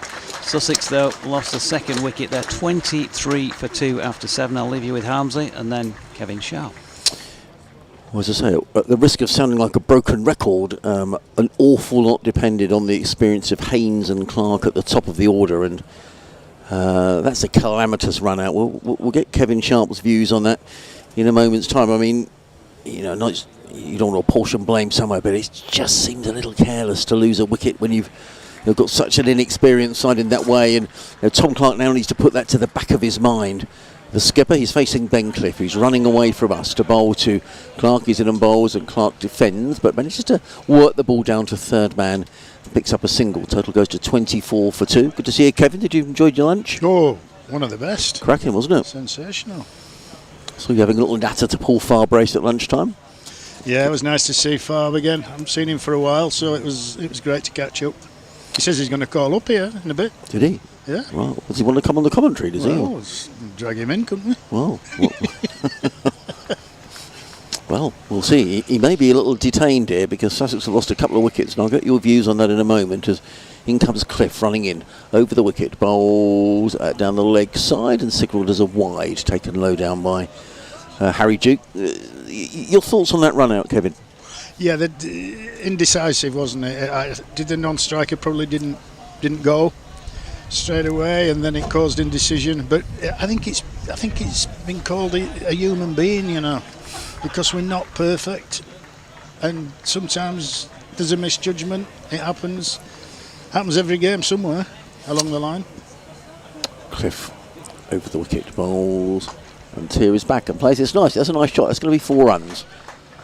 Just played on the back foot and just steered the ball through the covers. Nice shot by Charlie Tear. He's on his way with a boundary. Sussex go to 29 for 2. I mean, Clark and Haynes would know each other really well. I mean, they've batted together for their club. They both spent some time at Horsham, and you know they're good mates. But it's just a wicket Sussex could ill afford to lose with a lot of inexperience in the side. No, I mean, it looks to me as though there's still something in there in that wicket. There's been playing and misses, and I've had the feeling all the way through. Cliff in bowls and Tear lets that go through to keeper Duke. There is no run. I've always had the feeling, even right through Yorkshire's innings, that a wicket could fall any time. That's how it's felt for me. It's no batsman has, although there's been some excellent shots played, no one's really been able to get what you might call in. Yeah. I mean, Shan Masood made 60 odd, but still he had to work. Yes, he did. Work his socks off for that. So I would say at the minute now, looking at this, I would class Yorkshire as slight favourites as we stand. No, I would as well. In comes Cliff, bowls and Tear right in behind this, plays into the offside. There is no run. As I say, spent a lot of time under the watchful eye of Chris Adams at Seaford College to Charlie Tear. I guess Chris was a bit after your time, wasn't he? A little bit. Yeah. Yeah. He probably back end of my career. Yeah. Tear waits. The sun has disappeared momentarily. 29 for 2. Yorkshire needing, or defending, I should say, 261. Cliff is in over the wicket, bowls. Tear lets that one go outside of the off stump, taken by keeper Dukes, and there is no run. Talk about run-outs. We spoke about Paul Parker a little earlier on. He was a good fielder back in the day. Who were the fielders you hit it to cover and thought, I better not run? Derek Randall. Oh yeah, yeah. he was a legend of a fielder. No, you didn't run to rags. He was the best. I mean, there was. I can remember that people used to go on about Colin Bland, although obviously it was before my time. But he's a South African, wasn't he? He was. Played into the offside by Tear. There is no run. Sorry to interrupt you there, Kevin. 29 for 2 at the end of the over. Tear on 4. Clark is on 12. And you'd have played a few times against the great Clive Lloyd. Oh, yeah. He was a bit useful. Certainly. Big hands. I once picked up one of his cricket bats and he got about 12 grips on it.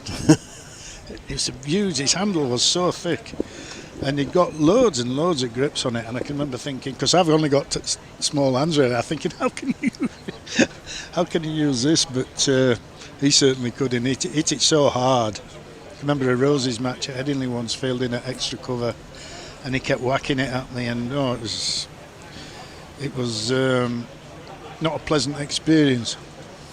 I can imagine. Ben Cody's carrying on from the city end of the ground, coming running into bowl to the left-handed Sussex skipper Tom Clark. He's in and bowls, and Clark, well, he manages to squeeze that one back at a square on the leg side for a single. I'm not entirely sure who's looking to play it there was Tom Clark, as the breeze gets up and my papers in my book. What do you call it? Rustle away? Is that what you call it? Well, if you like. Yeah. 30 for 2. Clark goes to 13. Brings Charlie Tier back on strike. Still kept the 2 slips in place. Yeah, I think at the minute Yorkshire will feel they're in the box seat here. They picked up a couple of wickets in the opening power play. Code on his way from the city end. He's in and bowls, and Tier gets gloves back high out of the way. The ball goes through to keeper Dukes, and there is no run. What a great scene this is. Very lucky, aren't we, sitting up on this balcony of a packed house. Well, it looks like a packed house, doesn't it? I don't know how many more people they allow in, but I mean, you can see some people still standing up by the wall all the way to our left-hand side. They're probably, 3 or 4 rows deep there around the boundary edge. Yeah, and we're lucky we've got some shade. Yeah, we are very lucky. Otherwise, it would be hot. Yeah, they said they didn't have any shade here last year. Code runs in and bowls to Tier, who again lets that one go outside the off stump. There is no run. Just from a Sussex perspective here, Kevin, I mean, Ben Code there highlighted as the danger. Is it a case here of seeing Code off? Is that something you would look to do? I mean, he can't bowl all afternoon, he can bowl 10 overs, and he's in his 5th one already. Would that be a tactic that maybe Sussex has spoken about? Well, they don't want to lose another couple of wickets quickly, do they? Otherwise, could be nearly irretrievable. Yeah. And again, like we said earlier, it's Code in bowls and defended by Tier onto the onside, no run. 50 overs is a long time, and there will be momentum shifts during that innings where the bowling team will be on top for a while, then the batters will be on top for a while, and it went like that in Yorkshire's innings, didn't it? So you just got to ride the storm a little bit, because Ben Code looks a real handful here. He does. We know he's a fine bowler. I know I spoke to Joe Root recently, and he spoke very highly of him during a conversation I had with Joe.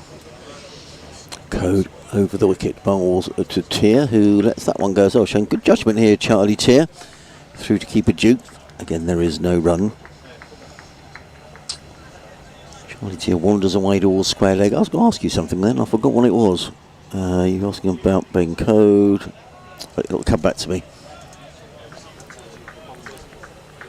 Looks like there's actually, I've missed that. They've actually got 3 slips in place. I think that's good captaincy by Shan Masood. Well, he's beating the bat, isn't he? Yeah. So there's every chance with the bounce it's going to go to slip. Code in again. Tier takes a couple of steps down the wicket and drives. Nice looking shot down the ground for 4 runs. Used his feet then, did Charlie Tier, and drilled the ball through mid-off for 4 runs. Nice looking shot. He goes to 8 and Sussex 2. 34 for 2 at the end of the 9th over. Tom Haynes was doing that quite a lot as well, Kevin, when he was facing Ben. Good idea of that, of just taking a couple of steps down. Well, he bowls excellent line and length, doesn't he? And, if you're allowed to bowl a good line and length, it's difficult to score. So, the batsmen have been proactive in using the feet and trying to get to the pitch of the ball and trying to make it into a half volley, really. I mean, that was a superb exhibition of stroke making. A couple of steps down the pitch, made it into a fuller length ball and played a lovely straight drive past mid-off. Ben Cliff running in from the Rawcliffe Road end of the ground. He's in and bowls, and Clark lets that one go outside the off stump. There is no run. Grant Flower is one of the Sussex batting coaches. Did you come across Grant at all in your time in cricket? Yeah, as a coach in his early days when he did some work, was he at Essex? Yes, he was. Essex for a while, yeah. So not as a player, no, but certainly as a coach, I chatted to him, and his brother as well, Andy, of course. I mean, Andy, I got to know through a little bit of level 4 stuff, and Clifton bowls. Clark adjusts his shot and plays that into the covers. No run. Yeah, and I mean, Andy once came to Worcester when I was at Worcester, and to chat to us one day. Steve Rhodes, as coach, invited him along, and you know, lots of experiences. The Flower family. Yeah. Yeah. Well, certainly he's been part of the Sussex backroom staff for a while. James Kirtley on the bowling side. Also, Luke Wright's brother, Ashley, works with the batters as well. I haven't seen Ashley here. I'm wondering whether he might be away with 100. I'm not sure. And comes Cliff and bowls, and Clark defends out into the offside. No run. Brother of the England selector, Luke. Yes, of course. Yeah. Yeah. Tom Clark comes down, does a bit of gardening. Remember the Wells twins at Sussex, playing against them a few times. Yeah, yeah. And Luke, of course, plays for Lancashire now, and he'll be back down at Sussex. He's part of the Lancashire T20 side. He'll be back for that quarter-final in a few weeks. In comes Cliff, bowls to Clark, who drives without timing down to mid-on. I think he might have hit the ball on his foot then, Tom Clark. And there is no run. When you've been involved in a run-out, Kevin, like that, you know, you're the skipper of the side, you know, you've got a relatively inexperienced side behind you. How difficult is it to put that out of your mind? I mean, what do you need to do to make sure that's not going to affect you? Well, you've got to, otherwise you've got no chance. And you can tell. I think you can tell if somebody can't, because suddenly their game will change, and they won't be as concentrating and focused. Clifton bowls, and he gets away. Well, it's 4 runs. It was wide outside the off stump. He carved the ball away, and it wasn't very far away from the fielder. The gully, or shortish backward point, the ball raced away for 4 runs. It was in the air. I'll show you that is in there. Might be Don Bess. Wasn't that far away, or is it Ben Code? Just trying to look at the number on the back of his shirt. Is it with Luxton? Might be there. Well, Tom Clark goes to 17, but it wasn't a shot he was completely in control of. Left-hander's privilege. Yeah. Bit of width, short ball, cut it, goes for 4, no problems. In comes Cliff again, bowls, and Clark right in behind that and punches that to mid-off.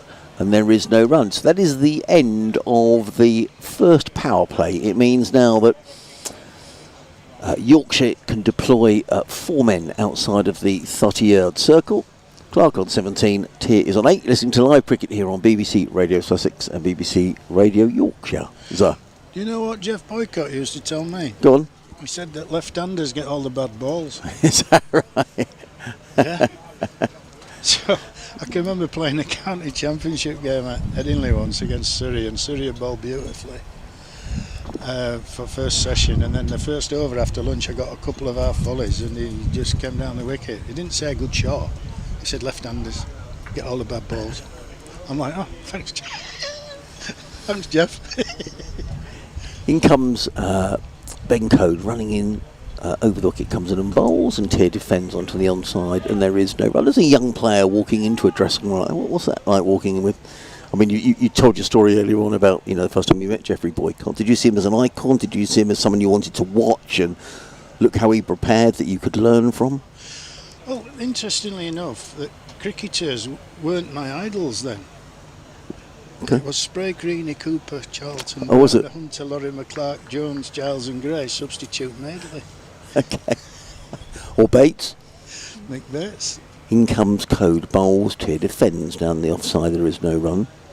Yeah, because as we said earlier, I'm a big Leeds fan. I've watched Leeds since I was a baby. But walking into the Yorkshire dressing room as a 16-year-old, I wasn't too intimidated really. I was quite confident at that age. 16, 17, 18. It's probably when I found out a bit more about life that I lost a bit of confidence in my early 20s really, and went through a difficult couple of years. Code in and bowls to Tier, who is beaten outside the off stump, taken by Dukes, and there is no run. He's just probing away here, Ben Code, outside of Charlie Tier's off stump. Rattles through into the gloves of Tier, and there is no run. But there have been some other big names in that dressing room back in those days. Well, my debut at Scarborough in 1976. Oh gosh, 1976.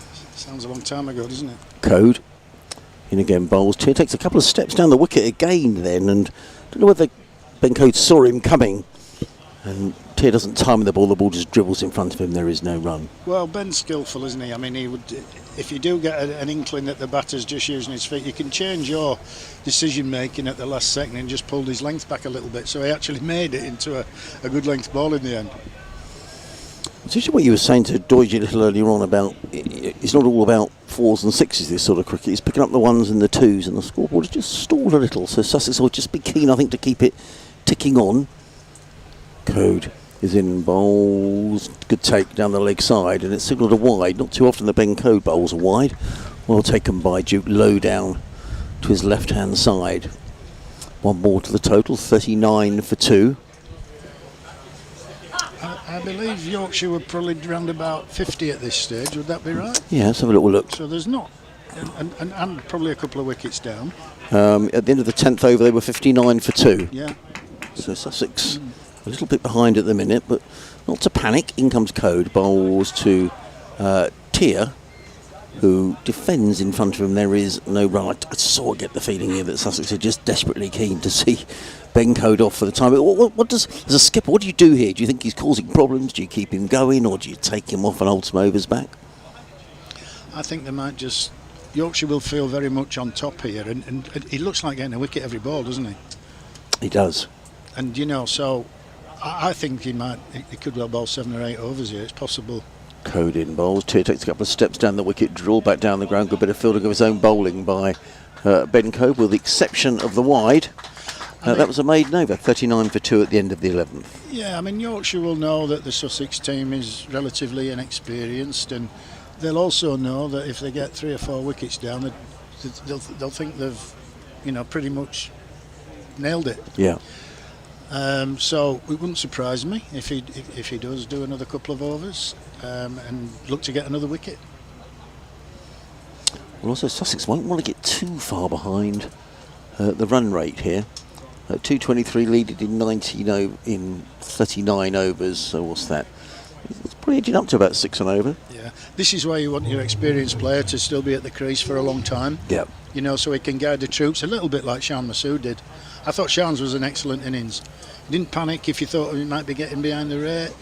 And Yorkshire clearly, from what Tats told us, that they thought 260 was very, very competitive. Change of bowling. Who's this coming into the attack from the Rawcliffe Road end of the ground? In and bowls and clipped away by Tom Clark. In fact, it might have come off the thigh pad actually. Let's just wait for the signal. We just missed Hill bowling, I think so. Yes. Is it George Hill? Just looking along. Yeah. Thank you very much. Thank you. Well, Kevin. I'm just getting to know some of these lads. I don't know some of the youngsters these days. So it was quite nice the other week. I was down in Shropshire watching the game, and a few lads were walking around the boundary, and I managed to have a chat with a few of the Yorkshire lads that I don't know, which was really nice. Hill running away from us. Tall man, in and bowls, and Tier just plays that nicely. He works it down to fine leg, picks up a single, does Charlie Tier, making his first appearance in the competition this season. He goes to 9, I think that's going to go to. The total goes to 40 for 2 and brings the skipper on to strike. He's on 70. Is it me or is it getting quite humid? We're in Yorkshire. Yeah, I know. It gets humid, doesn't it? It's tropical up here. You ought to see it in January. Here comes Cliff and bowls. Or when he beats Clark outside the off stump, there's a loud appeal that didn't have an awful lot of conviction about it by Harry Duke behind the stumps. And there is no run. I came to York for the very first time last September, actually. Came up here for a weekend and thought it was lovely. End of September, early October, at the end of the cricket season. I'd look around the Minster and around. I bet it's lovely up here at Christmas time, actually. Oh, it's class. It's a lovely city. Lots of tourists, lots of visitors. The Americans like coming to York for all the history. Hill in, bowls, and Clark is beaten now. So he bowls with the odder pace, doesn't he, George Hill? Yeah, there's some tall lads as well, aren't there, in that Yorkshire seam attack, and it suits them on this surface because there's bounce in it. So obviously, the taller the bowler, the chances are of that little bit more bounce. And that really rattled through into the gloves of Harry Duke. Hill again walks back to his mark. More beers coming out from the bar down below us. Hill is in again, bowls, and just as a shot there does Tom Clark and just plays it to mid-off. And there is no run. Clark on 18. Let's see how many balls Tom Clark has faced. I mean, not that it's that important at this stage. That's looking at me, is it? That piece of cake, Kevin. Have to leave it for the time being. Let's have a little look. Hill in again. Bowls, and Clark again defends into the offside. This is very good from Yorkshire. But a good over from George Hill. One more ball to come. Good line and length, no width, difficult to score. In fact, it was the end of the over. I thought it was. 41 for 2. So Tom Clark has faced 29 balls. 30 balls for his 18. I guess at that stage it's not that important. He just needs to stay there, doesn't he, the skipper? Well, he's the experienced player, and he's played long enough to know that sometimes you have to do some really hard yards to get yourself in a situation where you can make an assault. But he's seen what's happened in the first 50 overs. He's seen how Yorkshire's had to play. He can see what the pitch is doing, and there will come a point where he will decide that he probably needs to take the responsibility of moving it on, and there's always a point in one-day cricket where you've got to go higher risk. I mean, for me, it's always taking the lowest higher risk first. Yeah. Before you start taking the highest higher risk. We have got a change of bowling at the far end of the ground. Is that Matthew Revis who's coming into the attack? I'm just looking at the analysts along from us. Yes, it is. Thank you very much. He's going to be bowling to the right-handed Charlie Tier, who's 9 not out. The field, well, there's just the one slip in place now. As Revis, another tall man, comes running in from the City end, bowls to Tier, who lets that one go through to keeper Duke. There is no run. So there is a slip and a third man, a backward point, cover mid-off, mid-on, mid-wicket. So the fielder's on the boundary. Dan Moriarty, who's just down below, the former Surrey left-arm spinner, fine leg. There's a third man. I'm trying to see where the other fielders are. Oh, there's a sweeper on the cover boundary. So 3 men out. As in comes Revis, bowls to Tier, lets that one go. Again, good carry through to Harry Dukes. So no one out on the leg side. They've got just 2 men patrolling that leg side, mid-wicket and mid-on. 3 men saving one on the offside, and that sweeper on the cover boundary. Yeah, there's been enough in it for the seamers to be able to keep that extra man up. Yeah. In a one-serving position. Revis runs towards us from the City end. He's in and bowls, and Tier is forward and works that one down to third man. Picks up a single, does Charlie Tier. He goes into double figures. Sussex 2, 42 for 2, but we are in the 13th over of the innings. So Sussex going along here at about 3 and over. Well, there will come a point where momentum will have to be picked up, and that means taking that slightly next higher risk. Yeah. But if Yorkshire keep banging away at that length, it's going to be difficult for them. You don't want to be getting in the realms of 6, 7s and over. No. Not too early anyway. Clark waits. Revis wants a change for the left-handed Tom Clark. There's a sweep on this cover boundary just down below us, and a third man, fine leg. There's Matthew Revis is in, bowls, and Clark is forward defensively, plays to mid-on, and there is no run. Nice sort of murmur around the ground, isn't there? People just sitting there enjoying the cricket. It's a good contest, this. Yeah, I mean, it's like I said earlier, it's the first time I've seen a first-team game here at York, and there's a very good crowd in, and it looks a picture. Yeah, absolute no, picture. it really does. Revis again in over the wicket, bowls to Clark, who lets that one go. Back in your day, so some of the outgrounds you'd have played in for Yorkshire, up in Yorkshire, so where would you have played? Middlesbrough? Oh, there were 6 or 7 different grounds. Clifton Park, yes, at Middlesbrough, Scarborough, of course, Harrogate, the north, Sheffield, Collegiate, the south, Bradford Park Avenue. Hull even. Wow. I had odd Sunday league game at Hull. Played a Sunday league game in Huddersfield once somewhere. Revis bowls to Clark, plays it in the offside, there is no run. End of the over. Sorry, Kevin, to interrupt you.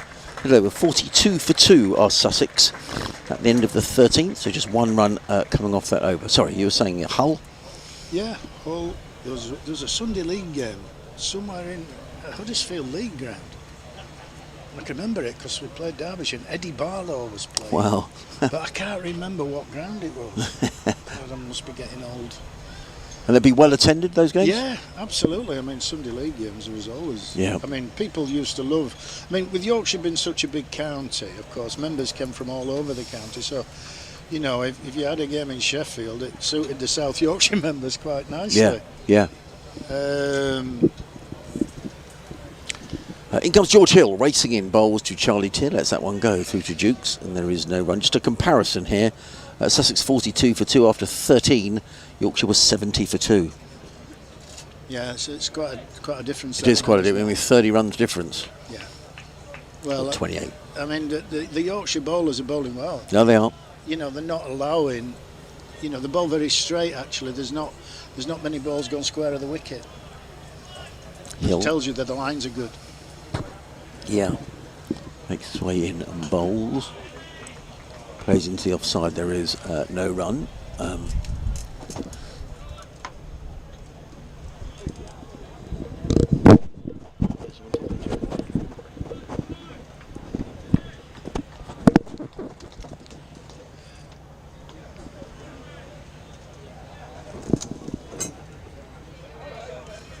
What you can tell me.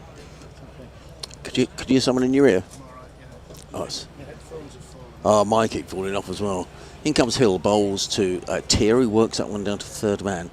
Picks up a single. I'm not too sure how long it is since we've had a boundary, actually. I'm looking along the row. Our analyst might be able to tell us, but I think it's some little while. He knows, he's got all the stats. Sorry about that. My headphones. Don't worry, well, sometimes they come for an update. Oh, crumbs, I've missed my update on the radio. I'll be in trouble. We're talking too much, aren't we? Yeah, not to worry. I'll do one at 4:30. Comes Hill again, bowls to Clark, who's beaten outside the off stump. There is no run. The pressure you just get a feeling the pressure's starting to mount here on Sussex. Yeah, definitely. Yorkshire bowl well. I mean, there's no width, and you know, there's not giving them many scoring opportunities. So quite clearly, the Sussex batsmen are getting to a point now where they're going to have to just play that little bit more higher risk. And that probably has to come reasonably soon. Clark defends onto the onside, picks up a single. He goes to 19, 44 for 2 are Sussex. Just trying to sort of work this out. In my maths is not the best, but they need 219 in after this in 36 overs. 6 to 36. Yeah, I mean, it's up to around 6 and over, so it's not panic stations. No. Well, on the face of it, it's not, but when you look at how the game's evolved today, yeah, it's a challenge. Hill in and bowls, let go by Tier, goes through to keeper, and again, there is no run. Kevin's adjusting his headset again. It's all right, no problem. They keep slipping off. We need to have a word to Doige about the equipment. 44 for 2. End of the over. So Sussex leading 208-18 to win here in 36 overs, 8 wickets remaining. But it's really been very, very good. In fact, I think since after 5 overs, Sussex were 20 without loss. So in the next 9 overs, they've only scored 24. So it has been a real squeeze here. It might well be that they may try and target a spinner. As soon as the first spinner comes into the game, they might think that that's the opportunity to go. We'll have to see. Well, I guess there's 2 spin options, Don Bess and Dan Moriarty, but for the time being, it is going to be Matthew Revis who's going to carry on from the City end of the ground to bowl to the Sussex skipper Tom Clark. Clark 19 of 35 balls, including 3 boundaries, as Revis is in from the city end of the ground, in and bowls to Clark, who just clears Shad Masood at mid-on. It's going to race away for 4 runs. Well, that just relieves the pressure a little bit for Sussex, but it wasn't that far away from Masood at mid-on. You probably heard the cry of catch as well as the ball went over his head. So Clark with a very welcome boundary. He goes to 23 and Sussex to 48 for 2. Yeah, it was just a bit full of that length, so which allowed the batsman to look to hit a boundary. He didn't quite catch it, but he got enough of it to get it over mid-on.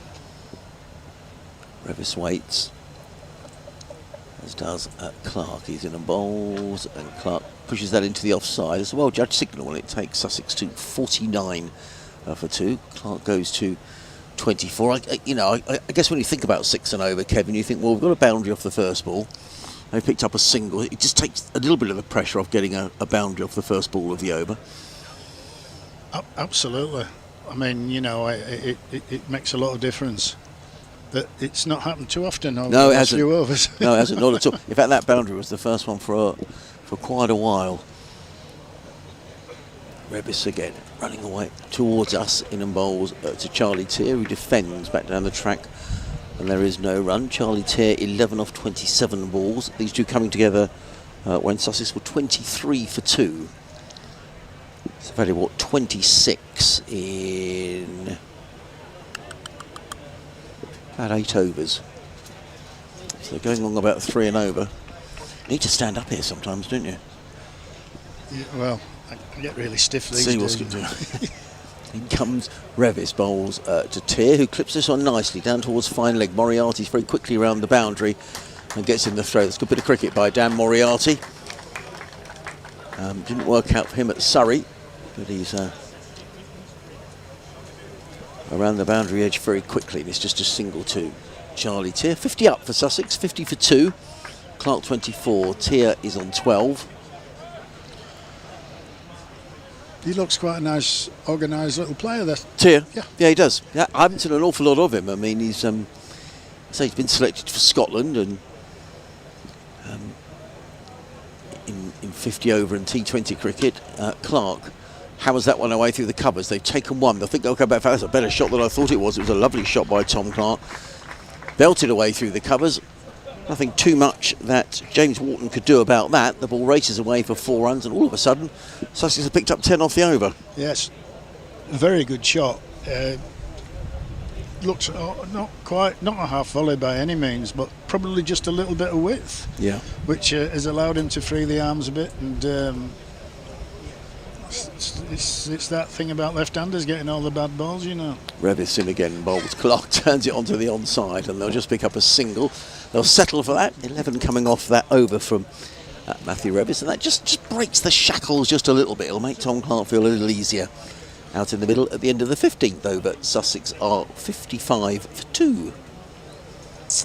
Yeah. Was that so? You talk about left-handers. Was your favourite shot the cover drive, the extra cover drive, or?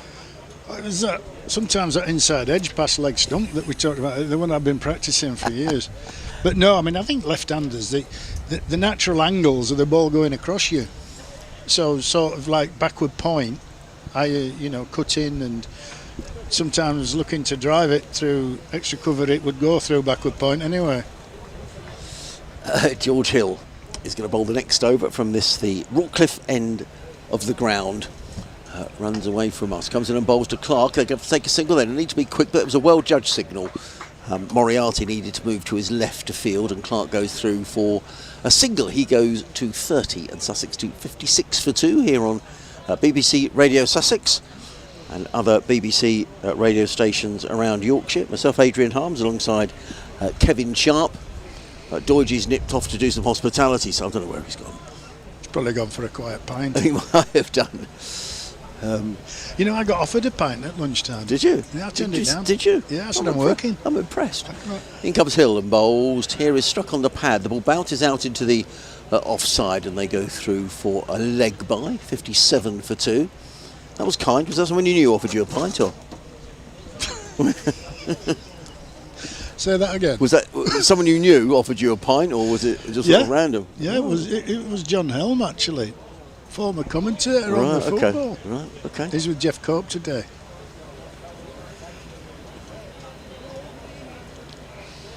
Hill.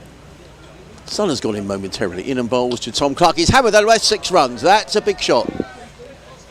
Oh, that's landed on the roof. Away to our right. That's a super shot by Tom Clark. Took a step down the wicket and he's absolutely belted that one away. Over long on for the second 6 of the match. The first 6 was sort of palmed over the boundary by Tom Haynes, but that was a proper 6. That was a lovely shot. Probably the shot of the day. Yeah. Up to now. Make his name, as Jeff would say. Yeah. But he's used his feet. I think, the time's come, hasn't it, where he knows he's got to pick up a bit of momentum. And, it could change so quickly. When you get 3 or 4 overs and the batsmen start to feel a bit more confident, they've been more proactive. Anything could happen. 63 for 2. So just the shackles just off slightly here for Sussex, but Tom Clark just needs to make sure he keeps his head down as in comes Hill and bowls, and that's a good defence. I'm really pleased to see him play that shot off that ball, Tom Clark. He's a young player in the past, may have hit a 6, think, I'm going to get after the bowling and gets himself out. And Sussex can't afford for that to happen here. No, well, he's played long enough now, hasn't he? He knows what to do. I thought my phone was charging, but it's not. I'm in trouble, aren't I, at the end? You'll have to keep off Twitter for a while. Oh, in comes Hill. Bowls. Clark got a big inside edge on that. Down through square leg. They've taken 1, and they'll be happy with taking 1. 64 for 2. Just to make sure I've got all my... I think everything's plugged in over there.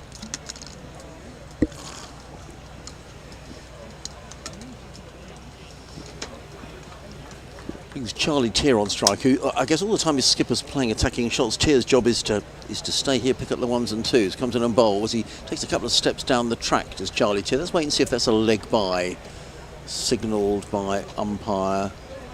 Who sure does he know it isn't a leg by? It's a run off the bat for Charlie Tier. End of the over, 65 for 2. So Sussex, having needed a little bit of impetus, have got it in the last couple of overs. They've taken... what have they taken, Kevin? 21 off the last 2 overs. At the same stage, Yorkshire was 78 for 2. So it's the gap is narrowing.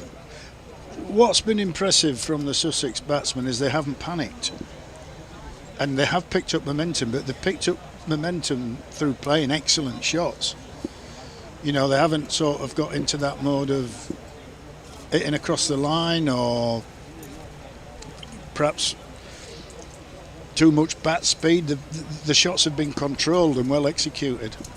In comes Rabbis, bowls to Tier, who thumps that one away through backward point, and that's going to be another boundary. A little bit too much width, and Charlie Tier was onto that in a flash, and he cracked the ball away through backward point for a boundary. He goes to 17, and Sussex to 69 for 2. Yeah, you see, I think that by Sussex now just looking to pick the momentum up a little bit, it's just upset the rhythm of the Yorkshire bowlers. So they've actually now just missed their length a few times over this last couple of overs. Rabbis in, bowls, and Tier defends back down the track. There is no run. It's just maybe slightly taking the attack to the bowler. Yeah, and that's what's happened. But they've played very good cricket shots, and they've recognised that a good length on here with a little bit of bounce is very hard to score off. So they're doing their very best to make the bowler do something different. Charlie Tier, 17 not out. Sorry, just adjusting my microphone. As in comes Ravis over the wicket bowls. Tier is up on his toes and steering that one to backward point. But again, there is no run. We'd be in trouble with Doige if we was adjusting the microphone. It's switched on, but he's not here, so no one's going to tell him. We don't need to tell him anything, do we? I just think it's terrific here today. I mean, I'm just looking at the sort of the bar area, the plateau just down below. So it's packed out with people just enjoying the sunshine, watching the cricket, enjoying a beer or two or a glass of wine, whatever. It's just a wonderful sight to see this many people watching the 50-over game. In comes Revis, bowls to Tier, it's pulled away. More runs here for Charlie Tier. That could well get to the boundary edge. Oh, well fielded. Very well fielded by James Wharton. But Charlie Tier comes back for a 3rd run. Good cricket all round.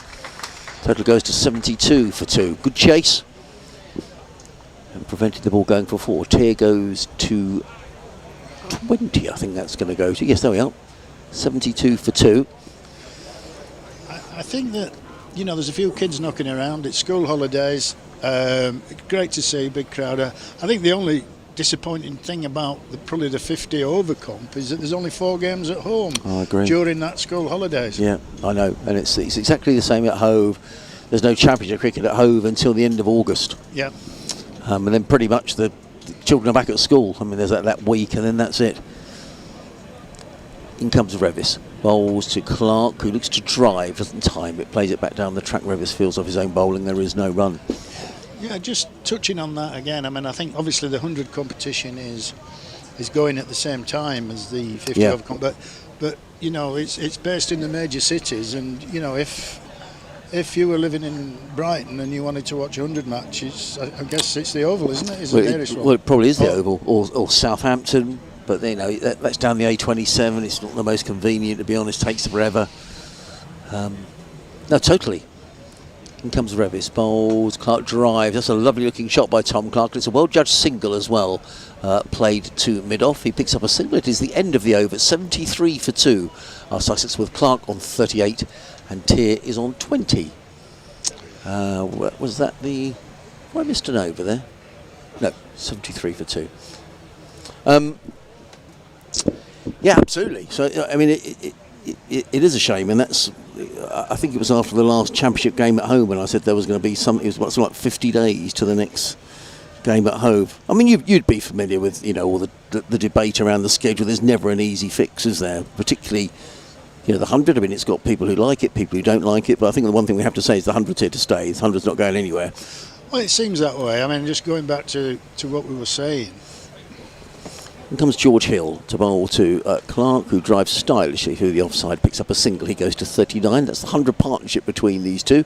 It's 100 partnership, 50 partnership. Sussex 74 for 2. Yeah, if you live out in the sticks a little bit, you know, I mean, let's say for example a Gloucestershire member. If you wanted to watch the 100, where would be their nearest ground? It could well be Cardiff. Could well be, yeah, or Birmingham. Or Edgbaston. I mean, from Worcester, you know, it's a fair journey to get into Birmingham. Hill in and bowls. Tier drives. That's a lovely looking shot just for a single out to the sweeper on the cover boundary as James Wharton gets in the throw. Tier goes to 21, 74 for 2. Yeah, certainly. Yes, I don't know quite how you fit it. I mean, it's for something of better brains than me, Kevin, but it's been the bane for cricket for donkey's years. I guess maybe even going back to the days when you were playing, in terms of how do you fit it all in. And it seems to be getting increasingly difficult. In comes Hill, bowls short, and good take, very good take by Dukes. High over his head, there is no run. I mean, for example, Sussex are in this quarter-final of the T20 Cup, and the ECB have announced that Jofra Archer can play, which is great for Sussex. The final of the T20 is on a Saturday. It's sandwiched between an England T20 on the Friday and an England T20 on the Sunday against Australia. So if Sussex were to reach the final, who knows, they may not. But you'd think that probably Jofra Archer wouldn't be able to play. Phil Salt probably wouldn't be able to play. Joss Butler. So you've got your premier competition. In comes Hill, bowls to Clark down the leg side. And that's going to run away for runs. It could run away for 4 wides.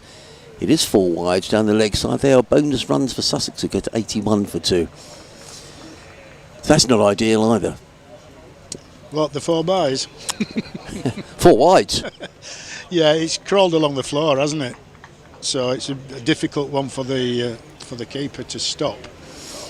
But you know, these things happen when momentum shifts come along a little bit. Well, this is the momentum shift you were talking about. As in comes Hill and bowls, and Clark just defends out into the offside. There is no run. So Sussex have stepped on the accelerator here. At one stage, after 13 overs, they were 42 for 2. They're now 82 for 2 after another 4 overs. So, I mean, it just goes to show. Well back in the game. Yeah, those sort of... It's 50-50 again. Yeah. Hill. Back to his mark, away to our right-hand side, and that runs in away from us. Bowls to Clark, who nudges that one down to fine leg. They pick up 1, they'll think about 2, but there certainly isn't a second there as Ben Code comes in. Clark picks up another run. I didn't see a signal from the umpire to say that was a leg by. No, it isn't. Clark goes to 40, 83 for 2.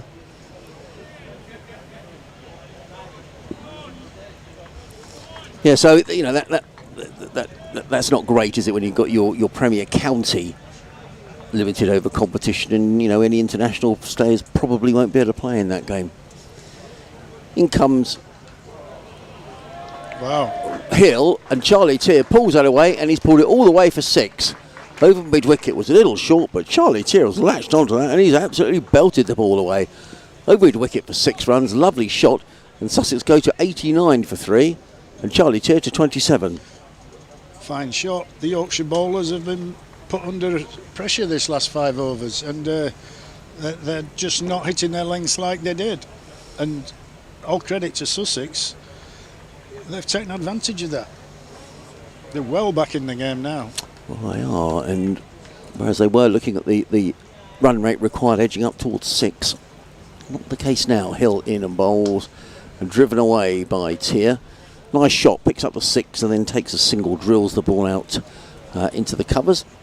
There is no run. End of George Hill's over. That was an expensive over with those 4 wides as well. So Sussex are 90 for 2 at the end of the 18th. So there were, by my calculations, 17 runs off that over. I'm just looking at the gentleman next door to me. He knows what he's doing. He does. Yeah, I've got no idea, but 17. He gets it right every time. 17 off the over at the end of 18 overs. Sussex are ahead now because Yorkshire were 84 for 2 at the end of the 18th. How things can change so quickly. It'll be interesting now because Don Bess is coming on to bowl. Yeah. So it'll be interesting to see what Sussex's tactics will be against the spinner. Yeah. Just sitting here, the young lady who's got the laptop and everything set up. I'm sure it's all done. I've got my paper and pen. He's probably thinking, "God, look at that old boy over there with his pen and his book with all the stats in." Technology, who needs it? Yeah. We still use those red telephone boxes on the corner of the street, don't we? Yeah, I don't know what they take these days. Anyway, Bess is coming into bowl to the right-handed Charlie Tier. Tier using his feet, drills the ball through the mid-off for a single. They think, don't do anything daft there. That would have been very silly. Well, they say never run on a misfield, don't they? And they nearly did. I missed it. You know why? Because you were adjusting your headset. Yeah, it was falling off again. Oh, so I had to switch my mic off, which Jonathan's taught me how to do. I'm impressed that you do that. Yeah. And then I switched it off and adjusted my headset again. So I was actually looking down at the time. So I can't comment on that one. Well, it was drilled to mid-off. They took a single, but the fielder fumbled the ball, and Tom Clark was looking to come back for a second, and it really wasn't there. Best round the wicket bowls. Clark drives that out to long off. Picks up a couple of single on this occasion. Was that anything you ever took notice of? Never run on a misfield? Was that something they used to say to you? Well, it was said, but you know, you would. We're human beings. We make mistakes, don't we? 92 for 2. Partnership between these two now with 69. Comes Bess and bowls, and Tier punches that straight back down the track. There is no run. Sussex needing 170 to win in 31 overs after this one. Run rate just a little under 6. Bess is in. Tier defends into the offside. There is no run. Got Dan Moriarty warming up as well. I wonder if they're going to bowl in tandem together. Think spin from both ends? Could be. Bess over the wicket bowls. Tier down the wicket, driving and picks up a single. Not scared to use his feet, Charlie Tier. He goes to 30. The total to 93 for 6. I think he looks a good young player. He really does. I mean, I've seen very little of him playing. Bess in again, bowls, quicker delivery, cut away by Tom Clark. He didn't time that at all. He's looking to cut that one away through backward point. The ball dribbled away towards Moriarty at backward point. There is no run. Tidy enough over from Don Bess. Just the 3 runs coming off of it. 93 for 2 are Sussex at the end of the 19th, with Tier on 30. Clark on 41, and you're listening to live cricket on BBC Radio Sussex and other BBC local radio stations around Yorkshire, and a partnership between these two, which I reckon is worth 70 runs. Yorkshire need a wicket. Dan Moriarty's coming on to bowl, so the spinners will be bowling in tandem. Yorkshire will need 5 or 6 quiet overs here to just get some momentum back. into their game. At the end of the 19th, Yorkshire 89 for 2. So Sussex ahead by 4 runs. So it's nip and tuck at the moment. Perhaps Sussex margin, well, obviously numerically they have got their noses in front, but it's been a good partnership between these two, and I did worry when those 2 wickets went down very quickly when the score was on 23, but these two have got Sussex back into the game. So it's going to be left arm spin of Dan Moriarty, who's going to come into bowl from the Rawcliffe Road end of the ground. He's going to be bowling to the right-handed Charlie Tier. I'll describe the field in a moment. There are 6 men inside the circle, which is quite interesting, as in comes Moriarty. In and bowls, and Tier glides that one nicely down towards the fine leg boundary. They've taken a couple of, well, they come back for the third. They probably ought to. In fact, he's run away for 4 runs. Nicely played by Charlie Tier. Just clipped that nice and fine, and very quick outfield here at York. The ball racing away down to the far end of the ground for another boundary. Tier goes to 34, and Sussex to 97 for 2. Yeah, just got his line wrong there, did Dan, didn't he? Just allowed him to clip it off the hip. Moriarty again. In and bowls, and Tier hammers that one away through backward point. They've taken one. Wharton is very quickly around the boundary. Good bit of fielding. Managed to keep his feet inside the ropes. And a couple more runs to Charlie Tier. He goes to 36. Sussex to 99 for 2. In terms of this field, Kevin, they've got 4 men saving one on the offside inside the circle, 2 on the leg.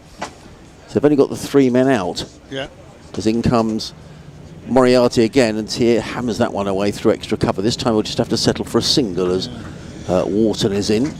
The idea behind, that's the 100 up for Sussex. Yeah, the idea behind it will be to stop Sussex from just milking. Yeah. And scoring at 5 or 6 and over without making any effort really, and just doing it comfortably. So that extra man in the circle means that the Sussex batsman might have to take that risk of going over the top. Moriarty in. Balls and reverse swept. He didn't need to do that, Tom. Oh, he's just about got away with that. Just about. The ball rolls away down towards what was third man. Picks up a couple of... Now, it'd be interesting to get your take of that. For me, I'm watching this thinking Sussex are going along really nicely. Why not play proper cricket shots? Why take the risk? As a coach, would you think differently? Well, it's the modern game, isn't it? They play 360. Moriarty in, bowls to Clark.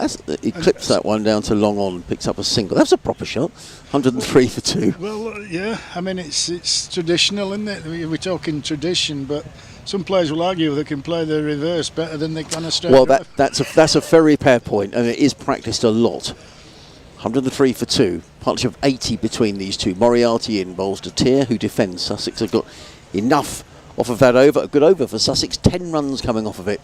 Tier 37, 44 to Tom Clark. I'll do one more over, and I'll hand you back to Doige. I'll hand you back to Doige now, if you like. Yeah. We'll do the headphone trick. Hang on.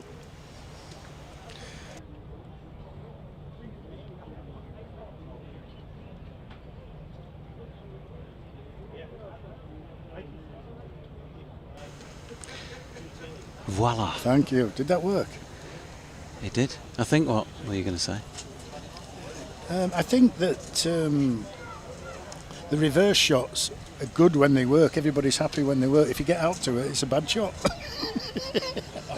That's a lot of it. It's the opinion of many people. If it works, wow, what a shot that was. If you're out, oh, terrible. Shouldn't have done that.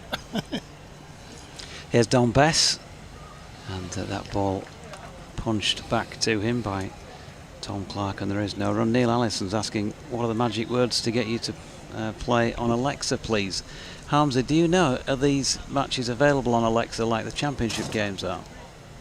As Clark punches one back to Bess again, there's no run.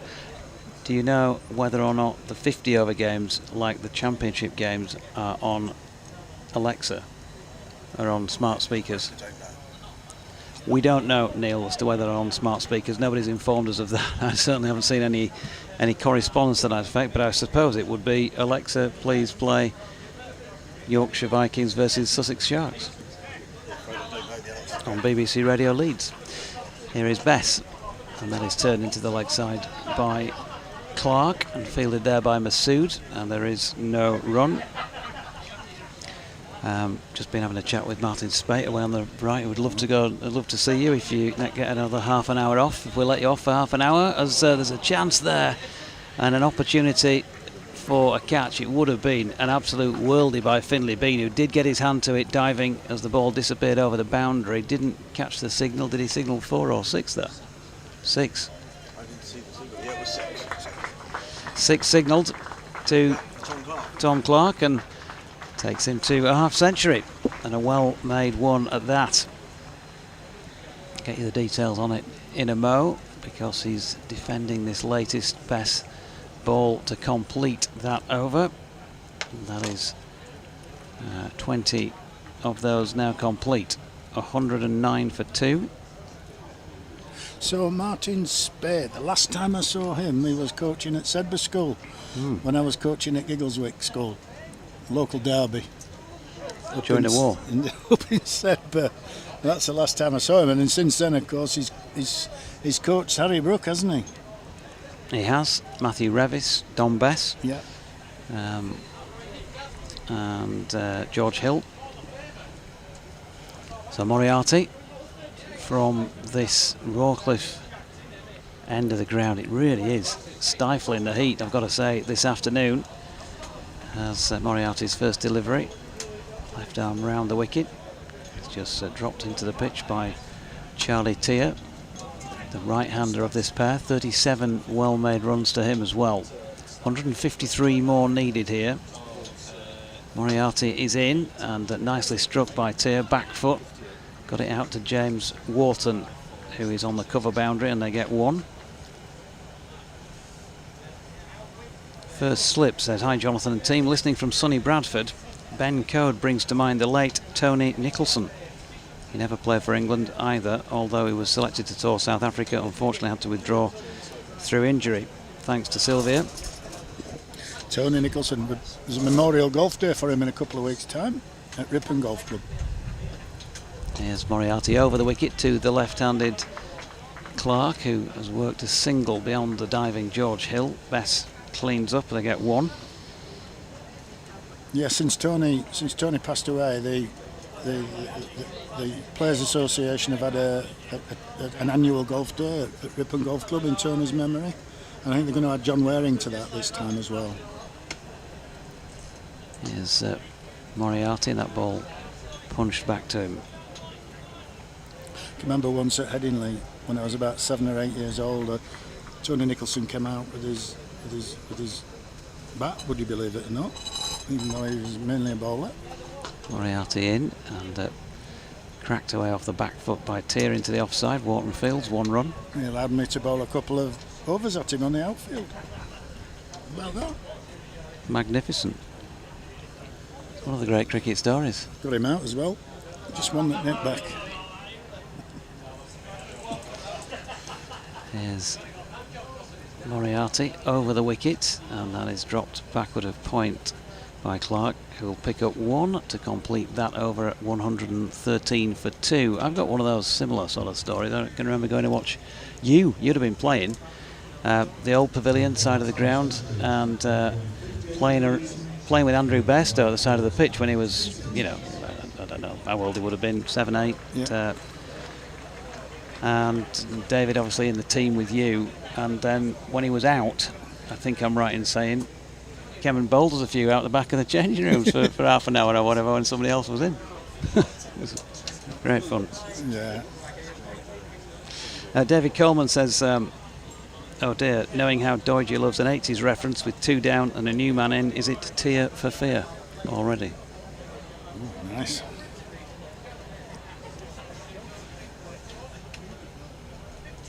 Well, no, because all my references are clearly very relevant. Well, no, that is a relevant reference before you message back. Who am I to argue? Single off the bat of Clark, down to 3rd man to the first ball of this Dom Bess over. You can get in touch with your jibes or non-jibes on @SportingLives1 or BBC West Yorkshire Sport @gmail.com. As that is turned into the leg side this time. Will Luxton is round pretty quickly to do the fielding. Another dot. Which way is this one going to go? Well, opportunity at this stage for both sides. It's still in the balance, but Sussex with wickets in the tent will fancy knocking these off. Another dot ball. Tier playing that off the back foot. Best doing the fielding off his own bowling, and he's quickly got the ball back in hand and bowls again over the wicket. That's a lovely reverse sweep this time by Charlie Tier, and he's going to pick up 4 more out to that short side of the ground. This lad's a good young player. He really is.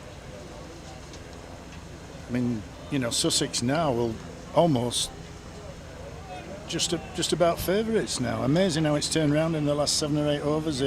They've deserved to get themselves in this position. They've played maturely and sensibly. Bessin again floats this one up now. He's got underneath it. Chances here. Wharton takes the catch. And Kevin Sharp has talked him out. Charlie Tier has gone for 43 and Sussex 118 for the loss of 3 wickets. Just didn't ever look like he was in control of the shot, reaching for it. Adrian's not happy with me. He's just given me the glare for giving him the kiss of death by saying how well he was playing. Paul Farbrace is halfway up the stairs, I don't know. No, I mean, the lad's played ever so well. He's played a traditional sweep shot. He's just not quite got it. It could have gone a yard either side and it would have been a boundary. That's the game. He's just nailed the fielder straight to him. So new batsman comes in, alters the course of the game. Again now, a little bit more pressure on the senior player. Might have to just ease the new man into his game. Yeah, 95 run partnership for that third wicket between them, and sterling effort to get Sussex a foothold in this game here, and very clearly still with an opportunity for them to win it. It's there for both sides, so it's bubbling up into a really good game of 50 over cricket this. Yeah, I mean, you know, the momentum changed through Yorkshire's innings, didn't it? Yorkshire on top for a while, Sussex on top. That's the beauty of the game that we love. And, you know, who knows, another wicket just now and suddenly Yorkshire probably the favourites. And that's why there's such a big crowd here enjoying the game of cricket, because you just never quite know what's around the next corner. And we're human beings, like we said, and sometimes we don't get it quite right. Apart from yourself, of course. Never be accused of that, Kev. No, indeed. No comment. So the Yorkshire lads having a chat, a little bit of a tactical discussion, I would think, about what's going to happen now. Sean is addressing the troops out there, so they will always do their homework on the opposition, even though Sussex are alongside a young side. Yorkshire will have studied the performance of the Sussex batting lineup, and they'll have an idea how they want to bowl at every batsman. It's a bit weird to have a drinks break with a ball to go in the over. Adrian Harms just saying, is it a bit weird to have a drinks break with the ball left in the over? I suppose it's just there's a natural stoppage because of a wicket, so we're going to have a bit of time taken out of the game. Arguably, you could say, well, it's saving a bit of time, I suppose, because if you have another ball when you've got all the faffing about from the batter to take his strike. We knew Jonathan would have the answer, didn't we? It's depressing. Yes. Well, it's very hot. They deserve a drink. I'm glad we've got some shade. I don't know if you've given the scores out. I'm sure you chaps will have done, because you're right on the money. Oh, right, no, they haven't. Well, Derbyshire won by 9 wickets. They knocked off 99, just the one down, with 181 balls remaining. That's not going to do Lancashire's net run rate much in the way of good. Somerset 241 for 9, Durham 83 for 6. That's in the other group, so Somerset heading for victory at Chester Street, and also in that group Hampshire 168 all out, having chosen to bat, and Kent 96 for 5. Ollie Carter, by the way, is the new batter for Sussex Sharks, right-handed, number 11 on his back. So yeah, that's in the balance, I guess. Hampshire, Kent. In this group, Essex put on 290 for 9 and Leicestershire a 95 for 1 in response after 17 and a half overs. So again, another game that's looking like it could develop into a bit of a sizzler. Last ball of the over. Carter, wide stance, pushes forward to Bess to complete that 22nd over at 118 for 3. What do you think Bumble's going to have to say about Lancashire game on Friday when he's sat here? Might not mention that, might he? He might try and get away without that. You think he'll try and ignore you? Yeah, probably. I hope the cake's leaving. Nottinghamshire 274 for 9 in their 50 overs at Neath against Glamorgan, who are 116 for 2 in reply, needing 159 off a further 31.4, so that's doable. So that's what's happening around the grounds elsewhere in both this Group B and Group A. Rawcliffe end of the ground is left-arm spinner Dan Moriarty. Over the wicket to the left-handed Tom Clark, who's got underneath one that makes its way out into the distance to deep backward square leg. 1 run. Yeah, it was interesting. The field there for the left-arm spinner, the man at backward point on the boundary. Normally the more traditional man would be serving one at backward point, where that ball would have gone. What do you mean you know what you're talking about? Long on's just been dispatched and he's coming round the wicket here to the right-handed Carter, who's content to just have a look and push one forward. No run. There's been a spectator movement. There was certainly plenty of fun when I just had a wander around in front of the marquee and had a chat with Martin Spate and co over there. Moriarty in again. This one sees Carter dropping into the offside for Luxton to field. No run. The temporary stand opposite where we are, towards that city end of the ground. Not totally full, but majority of seats are taken. Vast majority, in fact. Carter pushes one down the ground, and Bess round from mid-on will do the fielding. Mid-off even will do the fielding. It was full earlier. I reckon it might be too hot for some people. Some people have headed for the shade. Well, you know what they say, if you can't stand the heat. Moriarty over the wicket to Clark, who goes back foot and just good play with the bat there. Gap with the man set back at deep backward square leg and just nudges it just past the umpire at square leg for 1.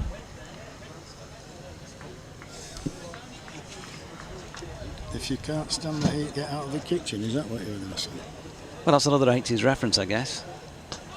As Moriarty is in, that's punched out into the covers by Ollie Carter, who will pick up 1 at the end of that over. 122 for 3, 4 runs coming from it. Interestingly balanced now. Losing that wicket, new batsman at the crease. Just the tempo's just slightly changed again. It's a bit more equal now. Anything could happen. York should be wanting another wicket. They'd want the experience, Mr. Clark out.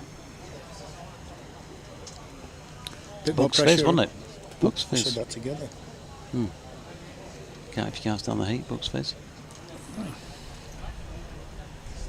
Bess floats this first one of the over up a little more than normal, and Carter feels like he gets it towards the inside of the bat, just didn't quite wait long enough, but he's still got a single down towards long on. Yeah, it'd be interesting how Clark chooses to play now.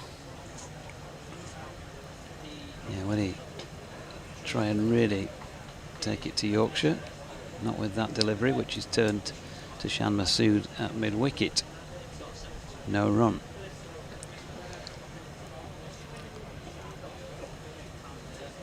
There's Bess again. Shirt untucked, and a wicket for Don Bess, who's just got Tom Clark to push one.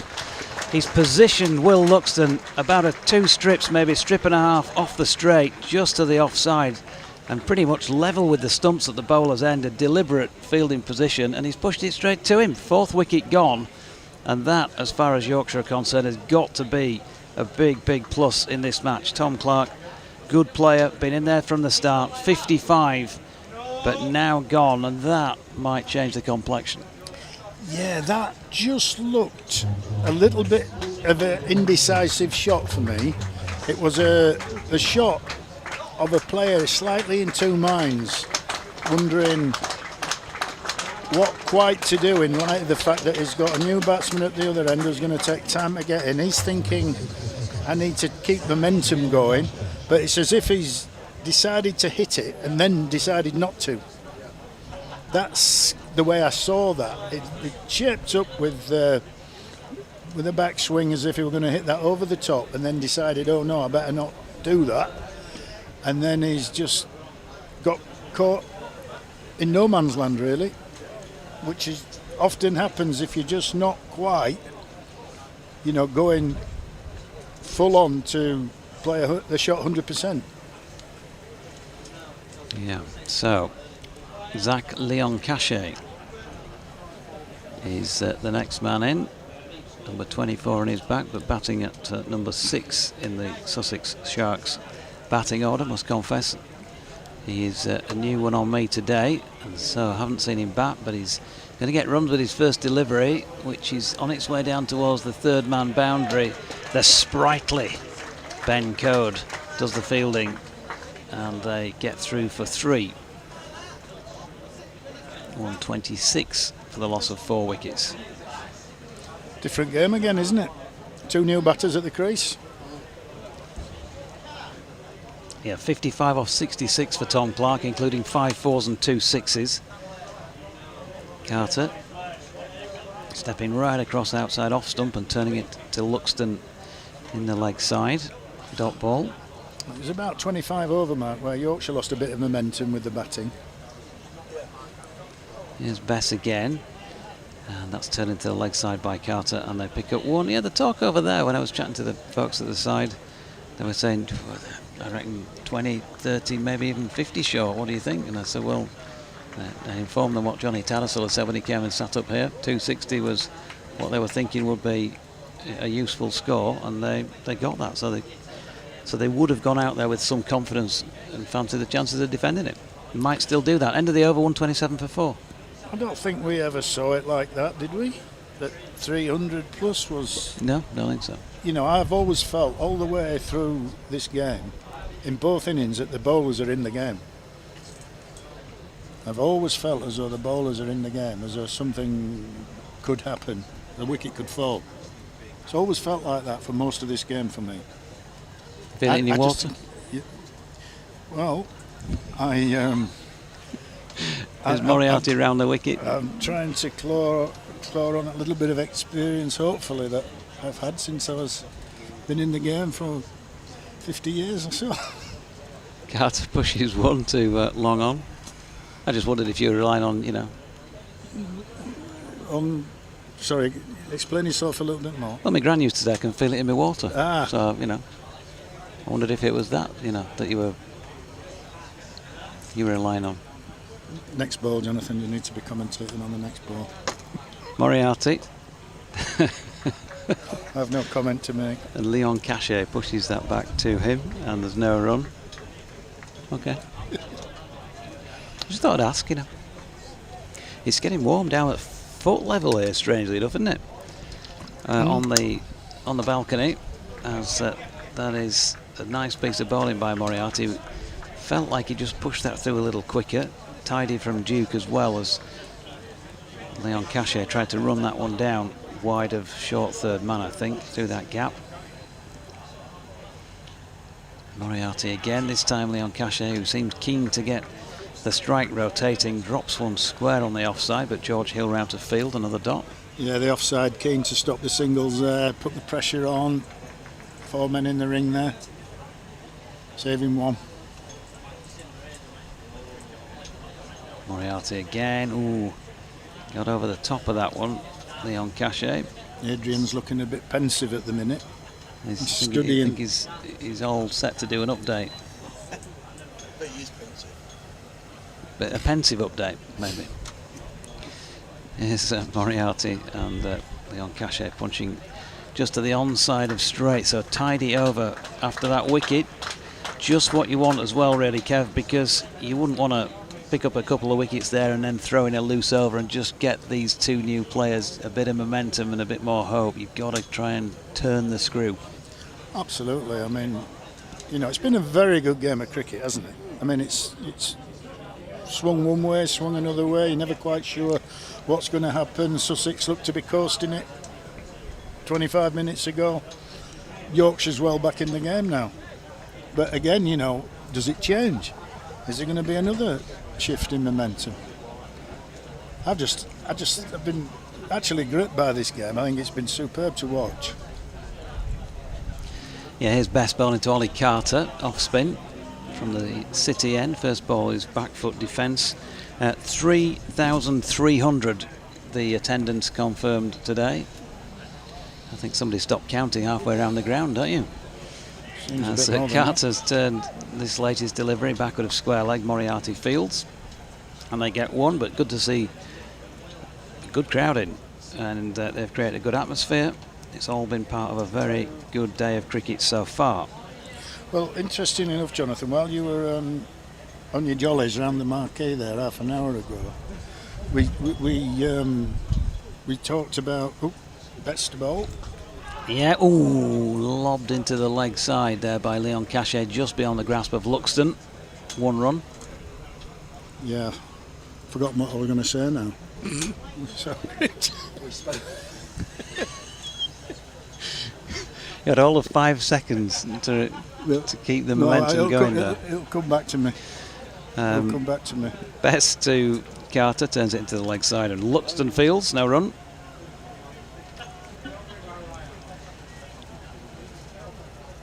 .130 for 4 in the 26th. Carter with another defensive push. Richard Mallender says, to keep up the 80s references, let's hope the Leon doesn't sing tonight for Sussex. And yeah, you're right, Richard, that is awful. The Lion sleeps tonight, maybe? Sings tonight? Carter turns into the leg side, and they pick up 1 out to James Wharton coming in off the boundary. And of course, those of you who are astute, and it was mentioned by Harmsy earlier when I gave the reference about Love Action being released on this day in 1981. He said that was from the album Dare, on which, of course, because there was a bog standard instrumental back in those days on all albums, wasn't there? Get Carter was an instrumental. Really? Not Ollie Carter, but Get Carter. Okay. Thanks for letting us know that. It's good information. Good. I'm glad to be of assistance. Glad to be of service. It's all part of the licence fee, you know. 131 for 4. Moriarty is going to continue at the Rawcliffe end of the ground. He just wants to bring George Hill into the covers and move James Wharton, who's sweeping squarer on the offside as a result. He's not quite on the boundary, isn't the big fella.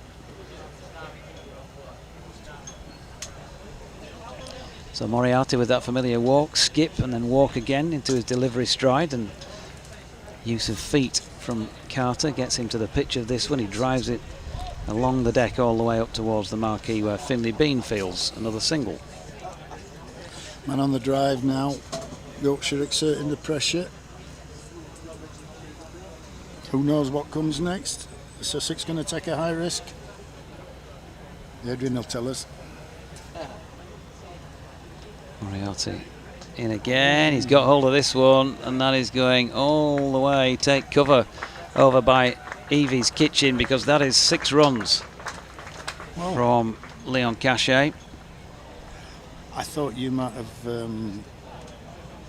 complimented me on that and saying, I wonder what's going to happen next. Is Sussex going to take some higher risk? And look at that. It was a lovely strike. Sixers played some brilliant shots of Sussex, actually. There's been 3 or 4 shots of the day.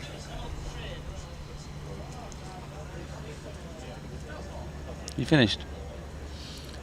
For now. Clairvoyant services. Kevin Sharp for all of those. Moriarty round the wicket, and that one's punched up to the edge of the circle where Bess fields, and following that brute of a 6 by Zach Leon Cachet, he pushes 1. So what's your call then, Jonathan? What's going to be the outcome of this? 23 overs to go? 120 is it needed? Not honestly sure. I haven't seen enough of a number of these Sussex players to tell you. I am guessing, tell you with any confidence at all. It's a dot ball pushed back by Carter. I just feel like it's a game that's going to go pretty much all the way. I don't know about you, as Moriarty is in, and good piece of fielding inside the circle at short third man there by George Hill, denies them what otherwise would have been a boundary, and it's a dot. Yeah, it's just a good game of cricket. It could go either way, we don't know. Just takes one bit of special moment from somebody to change it. Moriarty in again. Cracked off the back foot. This is going to go for 4. James Wharton's not slow, and he's not going to catch that. Away backward of point. Moriarty clearly just straying widthwise, and a useful boundary off the last of that 26th takes them to 139 for 4. So definitely the Sussex winning that over, with 11 coming from it. Yeah, it's just released the pressure on them a little bit now. They'll feel happier about that. Yorkshire just need to keep taking a wicket. Just keep taking a wicket. It slows the scoring rate down.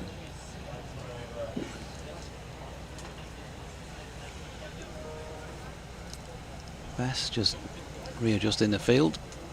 That's Moriarty a little wider at short fine leg, but he's not going to come into play here, which has been cannoned in front of square on the leg side. Will Luxton, well, we gave him the raps for the superb run out earlier. He missed that one as he ran in for it, but fortunately he was able to recover without any further embarrassment. 12 apiece for these two, still in the relative early stages, this partnership, and a lovely shot. That's going to be 4. Ollie Carter, Don Bess just dropping too short, and Carter pulls it straight down beneath our commentary position for 4. That's a poor delivery, isn't it? It's a slow long hop where the batsman could have hit that wherever he wanted, really, and he chose a 4. 16 to Carter now then. 148 for 4. Bess, that's better, as him going back foot and just dinking it into the offside.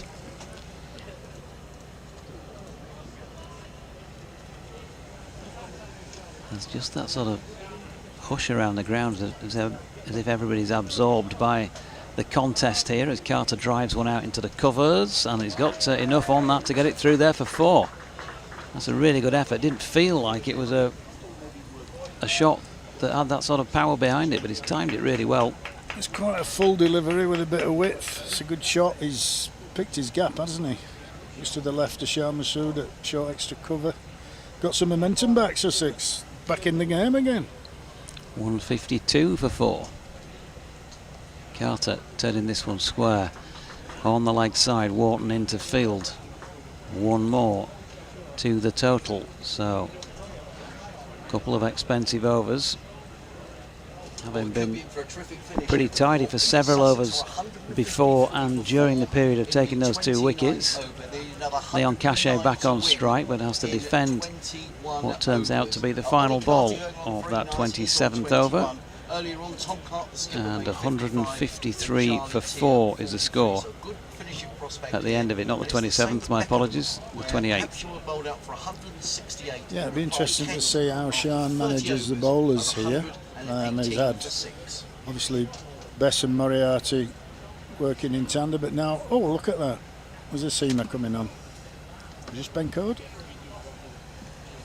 It is.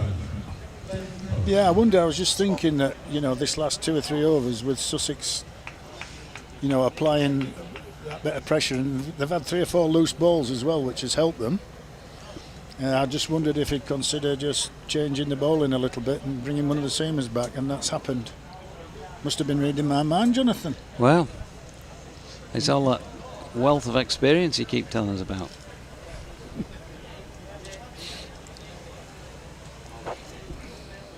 Don't know what to say. You know I don't like to blow my own trumpet. Ben Code Back for his 7th over then, this time having bowled them at the City end previously. He's on at the Rawcliffe end of the ground, and he's gone for a single down to third man off the bat of Ollie Carter first up.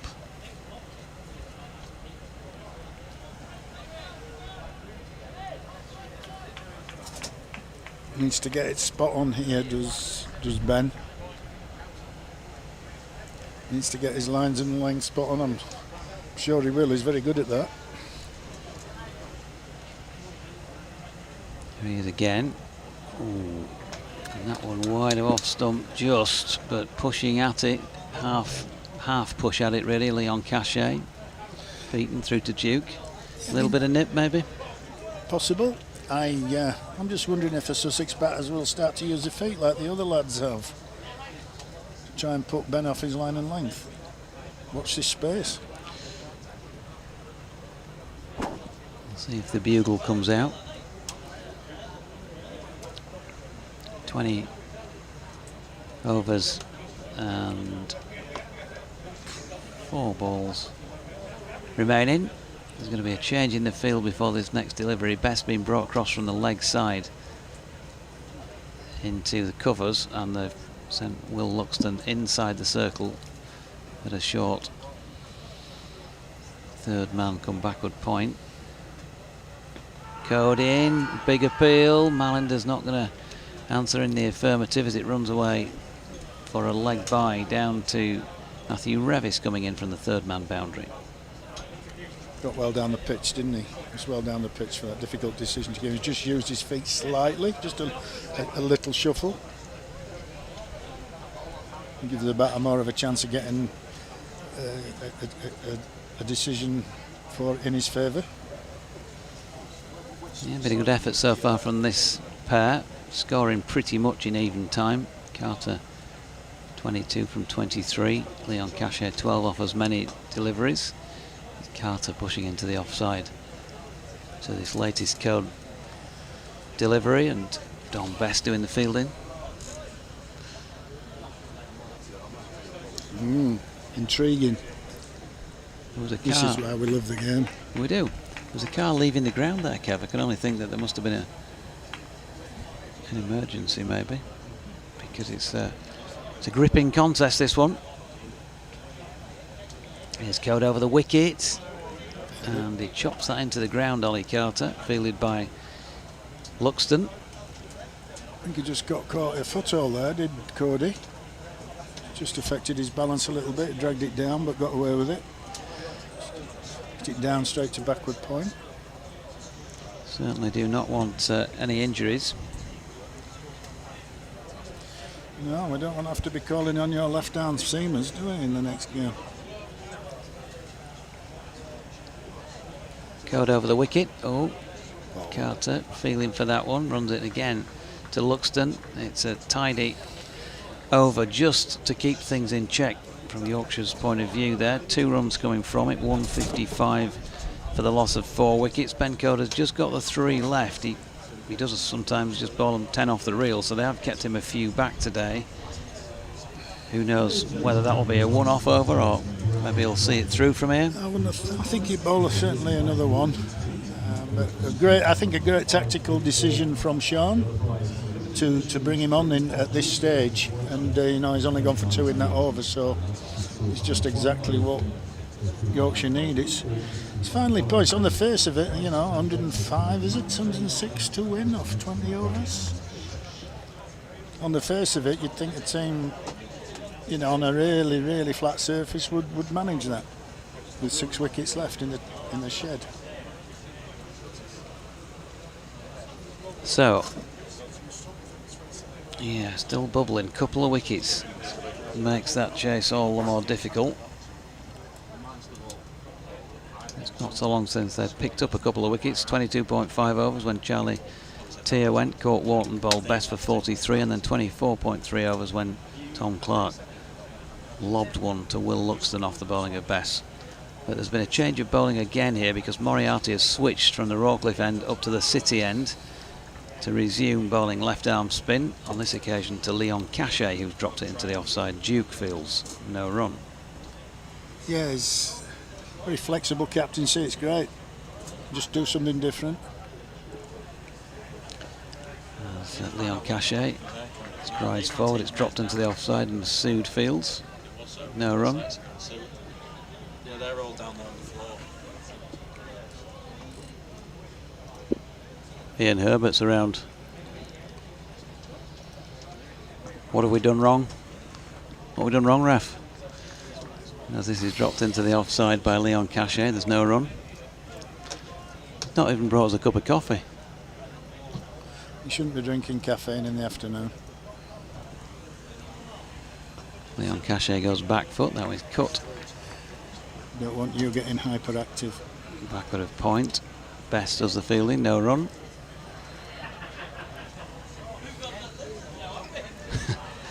Highly unlikely. If I drank it all day, I think. I'd love to have some energy. As Moriarty is bowling and Leon Cachet turns it into the leg side and there is no run. Are you strict on your caffeine intake? Sorry? Are you strict on your caffeine intake? Yeah, I am actually. Leon Cachet pushing at one, wide of off stump. Duke whips off the bails and there's no run. So turns out the change was pretty good because Code went for just the 2 and then Moriarty has just come up with a maiden on 30 overs. Good couple of overs from Yorkshire. Just what was required. It's, you know, a very intriguing position this game. Again, it's just could go either way. I started drinking decaf. You hear that, Jonathan? Start drinking decaf. Yeah, I don't like it though, really. But I've been told it's a sensible thing to do after a couple of proper ones. Wonder where you got that from. Well, you know, my wife's very disciplined in keeping me on the right track. Don't know what to say now, do you? I'll just say let's have a change in the comm box and Adrian Harms is going to replace Kevin Sharp. We'll thank Kev for now and he can go see Spatey for a chat. I'd love to. For half an hour. Where is he, over there? Yep, he's at the far end of the marquee in front of it, just behind where the deck chairs are situated. You'll see him if you go around. Right, I'll do that now. Thanks for now, Kev. As they got back for, well, I was describing more about the marquee than I was about the cricket there for a moment. Got back for 2 off the bat of Ollie Carter.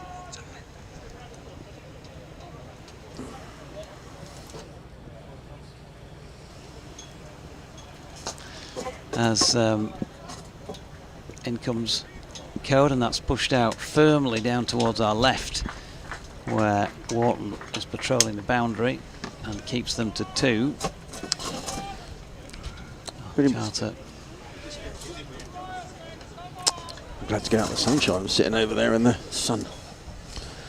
We're quite impressed with these two. I did wonder when those 2 wickets down so quickly. I mean, Carter very much the senior player here, though he's only 22.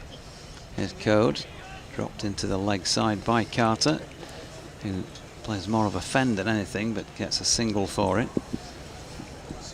Yeah, it's a very much a. Before I say this, I've got to say, really appreciate having the canopy over the top because on a day like this it would have been horrendous. Yeah, it would have been. Sitting here in it all day, and on the occasional wet day that we've had here, we've at least got some cover for that now. But it is quite, it's almost like it's holding the heat underneath it a bit, isn't it, as well? The wall behind us, it's a very sultry day here at Clifton Park as that is pushed out into the offside off the bowling of Code and Bess does the fielding. So Ollie Carter on 27 and Zach Leon Cachet on 12 for the moment. Into this, the 31st over of play, so cracking game bubbling up here, whichever way this one goes. It's held the interest throughout. Code in again, he's got a wicket this time. Leon Cachet pushing and Ben Code brought back mid-innings, has taken his 2nd wicket of the afternoon and he's having a wow of a competition so far. 160 now for the loss of 5 wickets, still 102 needed with just your 5 wickets remaining and Dan Ibrahim walking out to the middle. Well, that's a big wicket, isn't it? I was just sort of saying how well I thought Sussex had recovered from losing those 2 wickets, but he just... the seeds for that, I think, were shown, Jonathan, in the previous over when Zach Leoncashe played out a maiden over, and he just got the feeling he's got half an eye on the scoreboard, not wanting to get bogged down, and played at one outside the off stump that he didn't need to play, and Ben Code's a fine player. Just looking at the rest of the... I mean, a huge amount here is depending on Ollie Carter. I mean, he's the senior player. Dan Ibrahim, 19-year-old, then Bertie Foreman, and then you're down amongst the bowlers, really. Cavellis can bat at 9. Crocombe, I've not seen Jack Campbell play, but I would say it's this pairing and Bertie Foreman have got to carry Sussex a good way towards that victory target now. But good captaincy by Shan Masood, bringing back Ben Code. They needed a wicket, and that's exactly what he's done. And the fifth ball of the 32nd over. Leoncashe 12 from 21 in the end. I thought he acquitted himself quite nicely. He had a big 6. But just the pressure of the situation, and this is why these young players are playing in these games. Code in again. Big appeal for LBW. Malinder says no. I'll tell you what, the only thing that saved him there, that he was a long way forward. I mean, that hit him halfway up the pad. I think that's a very good shout, to be honest. It's going to be hard to tell on the replay because, it hits him right in front of... Great positioning, unfortunately, for the camera there. Can't see your LBWs from that end. Well, you wouldn't have been surprised if the finger had gone up, would you? That looked pretty straight. And Ollie Carter having a good long chat to Dan Ibrahim. That was tight, wasn't it? You wouldn't have been surprised if the finger had gone up. That would have been another massive blow.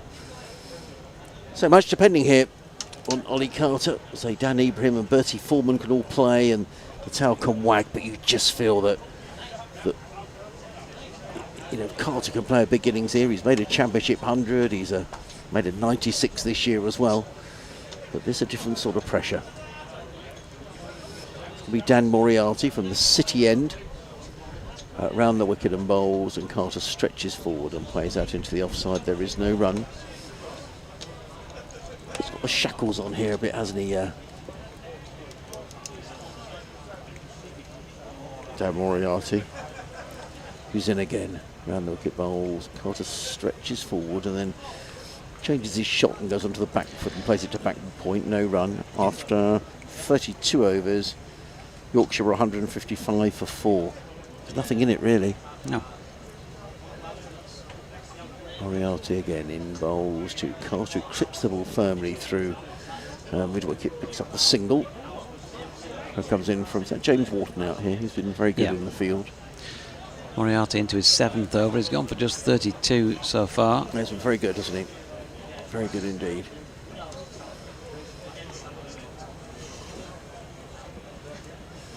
Now they're bringing a slip. Who's that going in there? That's George Hill, isn't it? It is, yeah. Going in at first slip. Moriarty just waits. There's a slip. There's actually 3 men saving one on the offside and the slip. The only fielder, there's 2 fielders. So here again, Yorkshire only deploying 3 men outside the circle. Very attacking from Shan Masood. As Ibrahim surveys the field. Moriarty in again, bowls, and Ibrahim's beaten outside the off stump. There is no run. Just for good measure, Harry Dukes just whips off the off bail.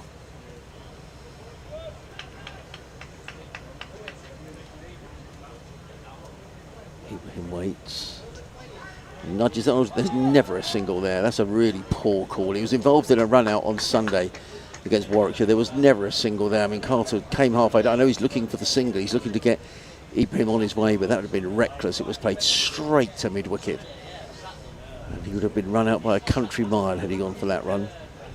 Certainly one of them would have been. Moriarty in. Bowls. Ibrahim's hit on the pad and he's given out. And Ibrahim has gone. Well, he just didn't look comfortable, did he, Dan Ibrahim? He placed 5 balls. He's trapped LBW. Moriarty does the job. And the game swings decisively in favour of the home side. 161 for 6. Daniel Hebron goes without bothering the scorers. And you were saying a very fine spell of bowling here by Dan Moriarty. Well, and now Sussex.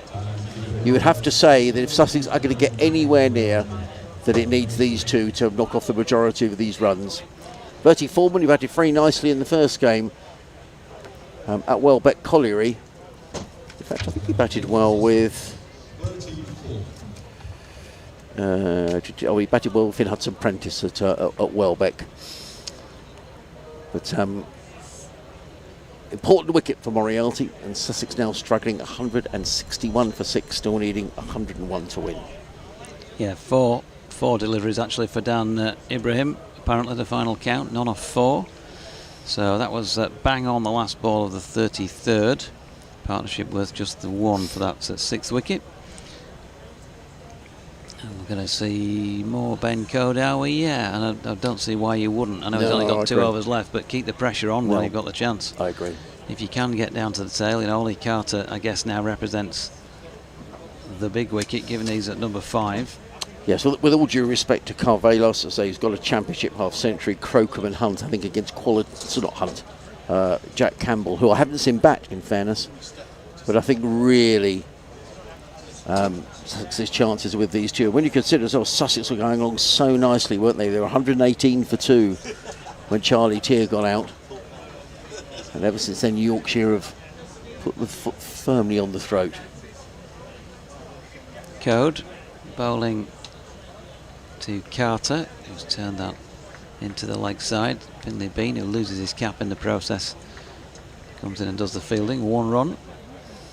Well, this is a big ask. Ben Code, say he's bowled 8.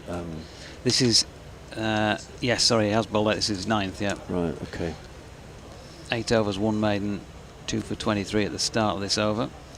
So that'll be another run on, but I mean, when you can rely on somebody to bowl, and I think because he's so experienced, he does occasionally have those days when somebody will collar him, but going at under 3 and over in 50 over cricket, sustained over 8, 9, 10 overs, if you've got that, that's a great thing to have on your side that just builds up some pressure at the other end as the left-handed Bertie Foreman pushes this next Code delivery out into the offside, and there is no run. Spent his winter over in Manly, did Bertie Foreman. He's told me all about it. He said he got a phone call. He thought it was almost a wind-up when someone said, "Did you want to go over there and play in the winter?" But off he went and did very well. But Sussex need him now to really get his head down and support Ollie Carter. Code round the wicket and turned on its way down to long leg where Revis will field, and they get a single. Very quick between the wickets is Bertie Foreman. From a Sussex point of view, the runs required now is down below 100. It's still a long way to go, and they'll need to. Well, I think they're okay in terms of run rate required at the minute. 100 in 16 overs. But the problem is the wickets that they've lost. Here's Code again. Little swish at that one. And I think Ollie Carter, dot ball. Yeah, and I think if one of these two were to go inside the next, well, before they need, say, maybe 50 to run to win, I think when Yorkshire heavy favourites here now. But Foreman and Carter won't chuck the towel in. They're both very capable players. But I'm not sure there's a huge amount to come later on down the order against a good bowling attack. Got over the wicket. Carter just flicks that one through mid-wicket. Moriarty fields, single. It's been a good game though for a good crowd, hasn't it? It's certainly kept everybody entertained. It's funny, isn't it, as well? Doige in 50 over cricket outsides do seem to rattle through their own far more than they do in Champions. I know they're in break, which help. What have we got? 16 overs left a day after this.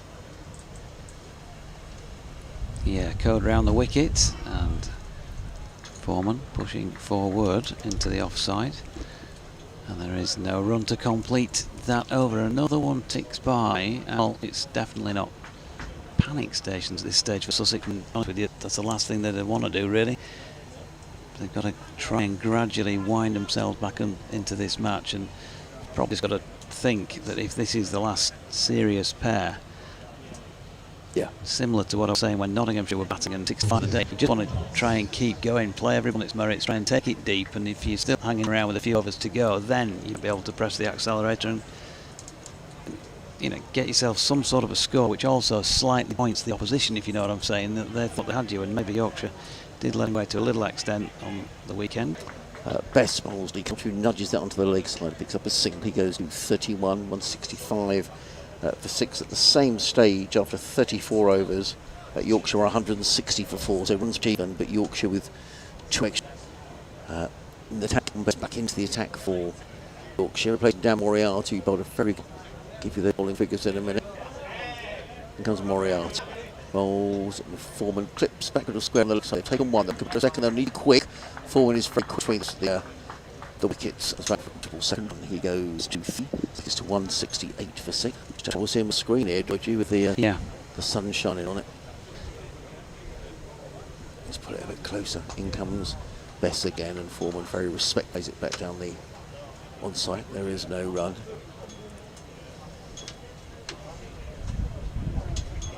Bess again. Bingham bowls, Foreman onto the onside. This time picks up a single, just nudging and nurdling the ball around as he forms, picking up the ones and the twos. That's what Sussex need. You'd have Yorkshire as favourites at the moment. Sussex still needing 94 to win.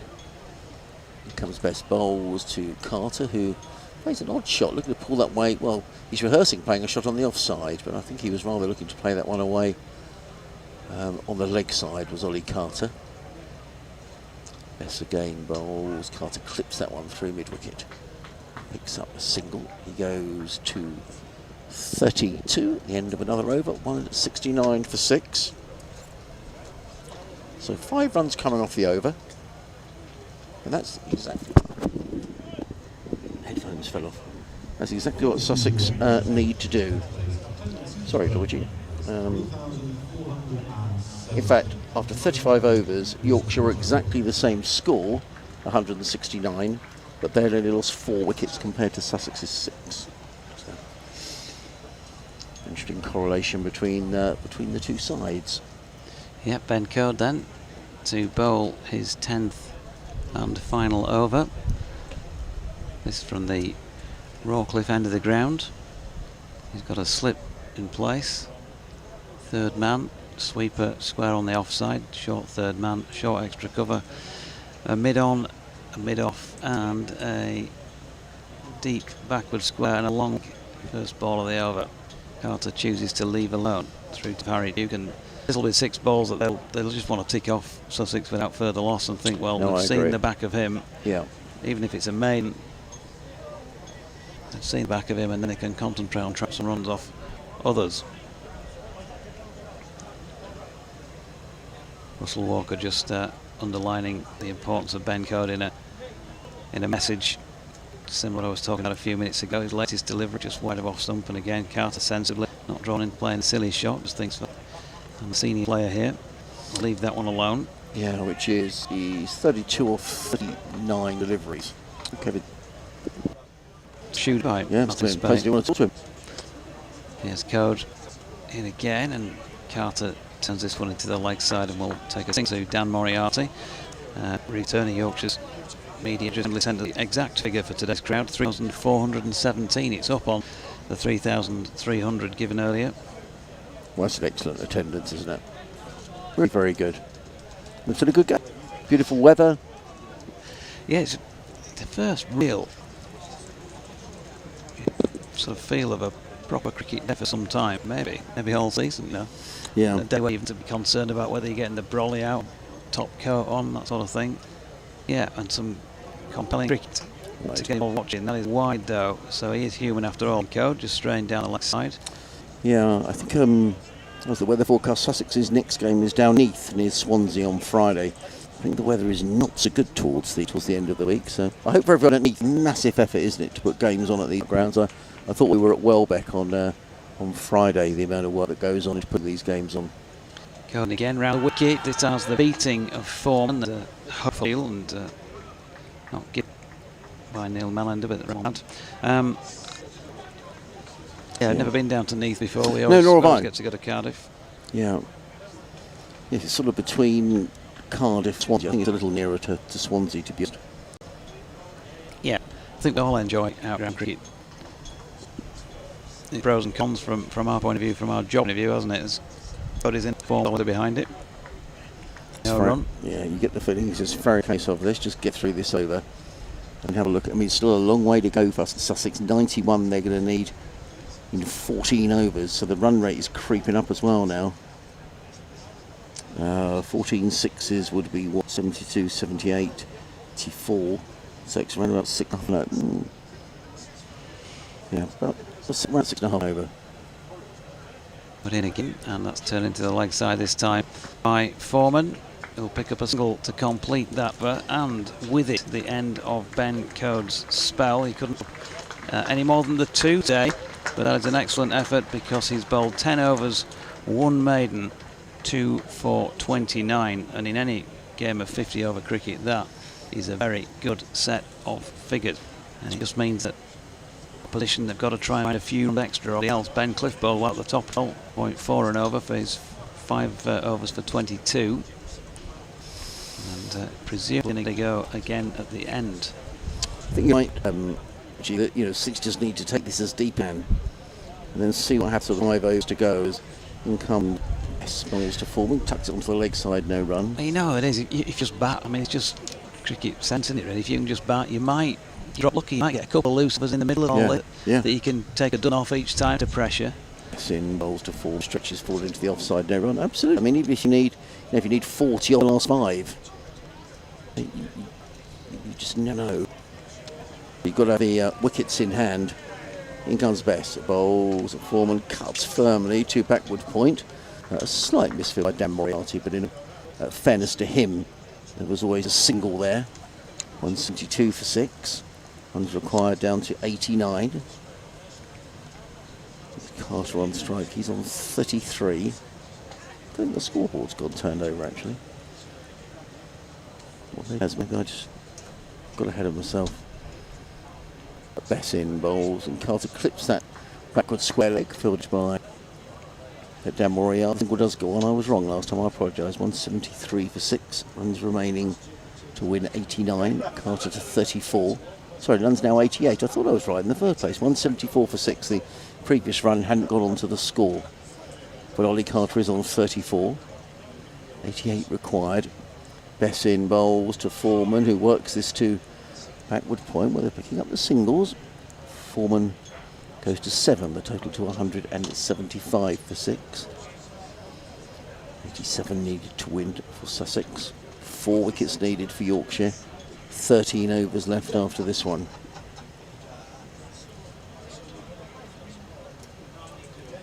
Here comes Best, bowls to Carter, who defends down the offside of the track. There is no run. Another over drifts by. 175 for 6, so just 4 runs coming off of that over.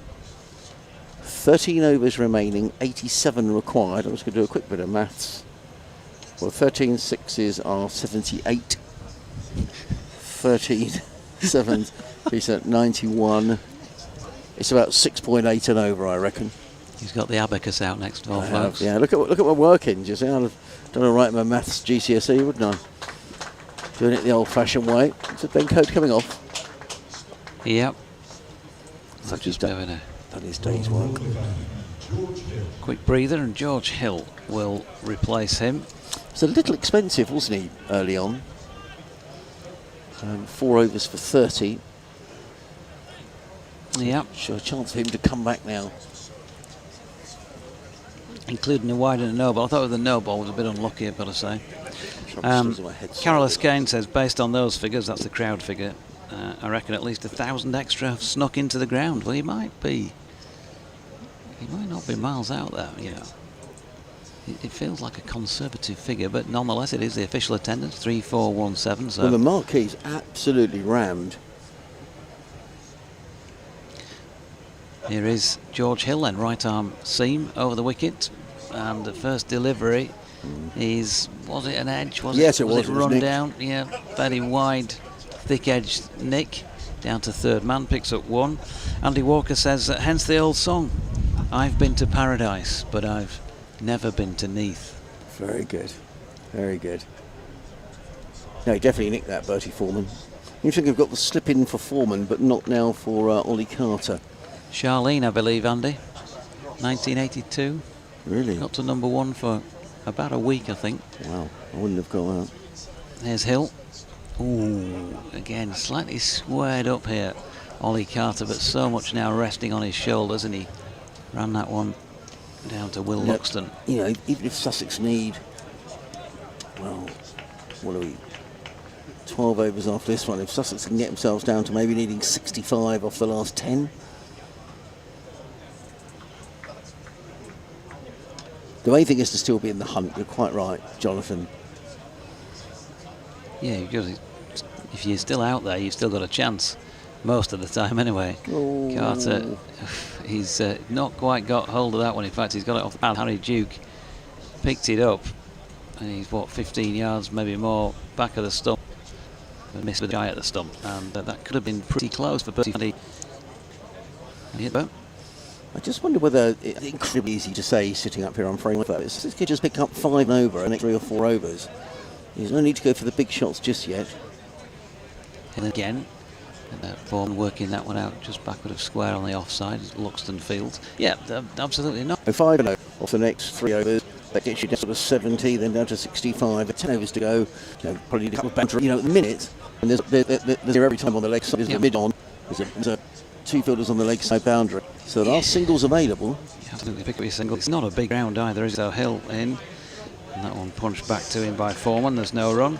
You know, we were saying when I was on the other side, particularly the far side of the ground over by Evie's kit, because the wicket's on that, that's a fairly short boundary to Bertie Foreman's offside, the covers at the moment.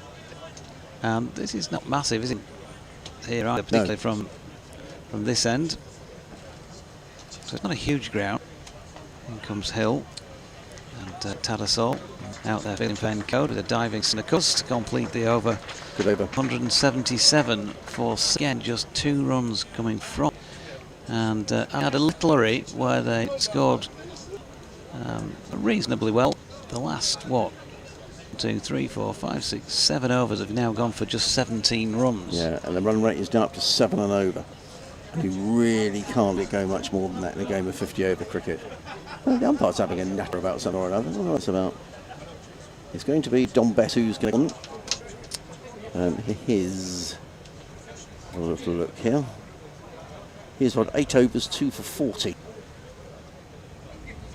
Control 34. Just sort of feel the pressure's beginning to mount on Sussex here. And these two will know there's not piles of things to come. Bess in bowls to Carter, who hammers that one away through the cover, and just a single to the sweeper on the boundary. For a moment, he'd played away to the boundary for a 4, but he hadn't. You're going to say something profound? No, just going to say that the Sussex Stakes, the big race at Goodwood today, was being won by notable speech under William Buick for Charlie Appleby for the Godolphin team. Is that a surprise? No, 3-1. Not the favourite. That was Ed O'Brien's Henry Longfellow. Bowls to Foreman, plays to back. Just needs to start finding the gaps here, doesn't he, Bird Foreman? But there's always a link in there. Fought there in the middle, and in that race we had Sonny Liston. Very good. 18 is Bird Foreman. He clips this one, does pick up a single this time. Plays it down to long on. That's what 6 need to do. I think just 5s and over. He keeps them there. 84 needed to. Still got Yorkshire here ahead on points. With a boxing analogy. Best again bowls to Carter, who clips that to mid. It's better bowling by. Certainly when Clark and Tier were going, it didn't look quite as straightforward. Who's going to produce the right combination? Here comes Best bowls, and Carter pulls that one. Oh, there could be a run out hit. Throw comes in. Well, had he got the throw anywhere like over the stumps, then 34 was absolutely stranded. Throw, it wasn't the best of throws. No, absolutely rock solid field. I think what you'd say is the field the ball out. He couldn't twist his ball quite far enough round to get the throw string. That was it. If he'd had just given himself a little bit more time, then he might still be able to pull off the run, but not the case. Well, Bertie Foreman called him through. Best in, pass to Foreman, who plays firmly down the ground. Single. Foreman, end of the over from the best end of the over. 86.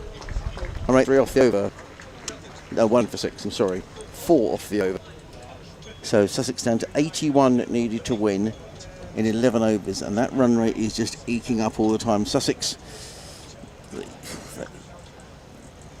it's difficult this, haven't they? Because these two will know there's not a huge amount to come, and I think they'll feel they just, but they don't want to leave themselves 10 and over, off the last 5 or something, because that's going to be very, very difficult.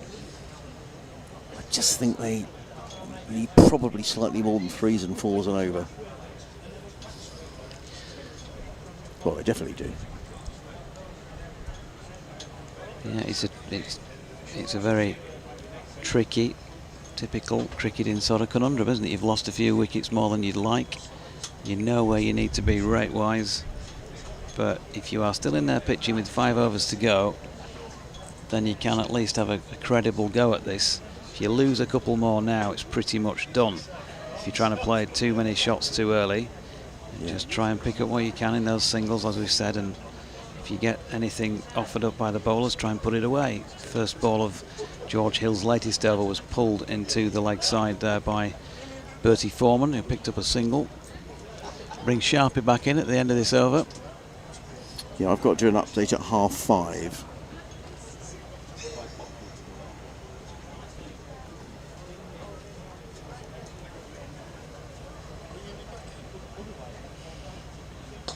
Shot. Lovely drive down the ground. That'll be 4. Ollie Carter just getting one over pitched there by George Hill. That's a good shot.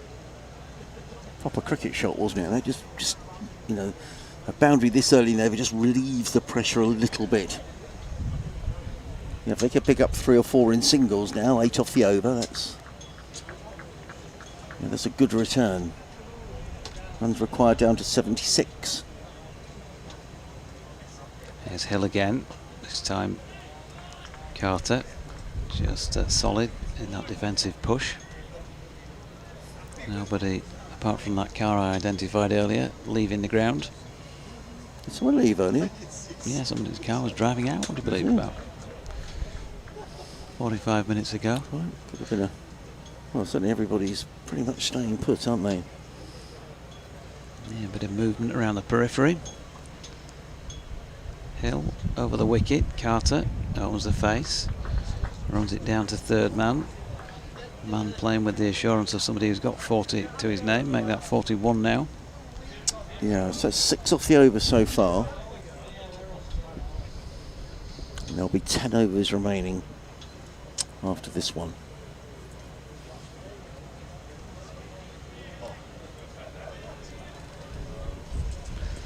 Hill then. Graceful stride up to the wickets, and that's a good delivery. It has Bertie Foreman beaten and hits him amidships. Bends double as a result. He's all No right, run. this Bertie. Bertie's granddad played cricket for Sussex and football for the Albion. Ah.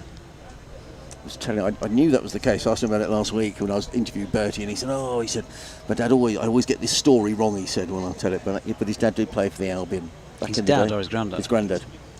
Hill pushed into the offside by Foreman, and they pick up 1. What was his name? Albert Foreman? Wasn't always his granddad from the other side of the family? Or just Albert? Just Albert. Albert played for Brighton and Hove Albion and Albert Foreman. Right, well, I'll talk with Kevin now. I'll have to go off at 5:30, Doige, for my update into the sports news. 7 off the over. That's more like it for Sussex. 74 needed to win off 10, which you don't need to be a mathematician to tell you that the rate required is 7.4. You're right going there, Kevin, in the sun. I'd rather not go in the sun if that's possible.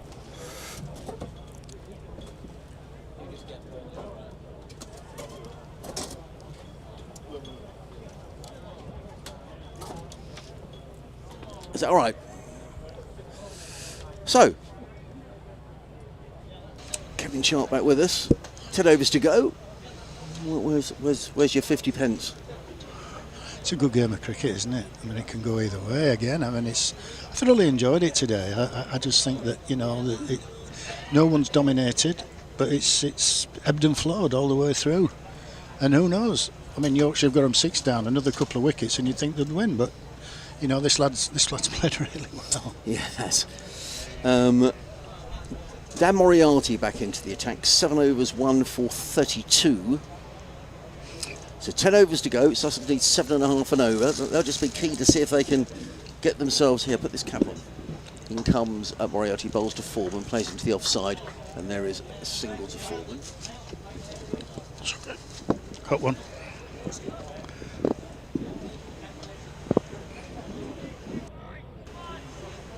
Are you okay there, Kevin? You sure? Yeah, I'm fine. I'm just trying to get out of the way of the screen so I can see the batter. In comes, sorry, it's Don Bess, I'm sorry, bowls to Ollie Cartry, fires that one away through backward point. They've taken one, there isn't 2 out there. Throw comes in, but 2 off the over so far. I might be able to nudge this way a little bit actually, now Doigy's gone. Has he gone gallivanting again? Well, I don't know where he's gone, but we might be able to sort of get out the sun a little bit. Because it's Bess again. Reverse swept by Bertie Foreman. It's going to run away. That could well away for 4. It does run away for 4. That's a really good shot by Bertie Foreman. Now, earlier on, a little reverse sweep was made. I went, because it goes for 4, I said good shot. It was a good shot by Foreman. Well executed. Yeah. 1. They get that boundary early on in the over. It makes a difference. Certainly does. These 2 have now added 33. Foreman again drives that one down the ground to long on, picks up a single. He goes, just wait for this to click over. I think that boundary went up. Just wait for this. Yes, there it goes, 18, 195 for 6. These 2 coming together when the total was 161 for 6. So he's a bit of he's a real fighter, is Bertie Foreman, but no. Winter over in Manly, not a bad place to be. Sydney. Yep, bowls to Carter, pulls it onto the leg side. Picks up a single, does Carter. This has been a good over for Sussex. Yes, and he won an award out there as well for his performances. So he said he couldn't quite believe it when the call came in. Do you want to go to Manly for the winter? He's 21? Well, no brainer, isn't it, really? Right. Well, Bill Affey played for Manly Warringah as a young boy. Did he? Yeah, he went for a few years on the trot. Beautiful part of the world. Sydney Harbour, 196 for 6. In comes Bess. Bowls to Foreman, who flails that one away on the offside. He's just going to pick up a single, Bertie Foreman, and that's a good over as far as Sussex is concerned. At the end of it, it's 197 for 6, so 9 coming off of the over. So roughly, Sussex need to score at 7.4 and over. So 9 overs remaining. Is that right? Yes, 9 overs remaining. Foreman on 19, Carter is on 43. And these 2 have now added, Kevin, 36 for this 7th wicket. Well, it needs a finisher. I'm sure they'll be looking to score a boundary off the first 2 or 3 balls of the over. That eases the pressure. Then you can get your singles and you're scoring at 7, 8 and over. Yeah. And you're in a great position. There's a debate going on out there between Dan Moriarty, Harry Dukes. I've still got Yorkshire with their noses in front here. Well, the Yorkshire 9-10, sorry, the Sussex 9-10-11. I mean, Carvelos, Crocombe, they could all, but I think you want them to be coming in with 50 needed to win. It's 25 needed to win. You never know with the tail ender, do you? Well, I've seen Harry batting, and he can bat. Harry can bat. Yeah, he made 50 on his debut for Sussex actually, at Lords of all places. Did he? Yeah, so he can bat. But these 2 are just. It's like we said earlier, they can all bat these days. Yeah, they can. The lower order work considerably hard on their batting, and they're all capable, right the way through the game. So, Moriarty is coming on from this end of the ground, the Raw Cliff Road end. He's going to be coming to bowl to Bertie Foreman. They're taking a lot of care setting the field here, Yorkshire. I'll see if I can describe it to you in a moment. We're in the Final power play. In comes Moriarty, bowls to forward, who eases that down the ground. Too long on, picks up a single. So the field here, there's a deep backward point. There's a long off, a long on, a deep mid wicket. Now they're all going to change over for the right-hander, which is rather going to mess things up. But I think they only had 4 men inside the circle.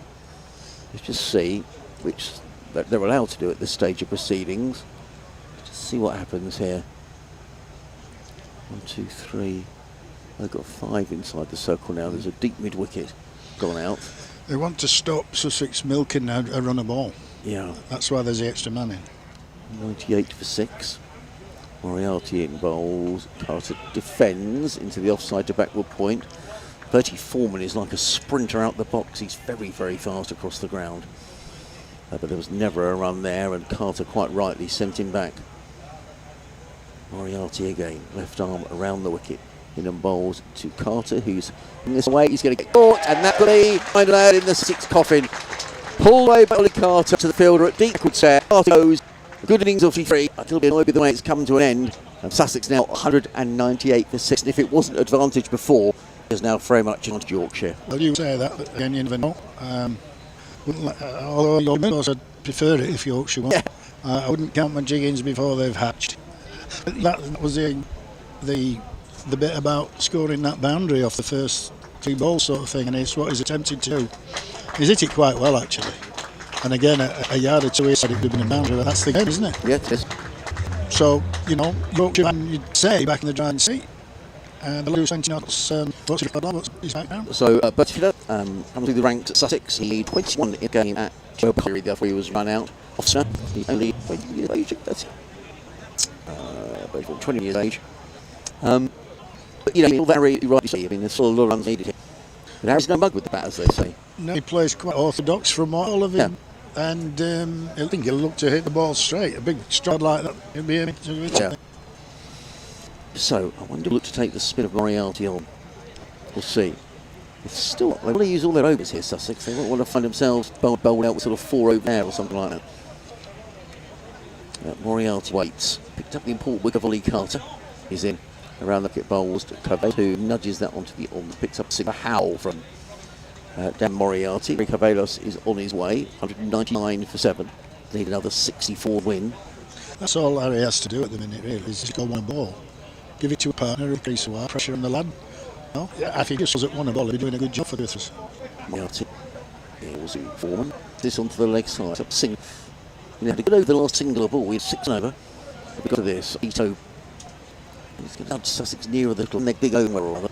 But they can worry about that further down the line. 200 for 7. The 200 comes up for Sussex. Moriarty in. Bowls. Cutters forward and nudges that one down back to the square. Picks up a single, Zarek Carvelos. There he goes, Sussex 101 for 7. Sussex leading 61 to win. Another tidy over from Dan Moriarty and the important wicket of Bleak. You can feel a little bit of tension in the crowd. I've just been for a walk there over to the Marquees to chat to a couple of people, and there's a fantastic atmosphere at the ground, but especially in the Marquees where they've had a few drinks. But you know, the members who are absorbed in, everybody's absorbed in this game. Our programming Kent moment. So now he's going to bring from Matt Revis. It's going to be. Thank you very much.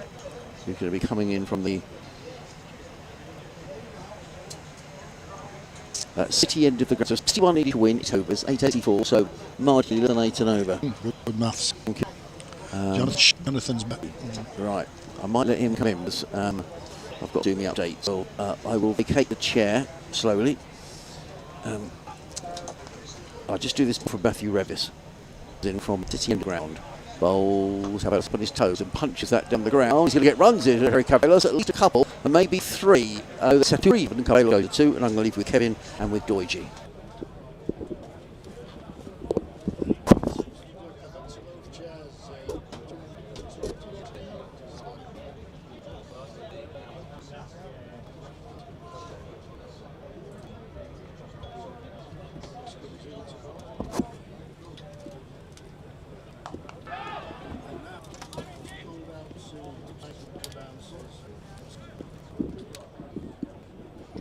Commentary Valde. You know. Got to be thrown in at the deep end. I mean, you did tell us that story where you were raining down bouncers on Giroud when he was about 6, did you think, was it something like that before? Here is a shot from Revis, pulled out to mid-wicket. It's going to be fielded there by Bess, and they're going to get a ball.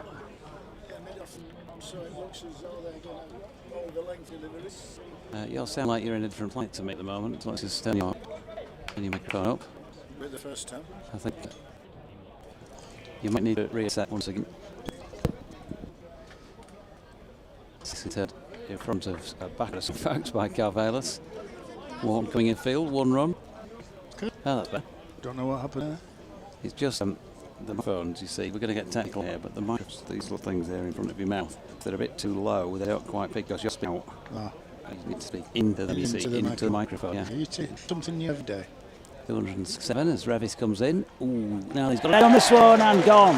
Harry takes the catch. Yorkshire celebrating 8 Sussex who have fallen. And that is Jonathan Foreman who has gone top edge. Bit pace that delivery from Revis. And he's. Yeah, it really went it. Adrian's look as though into a state of depression. Next to us, it's been and dumped the minute. It's turning into Yorkshire's favour as we stand. But you never know, they can hold that these days. Somebody's got to play a blinder for Sussex now. Yeah.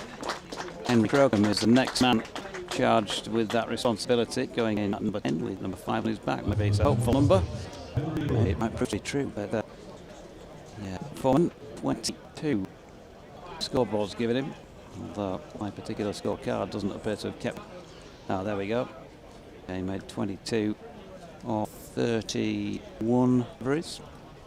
200. 2 lower order batsmen out the crease, although like we've said they can all bat these days. But Yorkshire would have taken this situation for sure had they been offered it. Yeah, super game of cricket, still not done. But 56 from here feels like a fairly tall order with 2 wickets remaining in the time remaining as Crocombe steps into this and tries to play some sort of an attacking shot, but misses out. Revis gets applause. That's the end of his 4th over. He's gone for 25 now. 1 for 25 at the end of it. Ben Code completed. 10 overs, 1 maiden, 2 for 29. Ben Cliff, we had to see him again after that opening spell. 5 overs, 1 maiden, none for 22. George Hill, 6 overs for 38. Bess has bowled out, 10 overs, 2 for 53. Cody's figures will be by far the best, won't they? Yeah. Today. And Moriarty, 8 overs, 1 maiden, 2 for 36.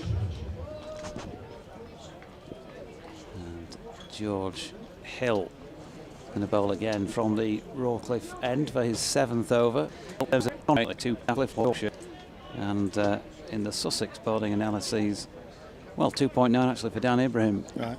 1 for 29 from his 10, lest we forget him. And 4.5 Tom Clark from his 6 overs. So they were keeping it tight. Also 4.86 Henry Crocombe in his 9.4 overs. The first ball of George Hill's over was turned to mid-on, where Finlay Bean fielded it, and they got a single to Carvelis.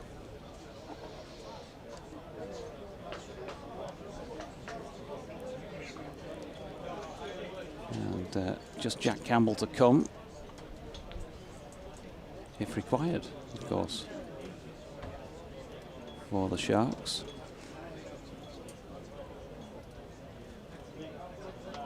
Crocombe just scratching his guard. Very wide stance, Henry Crocombe, and gets a thickish edge on this one. It drops short of Will Luxton, who is sort of a fly gully position, really. No run. Well, this lad, to me, looks as though he's going to go for it. Mr. Crocombe, he's been in for a couple of balls and he's looking to hit a boundary, so he's not going to die wondering, that is for sure.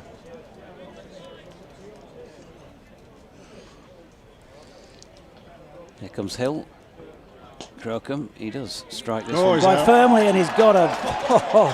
now that, you've got to say, is a fluke dismissal for Yorkshire. George Hill's delivery driven back firmly, and Henry Crocombe it was who struck the shot. Not quite sure that we often see players try and touch it onto the stumps. It didn't feel like that. We'll have a look at it again for those who can see the replay. His foot. But did it hit his foot? Was it his shin? Something like that. Hard to tell. But anyway, it just felt like more luck involved than those normal sort of dismissals that you see when they're driven back. But it is the end of Carvelos. It's a 9th wicket gone. Yeah, he's trying to grab that in his left hand. It's going way off the strip. It wasn't even driven straight back. And somehow it's made its way from George Hill, who's nearly off the cut strip, onto the stumps. I don't think, I can't remember I've seen a more lucky wicket as a run out like that. No, it's remarkable, isn't it? If it's going your way, it's going your way, Jonathan, and it's certainly going Yorkshire's way now. The lad Crocombe, we said he was going to play a few shots. He actually hit that really nicely. He clipped his back of his heel or something. So Carvelos gone for 7, and Hill bowling, and this one struck by Crocombe out into the covers, and Wharton does the fielding. They get through for a single, so Jack Campbell is that last man standing along with Crocombe, I guess. Last 2 men standing for the Sussex Sharks, and they really are up against it now. Still needing, I reckon, 55 to win this match. It's been a fabulous game of cricket, hasn't it? I mean, up to this last 2 or 3 overs away, looks as though Yorkshire could get over the line now. But it kept us, intrigued all day. Hill in again, and this one has it made contact with anything? Maybe a leg, yep, leg by bottom of the pad, something like that. Off Campbell, and has disappeared off down through fine leg of 4. Sussex will take all of those, anything they can get, and the luck they can get, particularly after the ill-luck missile. So 7 off 6 for Carvelos in that short 12-minute stay at the crease. 43.4 overs on the board when he was out. Still a vast majority hanging around. Conclusion, and that is the conclusion, because Hill has yorked him. It's the end of Jack Campbell, it's the end of Sussex Sharks, and it is the end of a cracking match here at Clifton Park, York, which the Yorkshire Vikings have come out on top in to make it a 2nd win from 3 in the competition so far. Sussex, well, they fought tooth and nail during that innings. We thought they were going to take it deeper for long enough, and at certain stages they've been favourites, Kev. But in the end, the Vikings, well, you've got to give them plenty of credit there, because they just kept on pressing, kept on chipping away. Heads never dropped out there, and they've got the result. No, I mean, the crowd, no one's left, have they? You said there's a couple of cars gone, but pretty much the crowd have been riveted all day by this. I think it's been a very enjoyable day for everyone concerned. Obviously, not for Adrian, but never mind. But that's the game of cricket, as he's just said. But no, Yorkshire, after a difficult last match, would you say? Yes, absolutely. They've come back well, the good spirit. I mean, when I saw the Yorkshire lads the other week down in Shropshire and had a chat with a few of them, they were in very good spirits, and they're top lads, and they've bounced back from a difficult defeat, and in the end of the day they've deserved to win, and that's it. That's the game. So I think everybody could, who's been watching today, can go away feeling quite happy. Anyone in particular who impressed you on the day? I just think, I enjoyed Sean Masood's innings, because I thought it was incredibly mature. He's an experienced player, but he didn't panic at all when it looked as though we were thinking, should they be scoring, 2 or 3 more runs and over. But he must have he's clearly read the conditions very well, and he batted for a long time. Unfortunately, he got run out, which I know he would have been like to have been there for the last 10 overs. But he held it together with the support of his teammates, and as Tats said, Tats came up and said that they thought 260 was a competitive score. Well, it's proved to be right. I know there's 1 or 2 members in the crowd here today saying it should have been 300 plus. I don't think we ever thought that, did we? You know, there's been a bounce, and there's always been a little in it for the bowlers.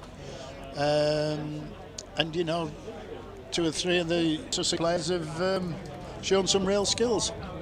But I think it's Sean for me today. They played a captain's innings. Yep, so Shan Masood with 63, top scorer in the match. Henry Crocombe for Sussex, leading wicket taker in the contest, 4 for 47. Had a good time of things with the ball, but with the ball for Yorkshire, just to run through those figures, 10 overs, 1 maiden, 2 for 29. We have Ben Cliff, 5 overs, 1 maiden, none for 20. Just a quick swap, cutting me off and coming in for wood. Maiden, not 22. George, 7 overs, no maiden, 4 for no money. Don Best, 10 overs, no maidens, 2 for 53. And Demore, 88, 130, there was 17 exit, eventually out there. 412 with 49. That's me. Sorry about that. Well, I guess what I would say is that Sussex were in a really good position when they were 118 for 2. And that was after 22 overs, and the pendulum seemed to have swung Sussex's way. But Kevin was saying it's funny how things can change. Charlie Tier got out, he just hit a good 4, and then he holed out. I think it had been himself shortly afterwards. Tom Clark's out driving straight to extra cover, and that seemed to suck all of the progress out of the Sussex side. I mean, Ollie Carter battled away, Bertie Form, it just kind of always felt the pressure was building, wasn't it? 6, 7 and over. But plenty for Sussex to take away from the game. I thought Tom Clark captained excellently, made a good half-century. Kevin was saying how well Charlie Tier batted for 46, and Ollie Carter never let Sussex down. But Sussex just a little short in the end. Terrific game of cricket, though, Georgie. Thank you to everyone at Yorkshire for making us so welcome here at York Cricket Club. A really good day's cricket, and a real pleasure to meet Kevin as well. It's been good fun. Thanks, Harmsy. Good to have you back on board as always, and we'll see you, of course, at Scarbados at the end of August in a few weeks' time. For what should be a cracking. Well, it should be. And also in Group A at Chester Street, Durham have been routed for 108. Somerset have won that by 133 runs as again. So thanks once again to Adrian Harms, thanks to Kevin Sharp, and thanks to his contributions in the next Friday when Gloucestershire will be visitors. And it looks like with another pretty competitive contest. We'll look forward to that commentary team. David is going to be doing again for the first time. So we shall look forward to that and your company on Friday. And of course, if you can get here and add to that 3,400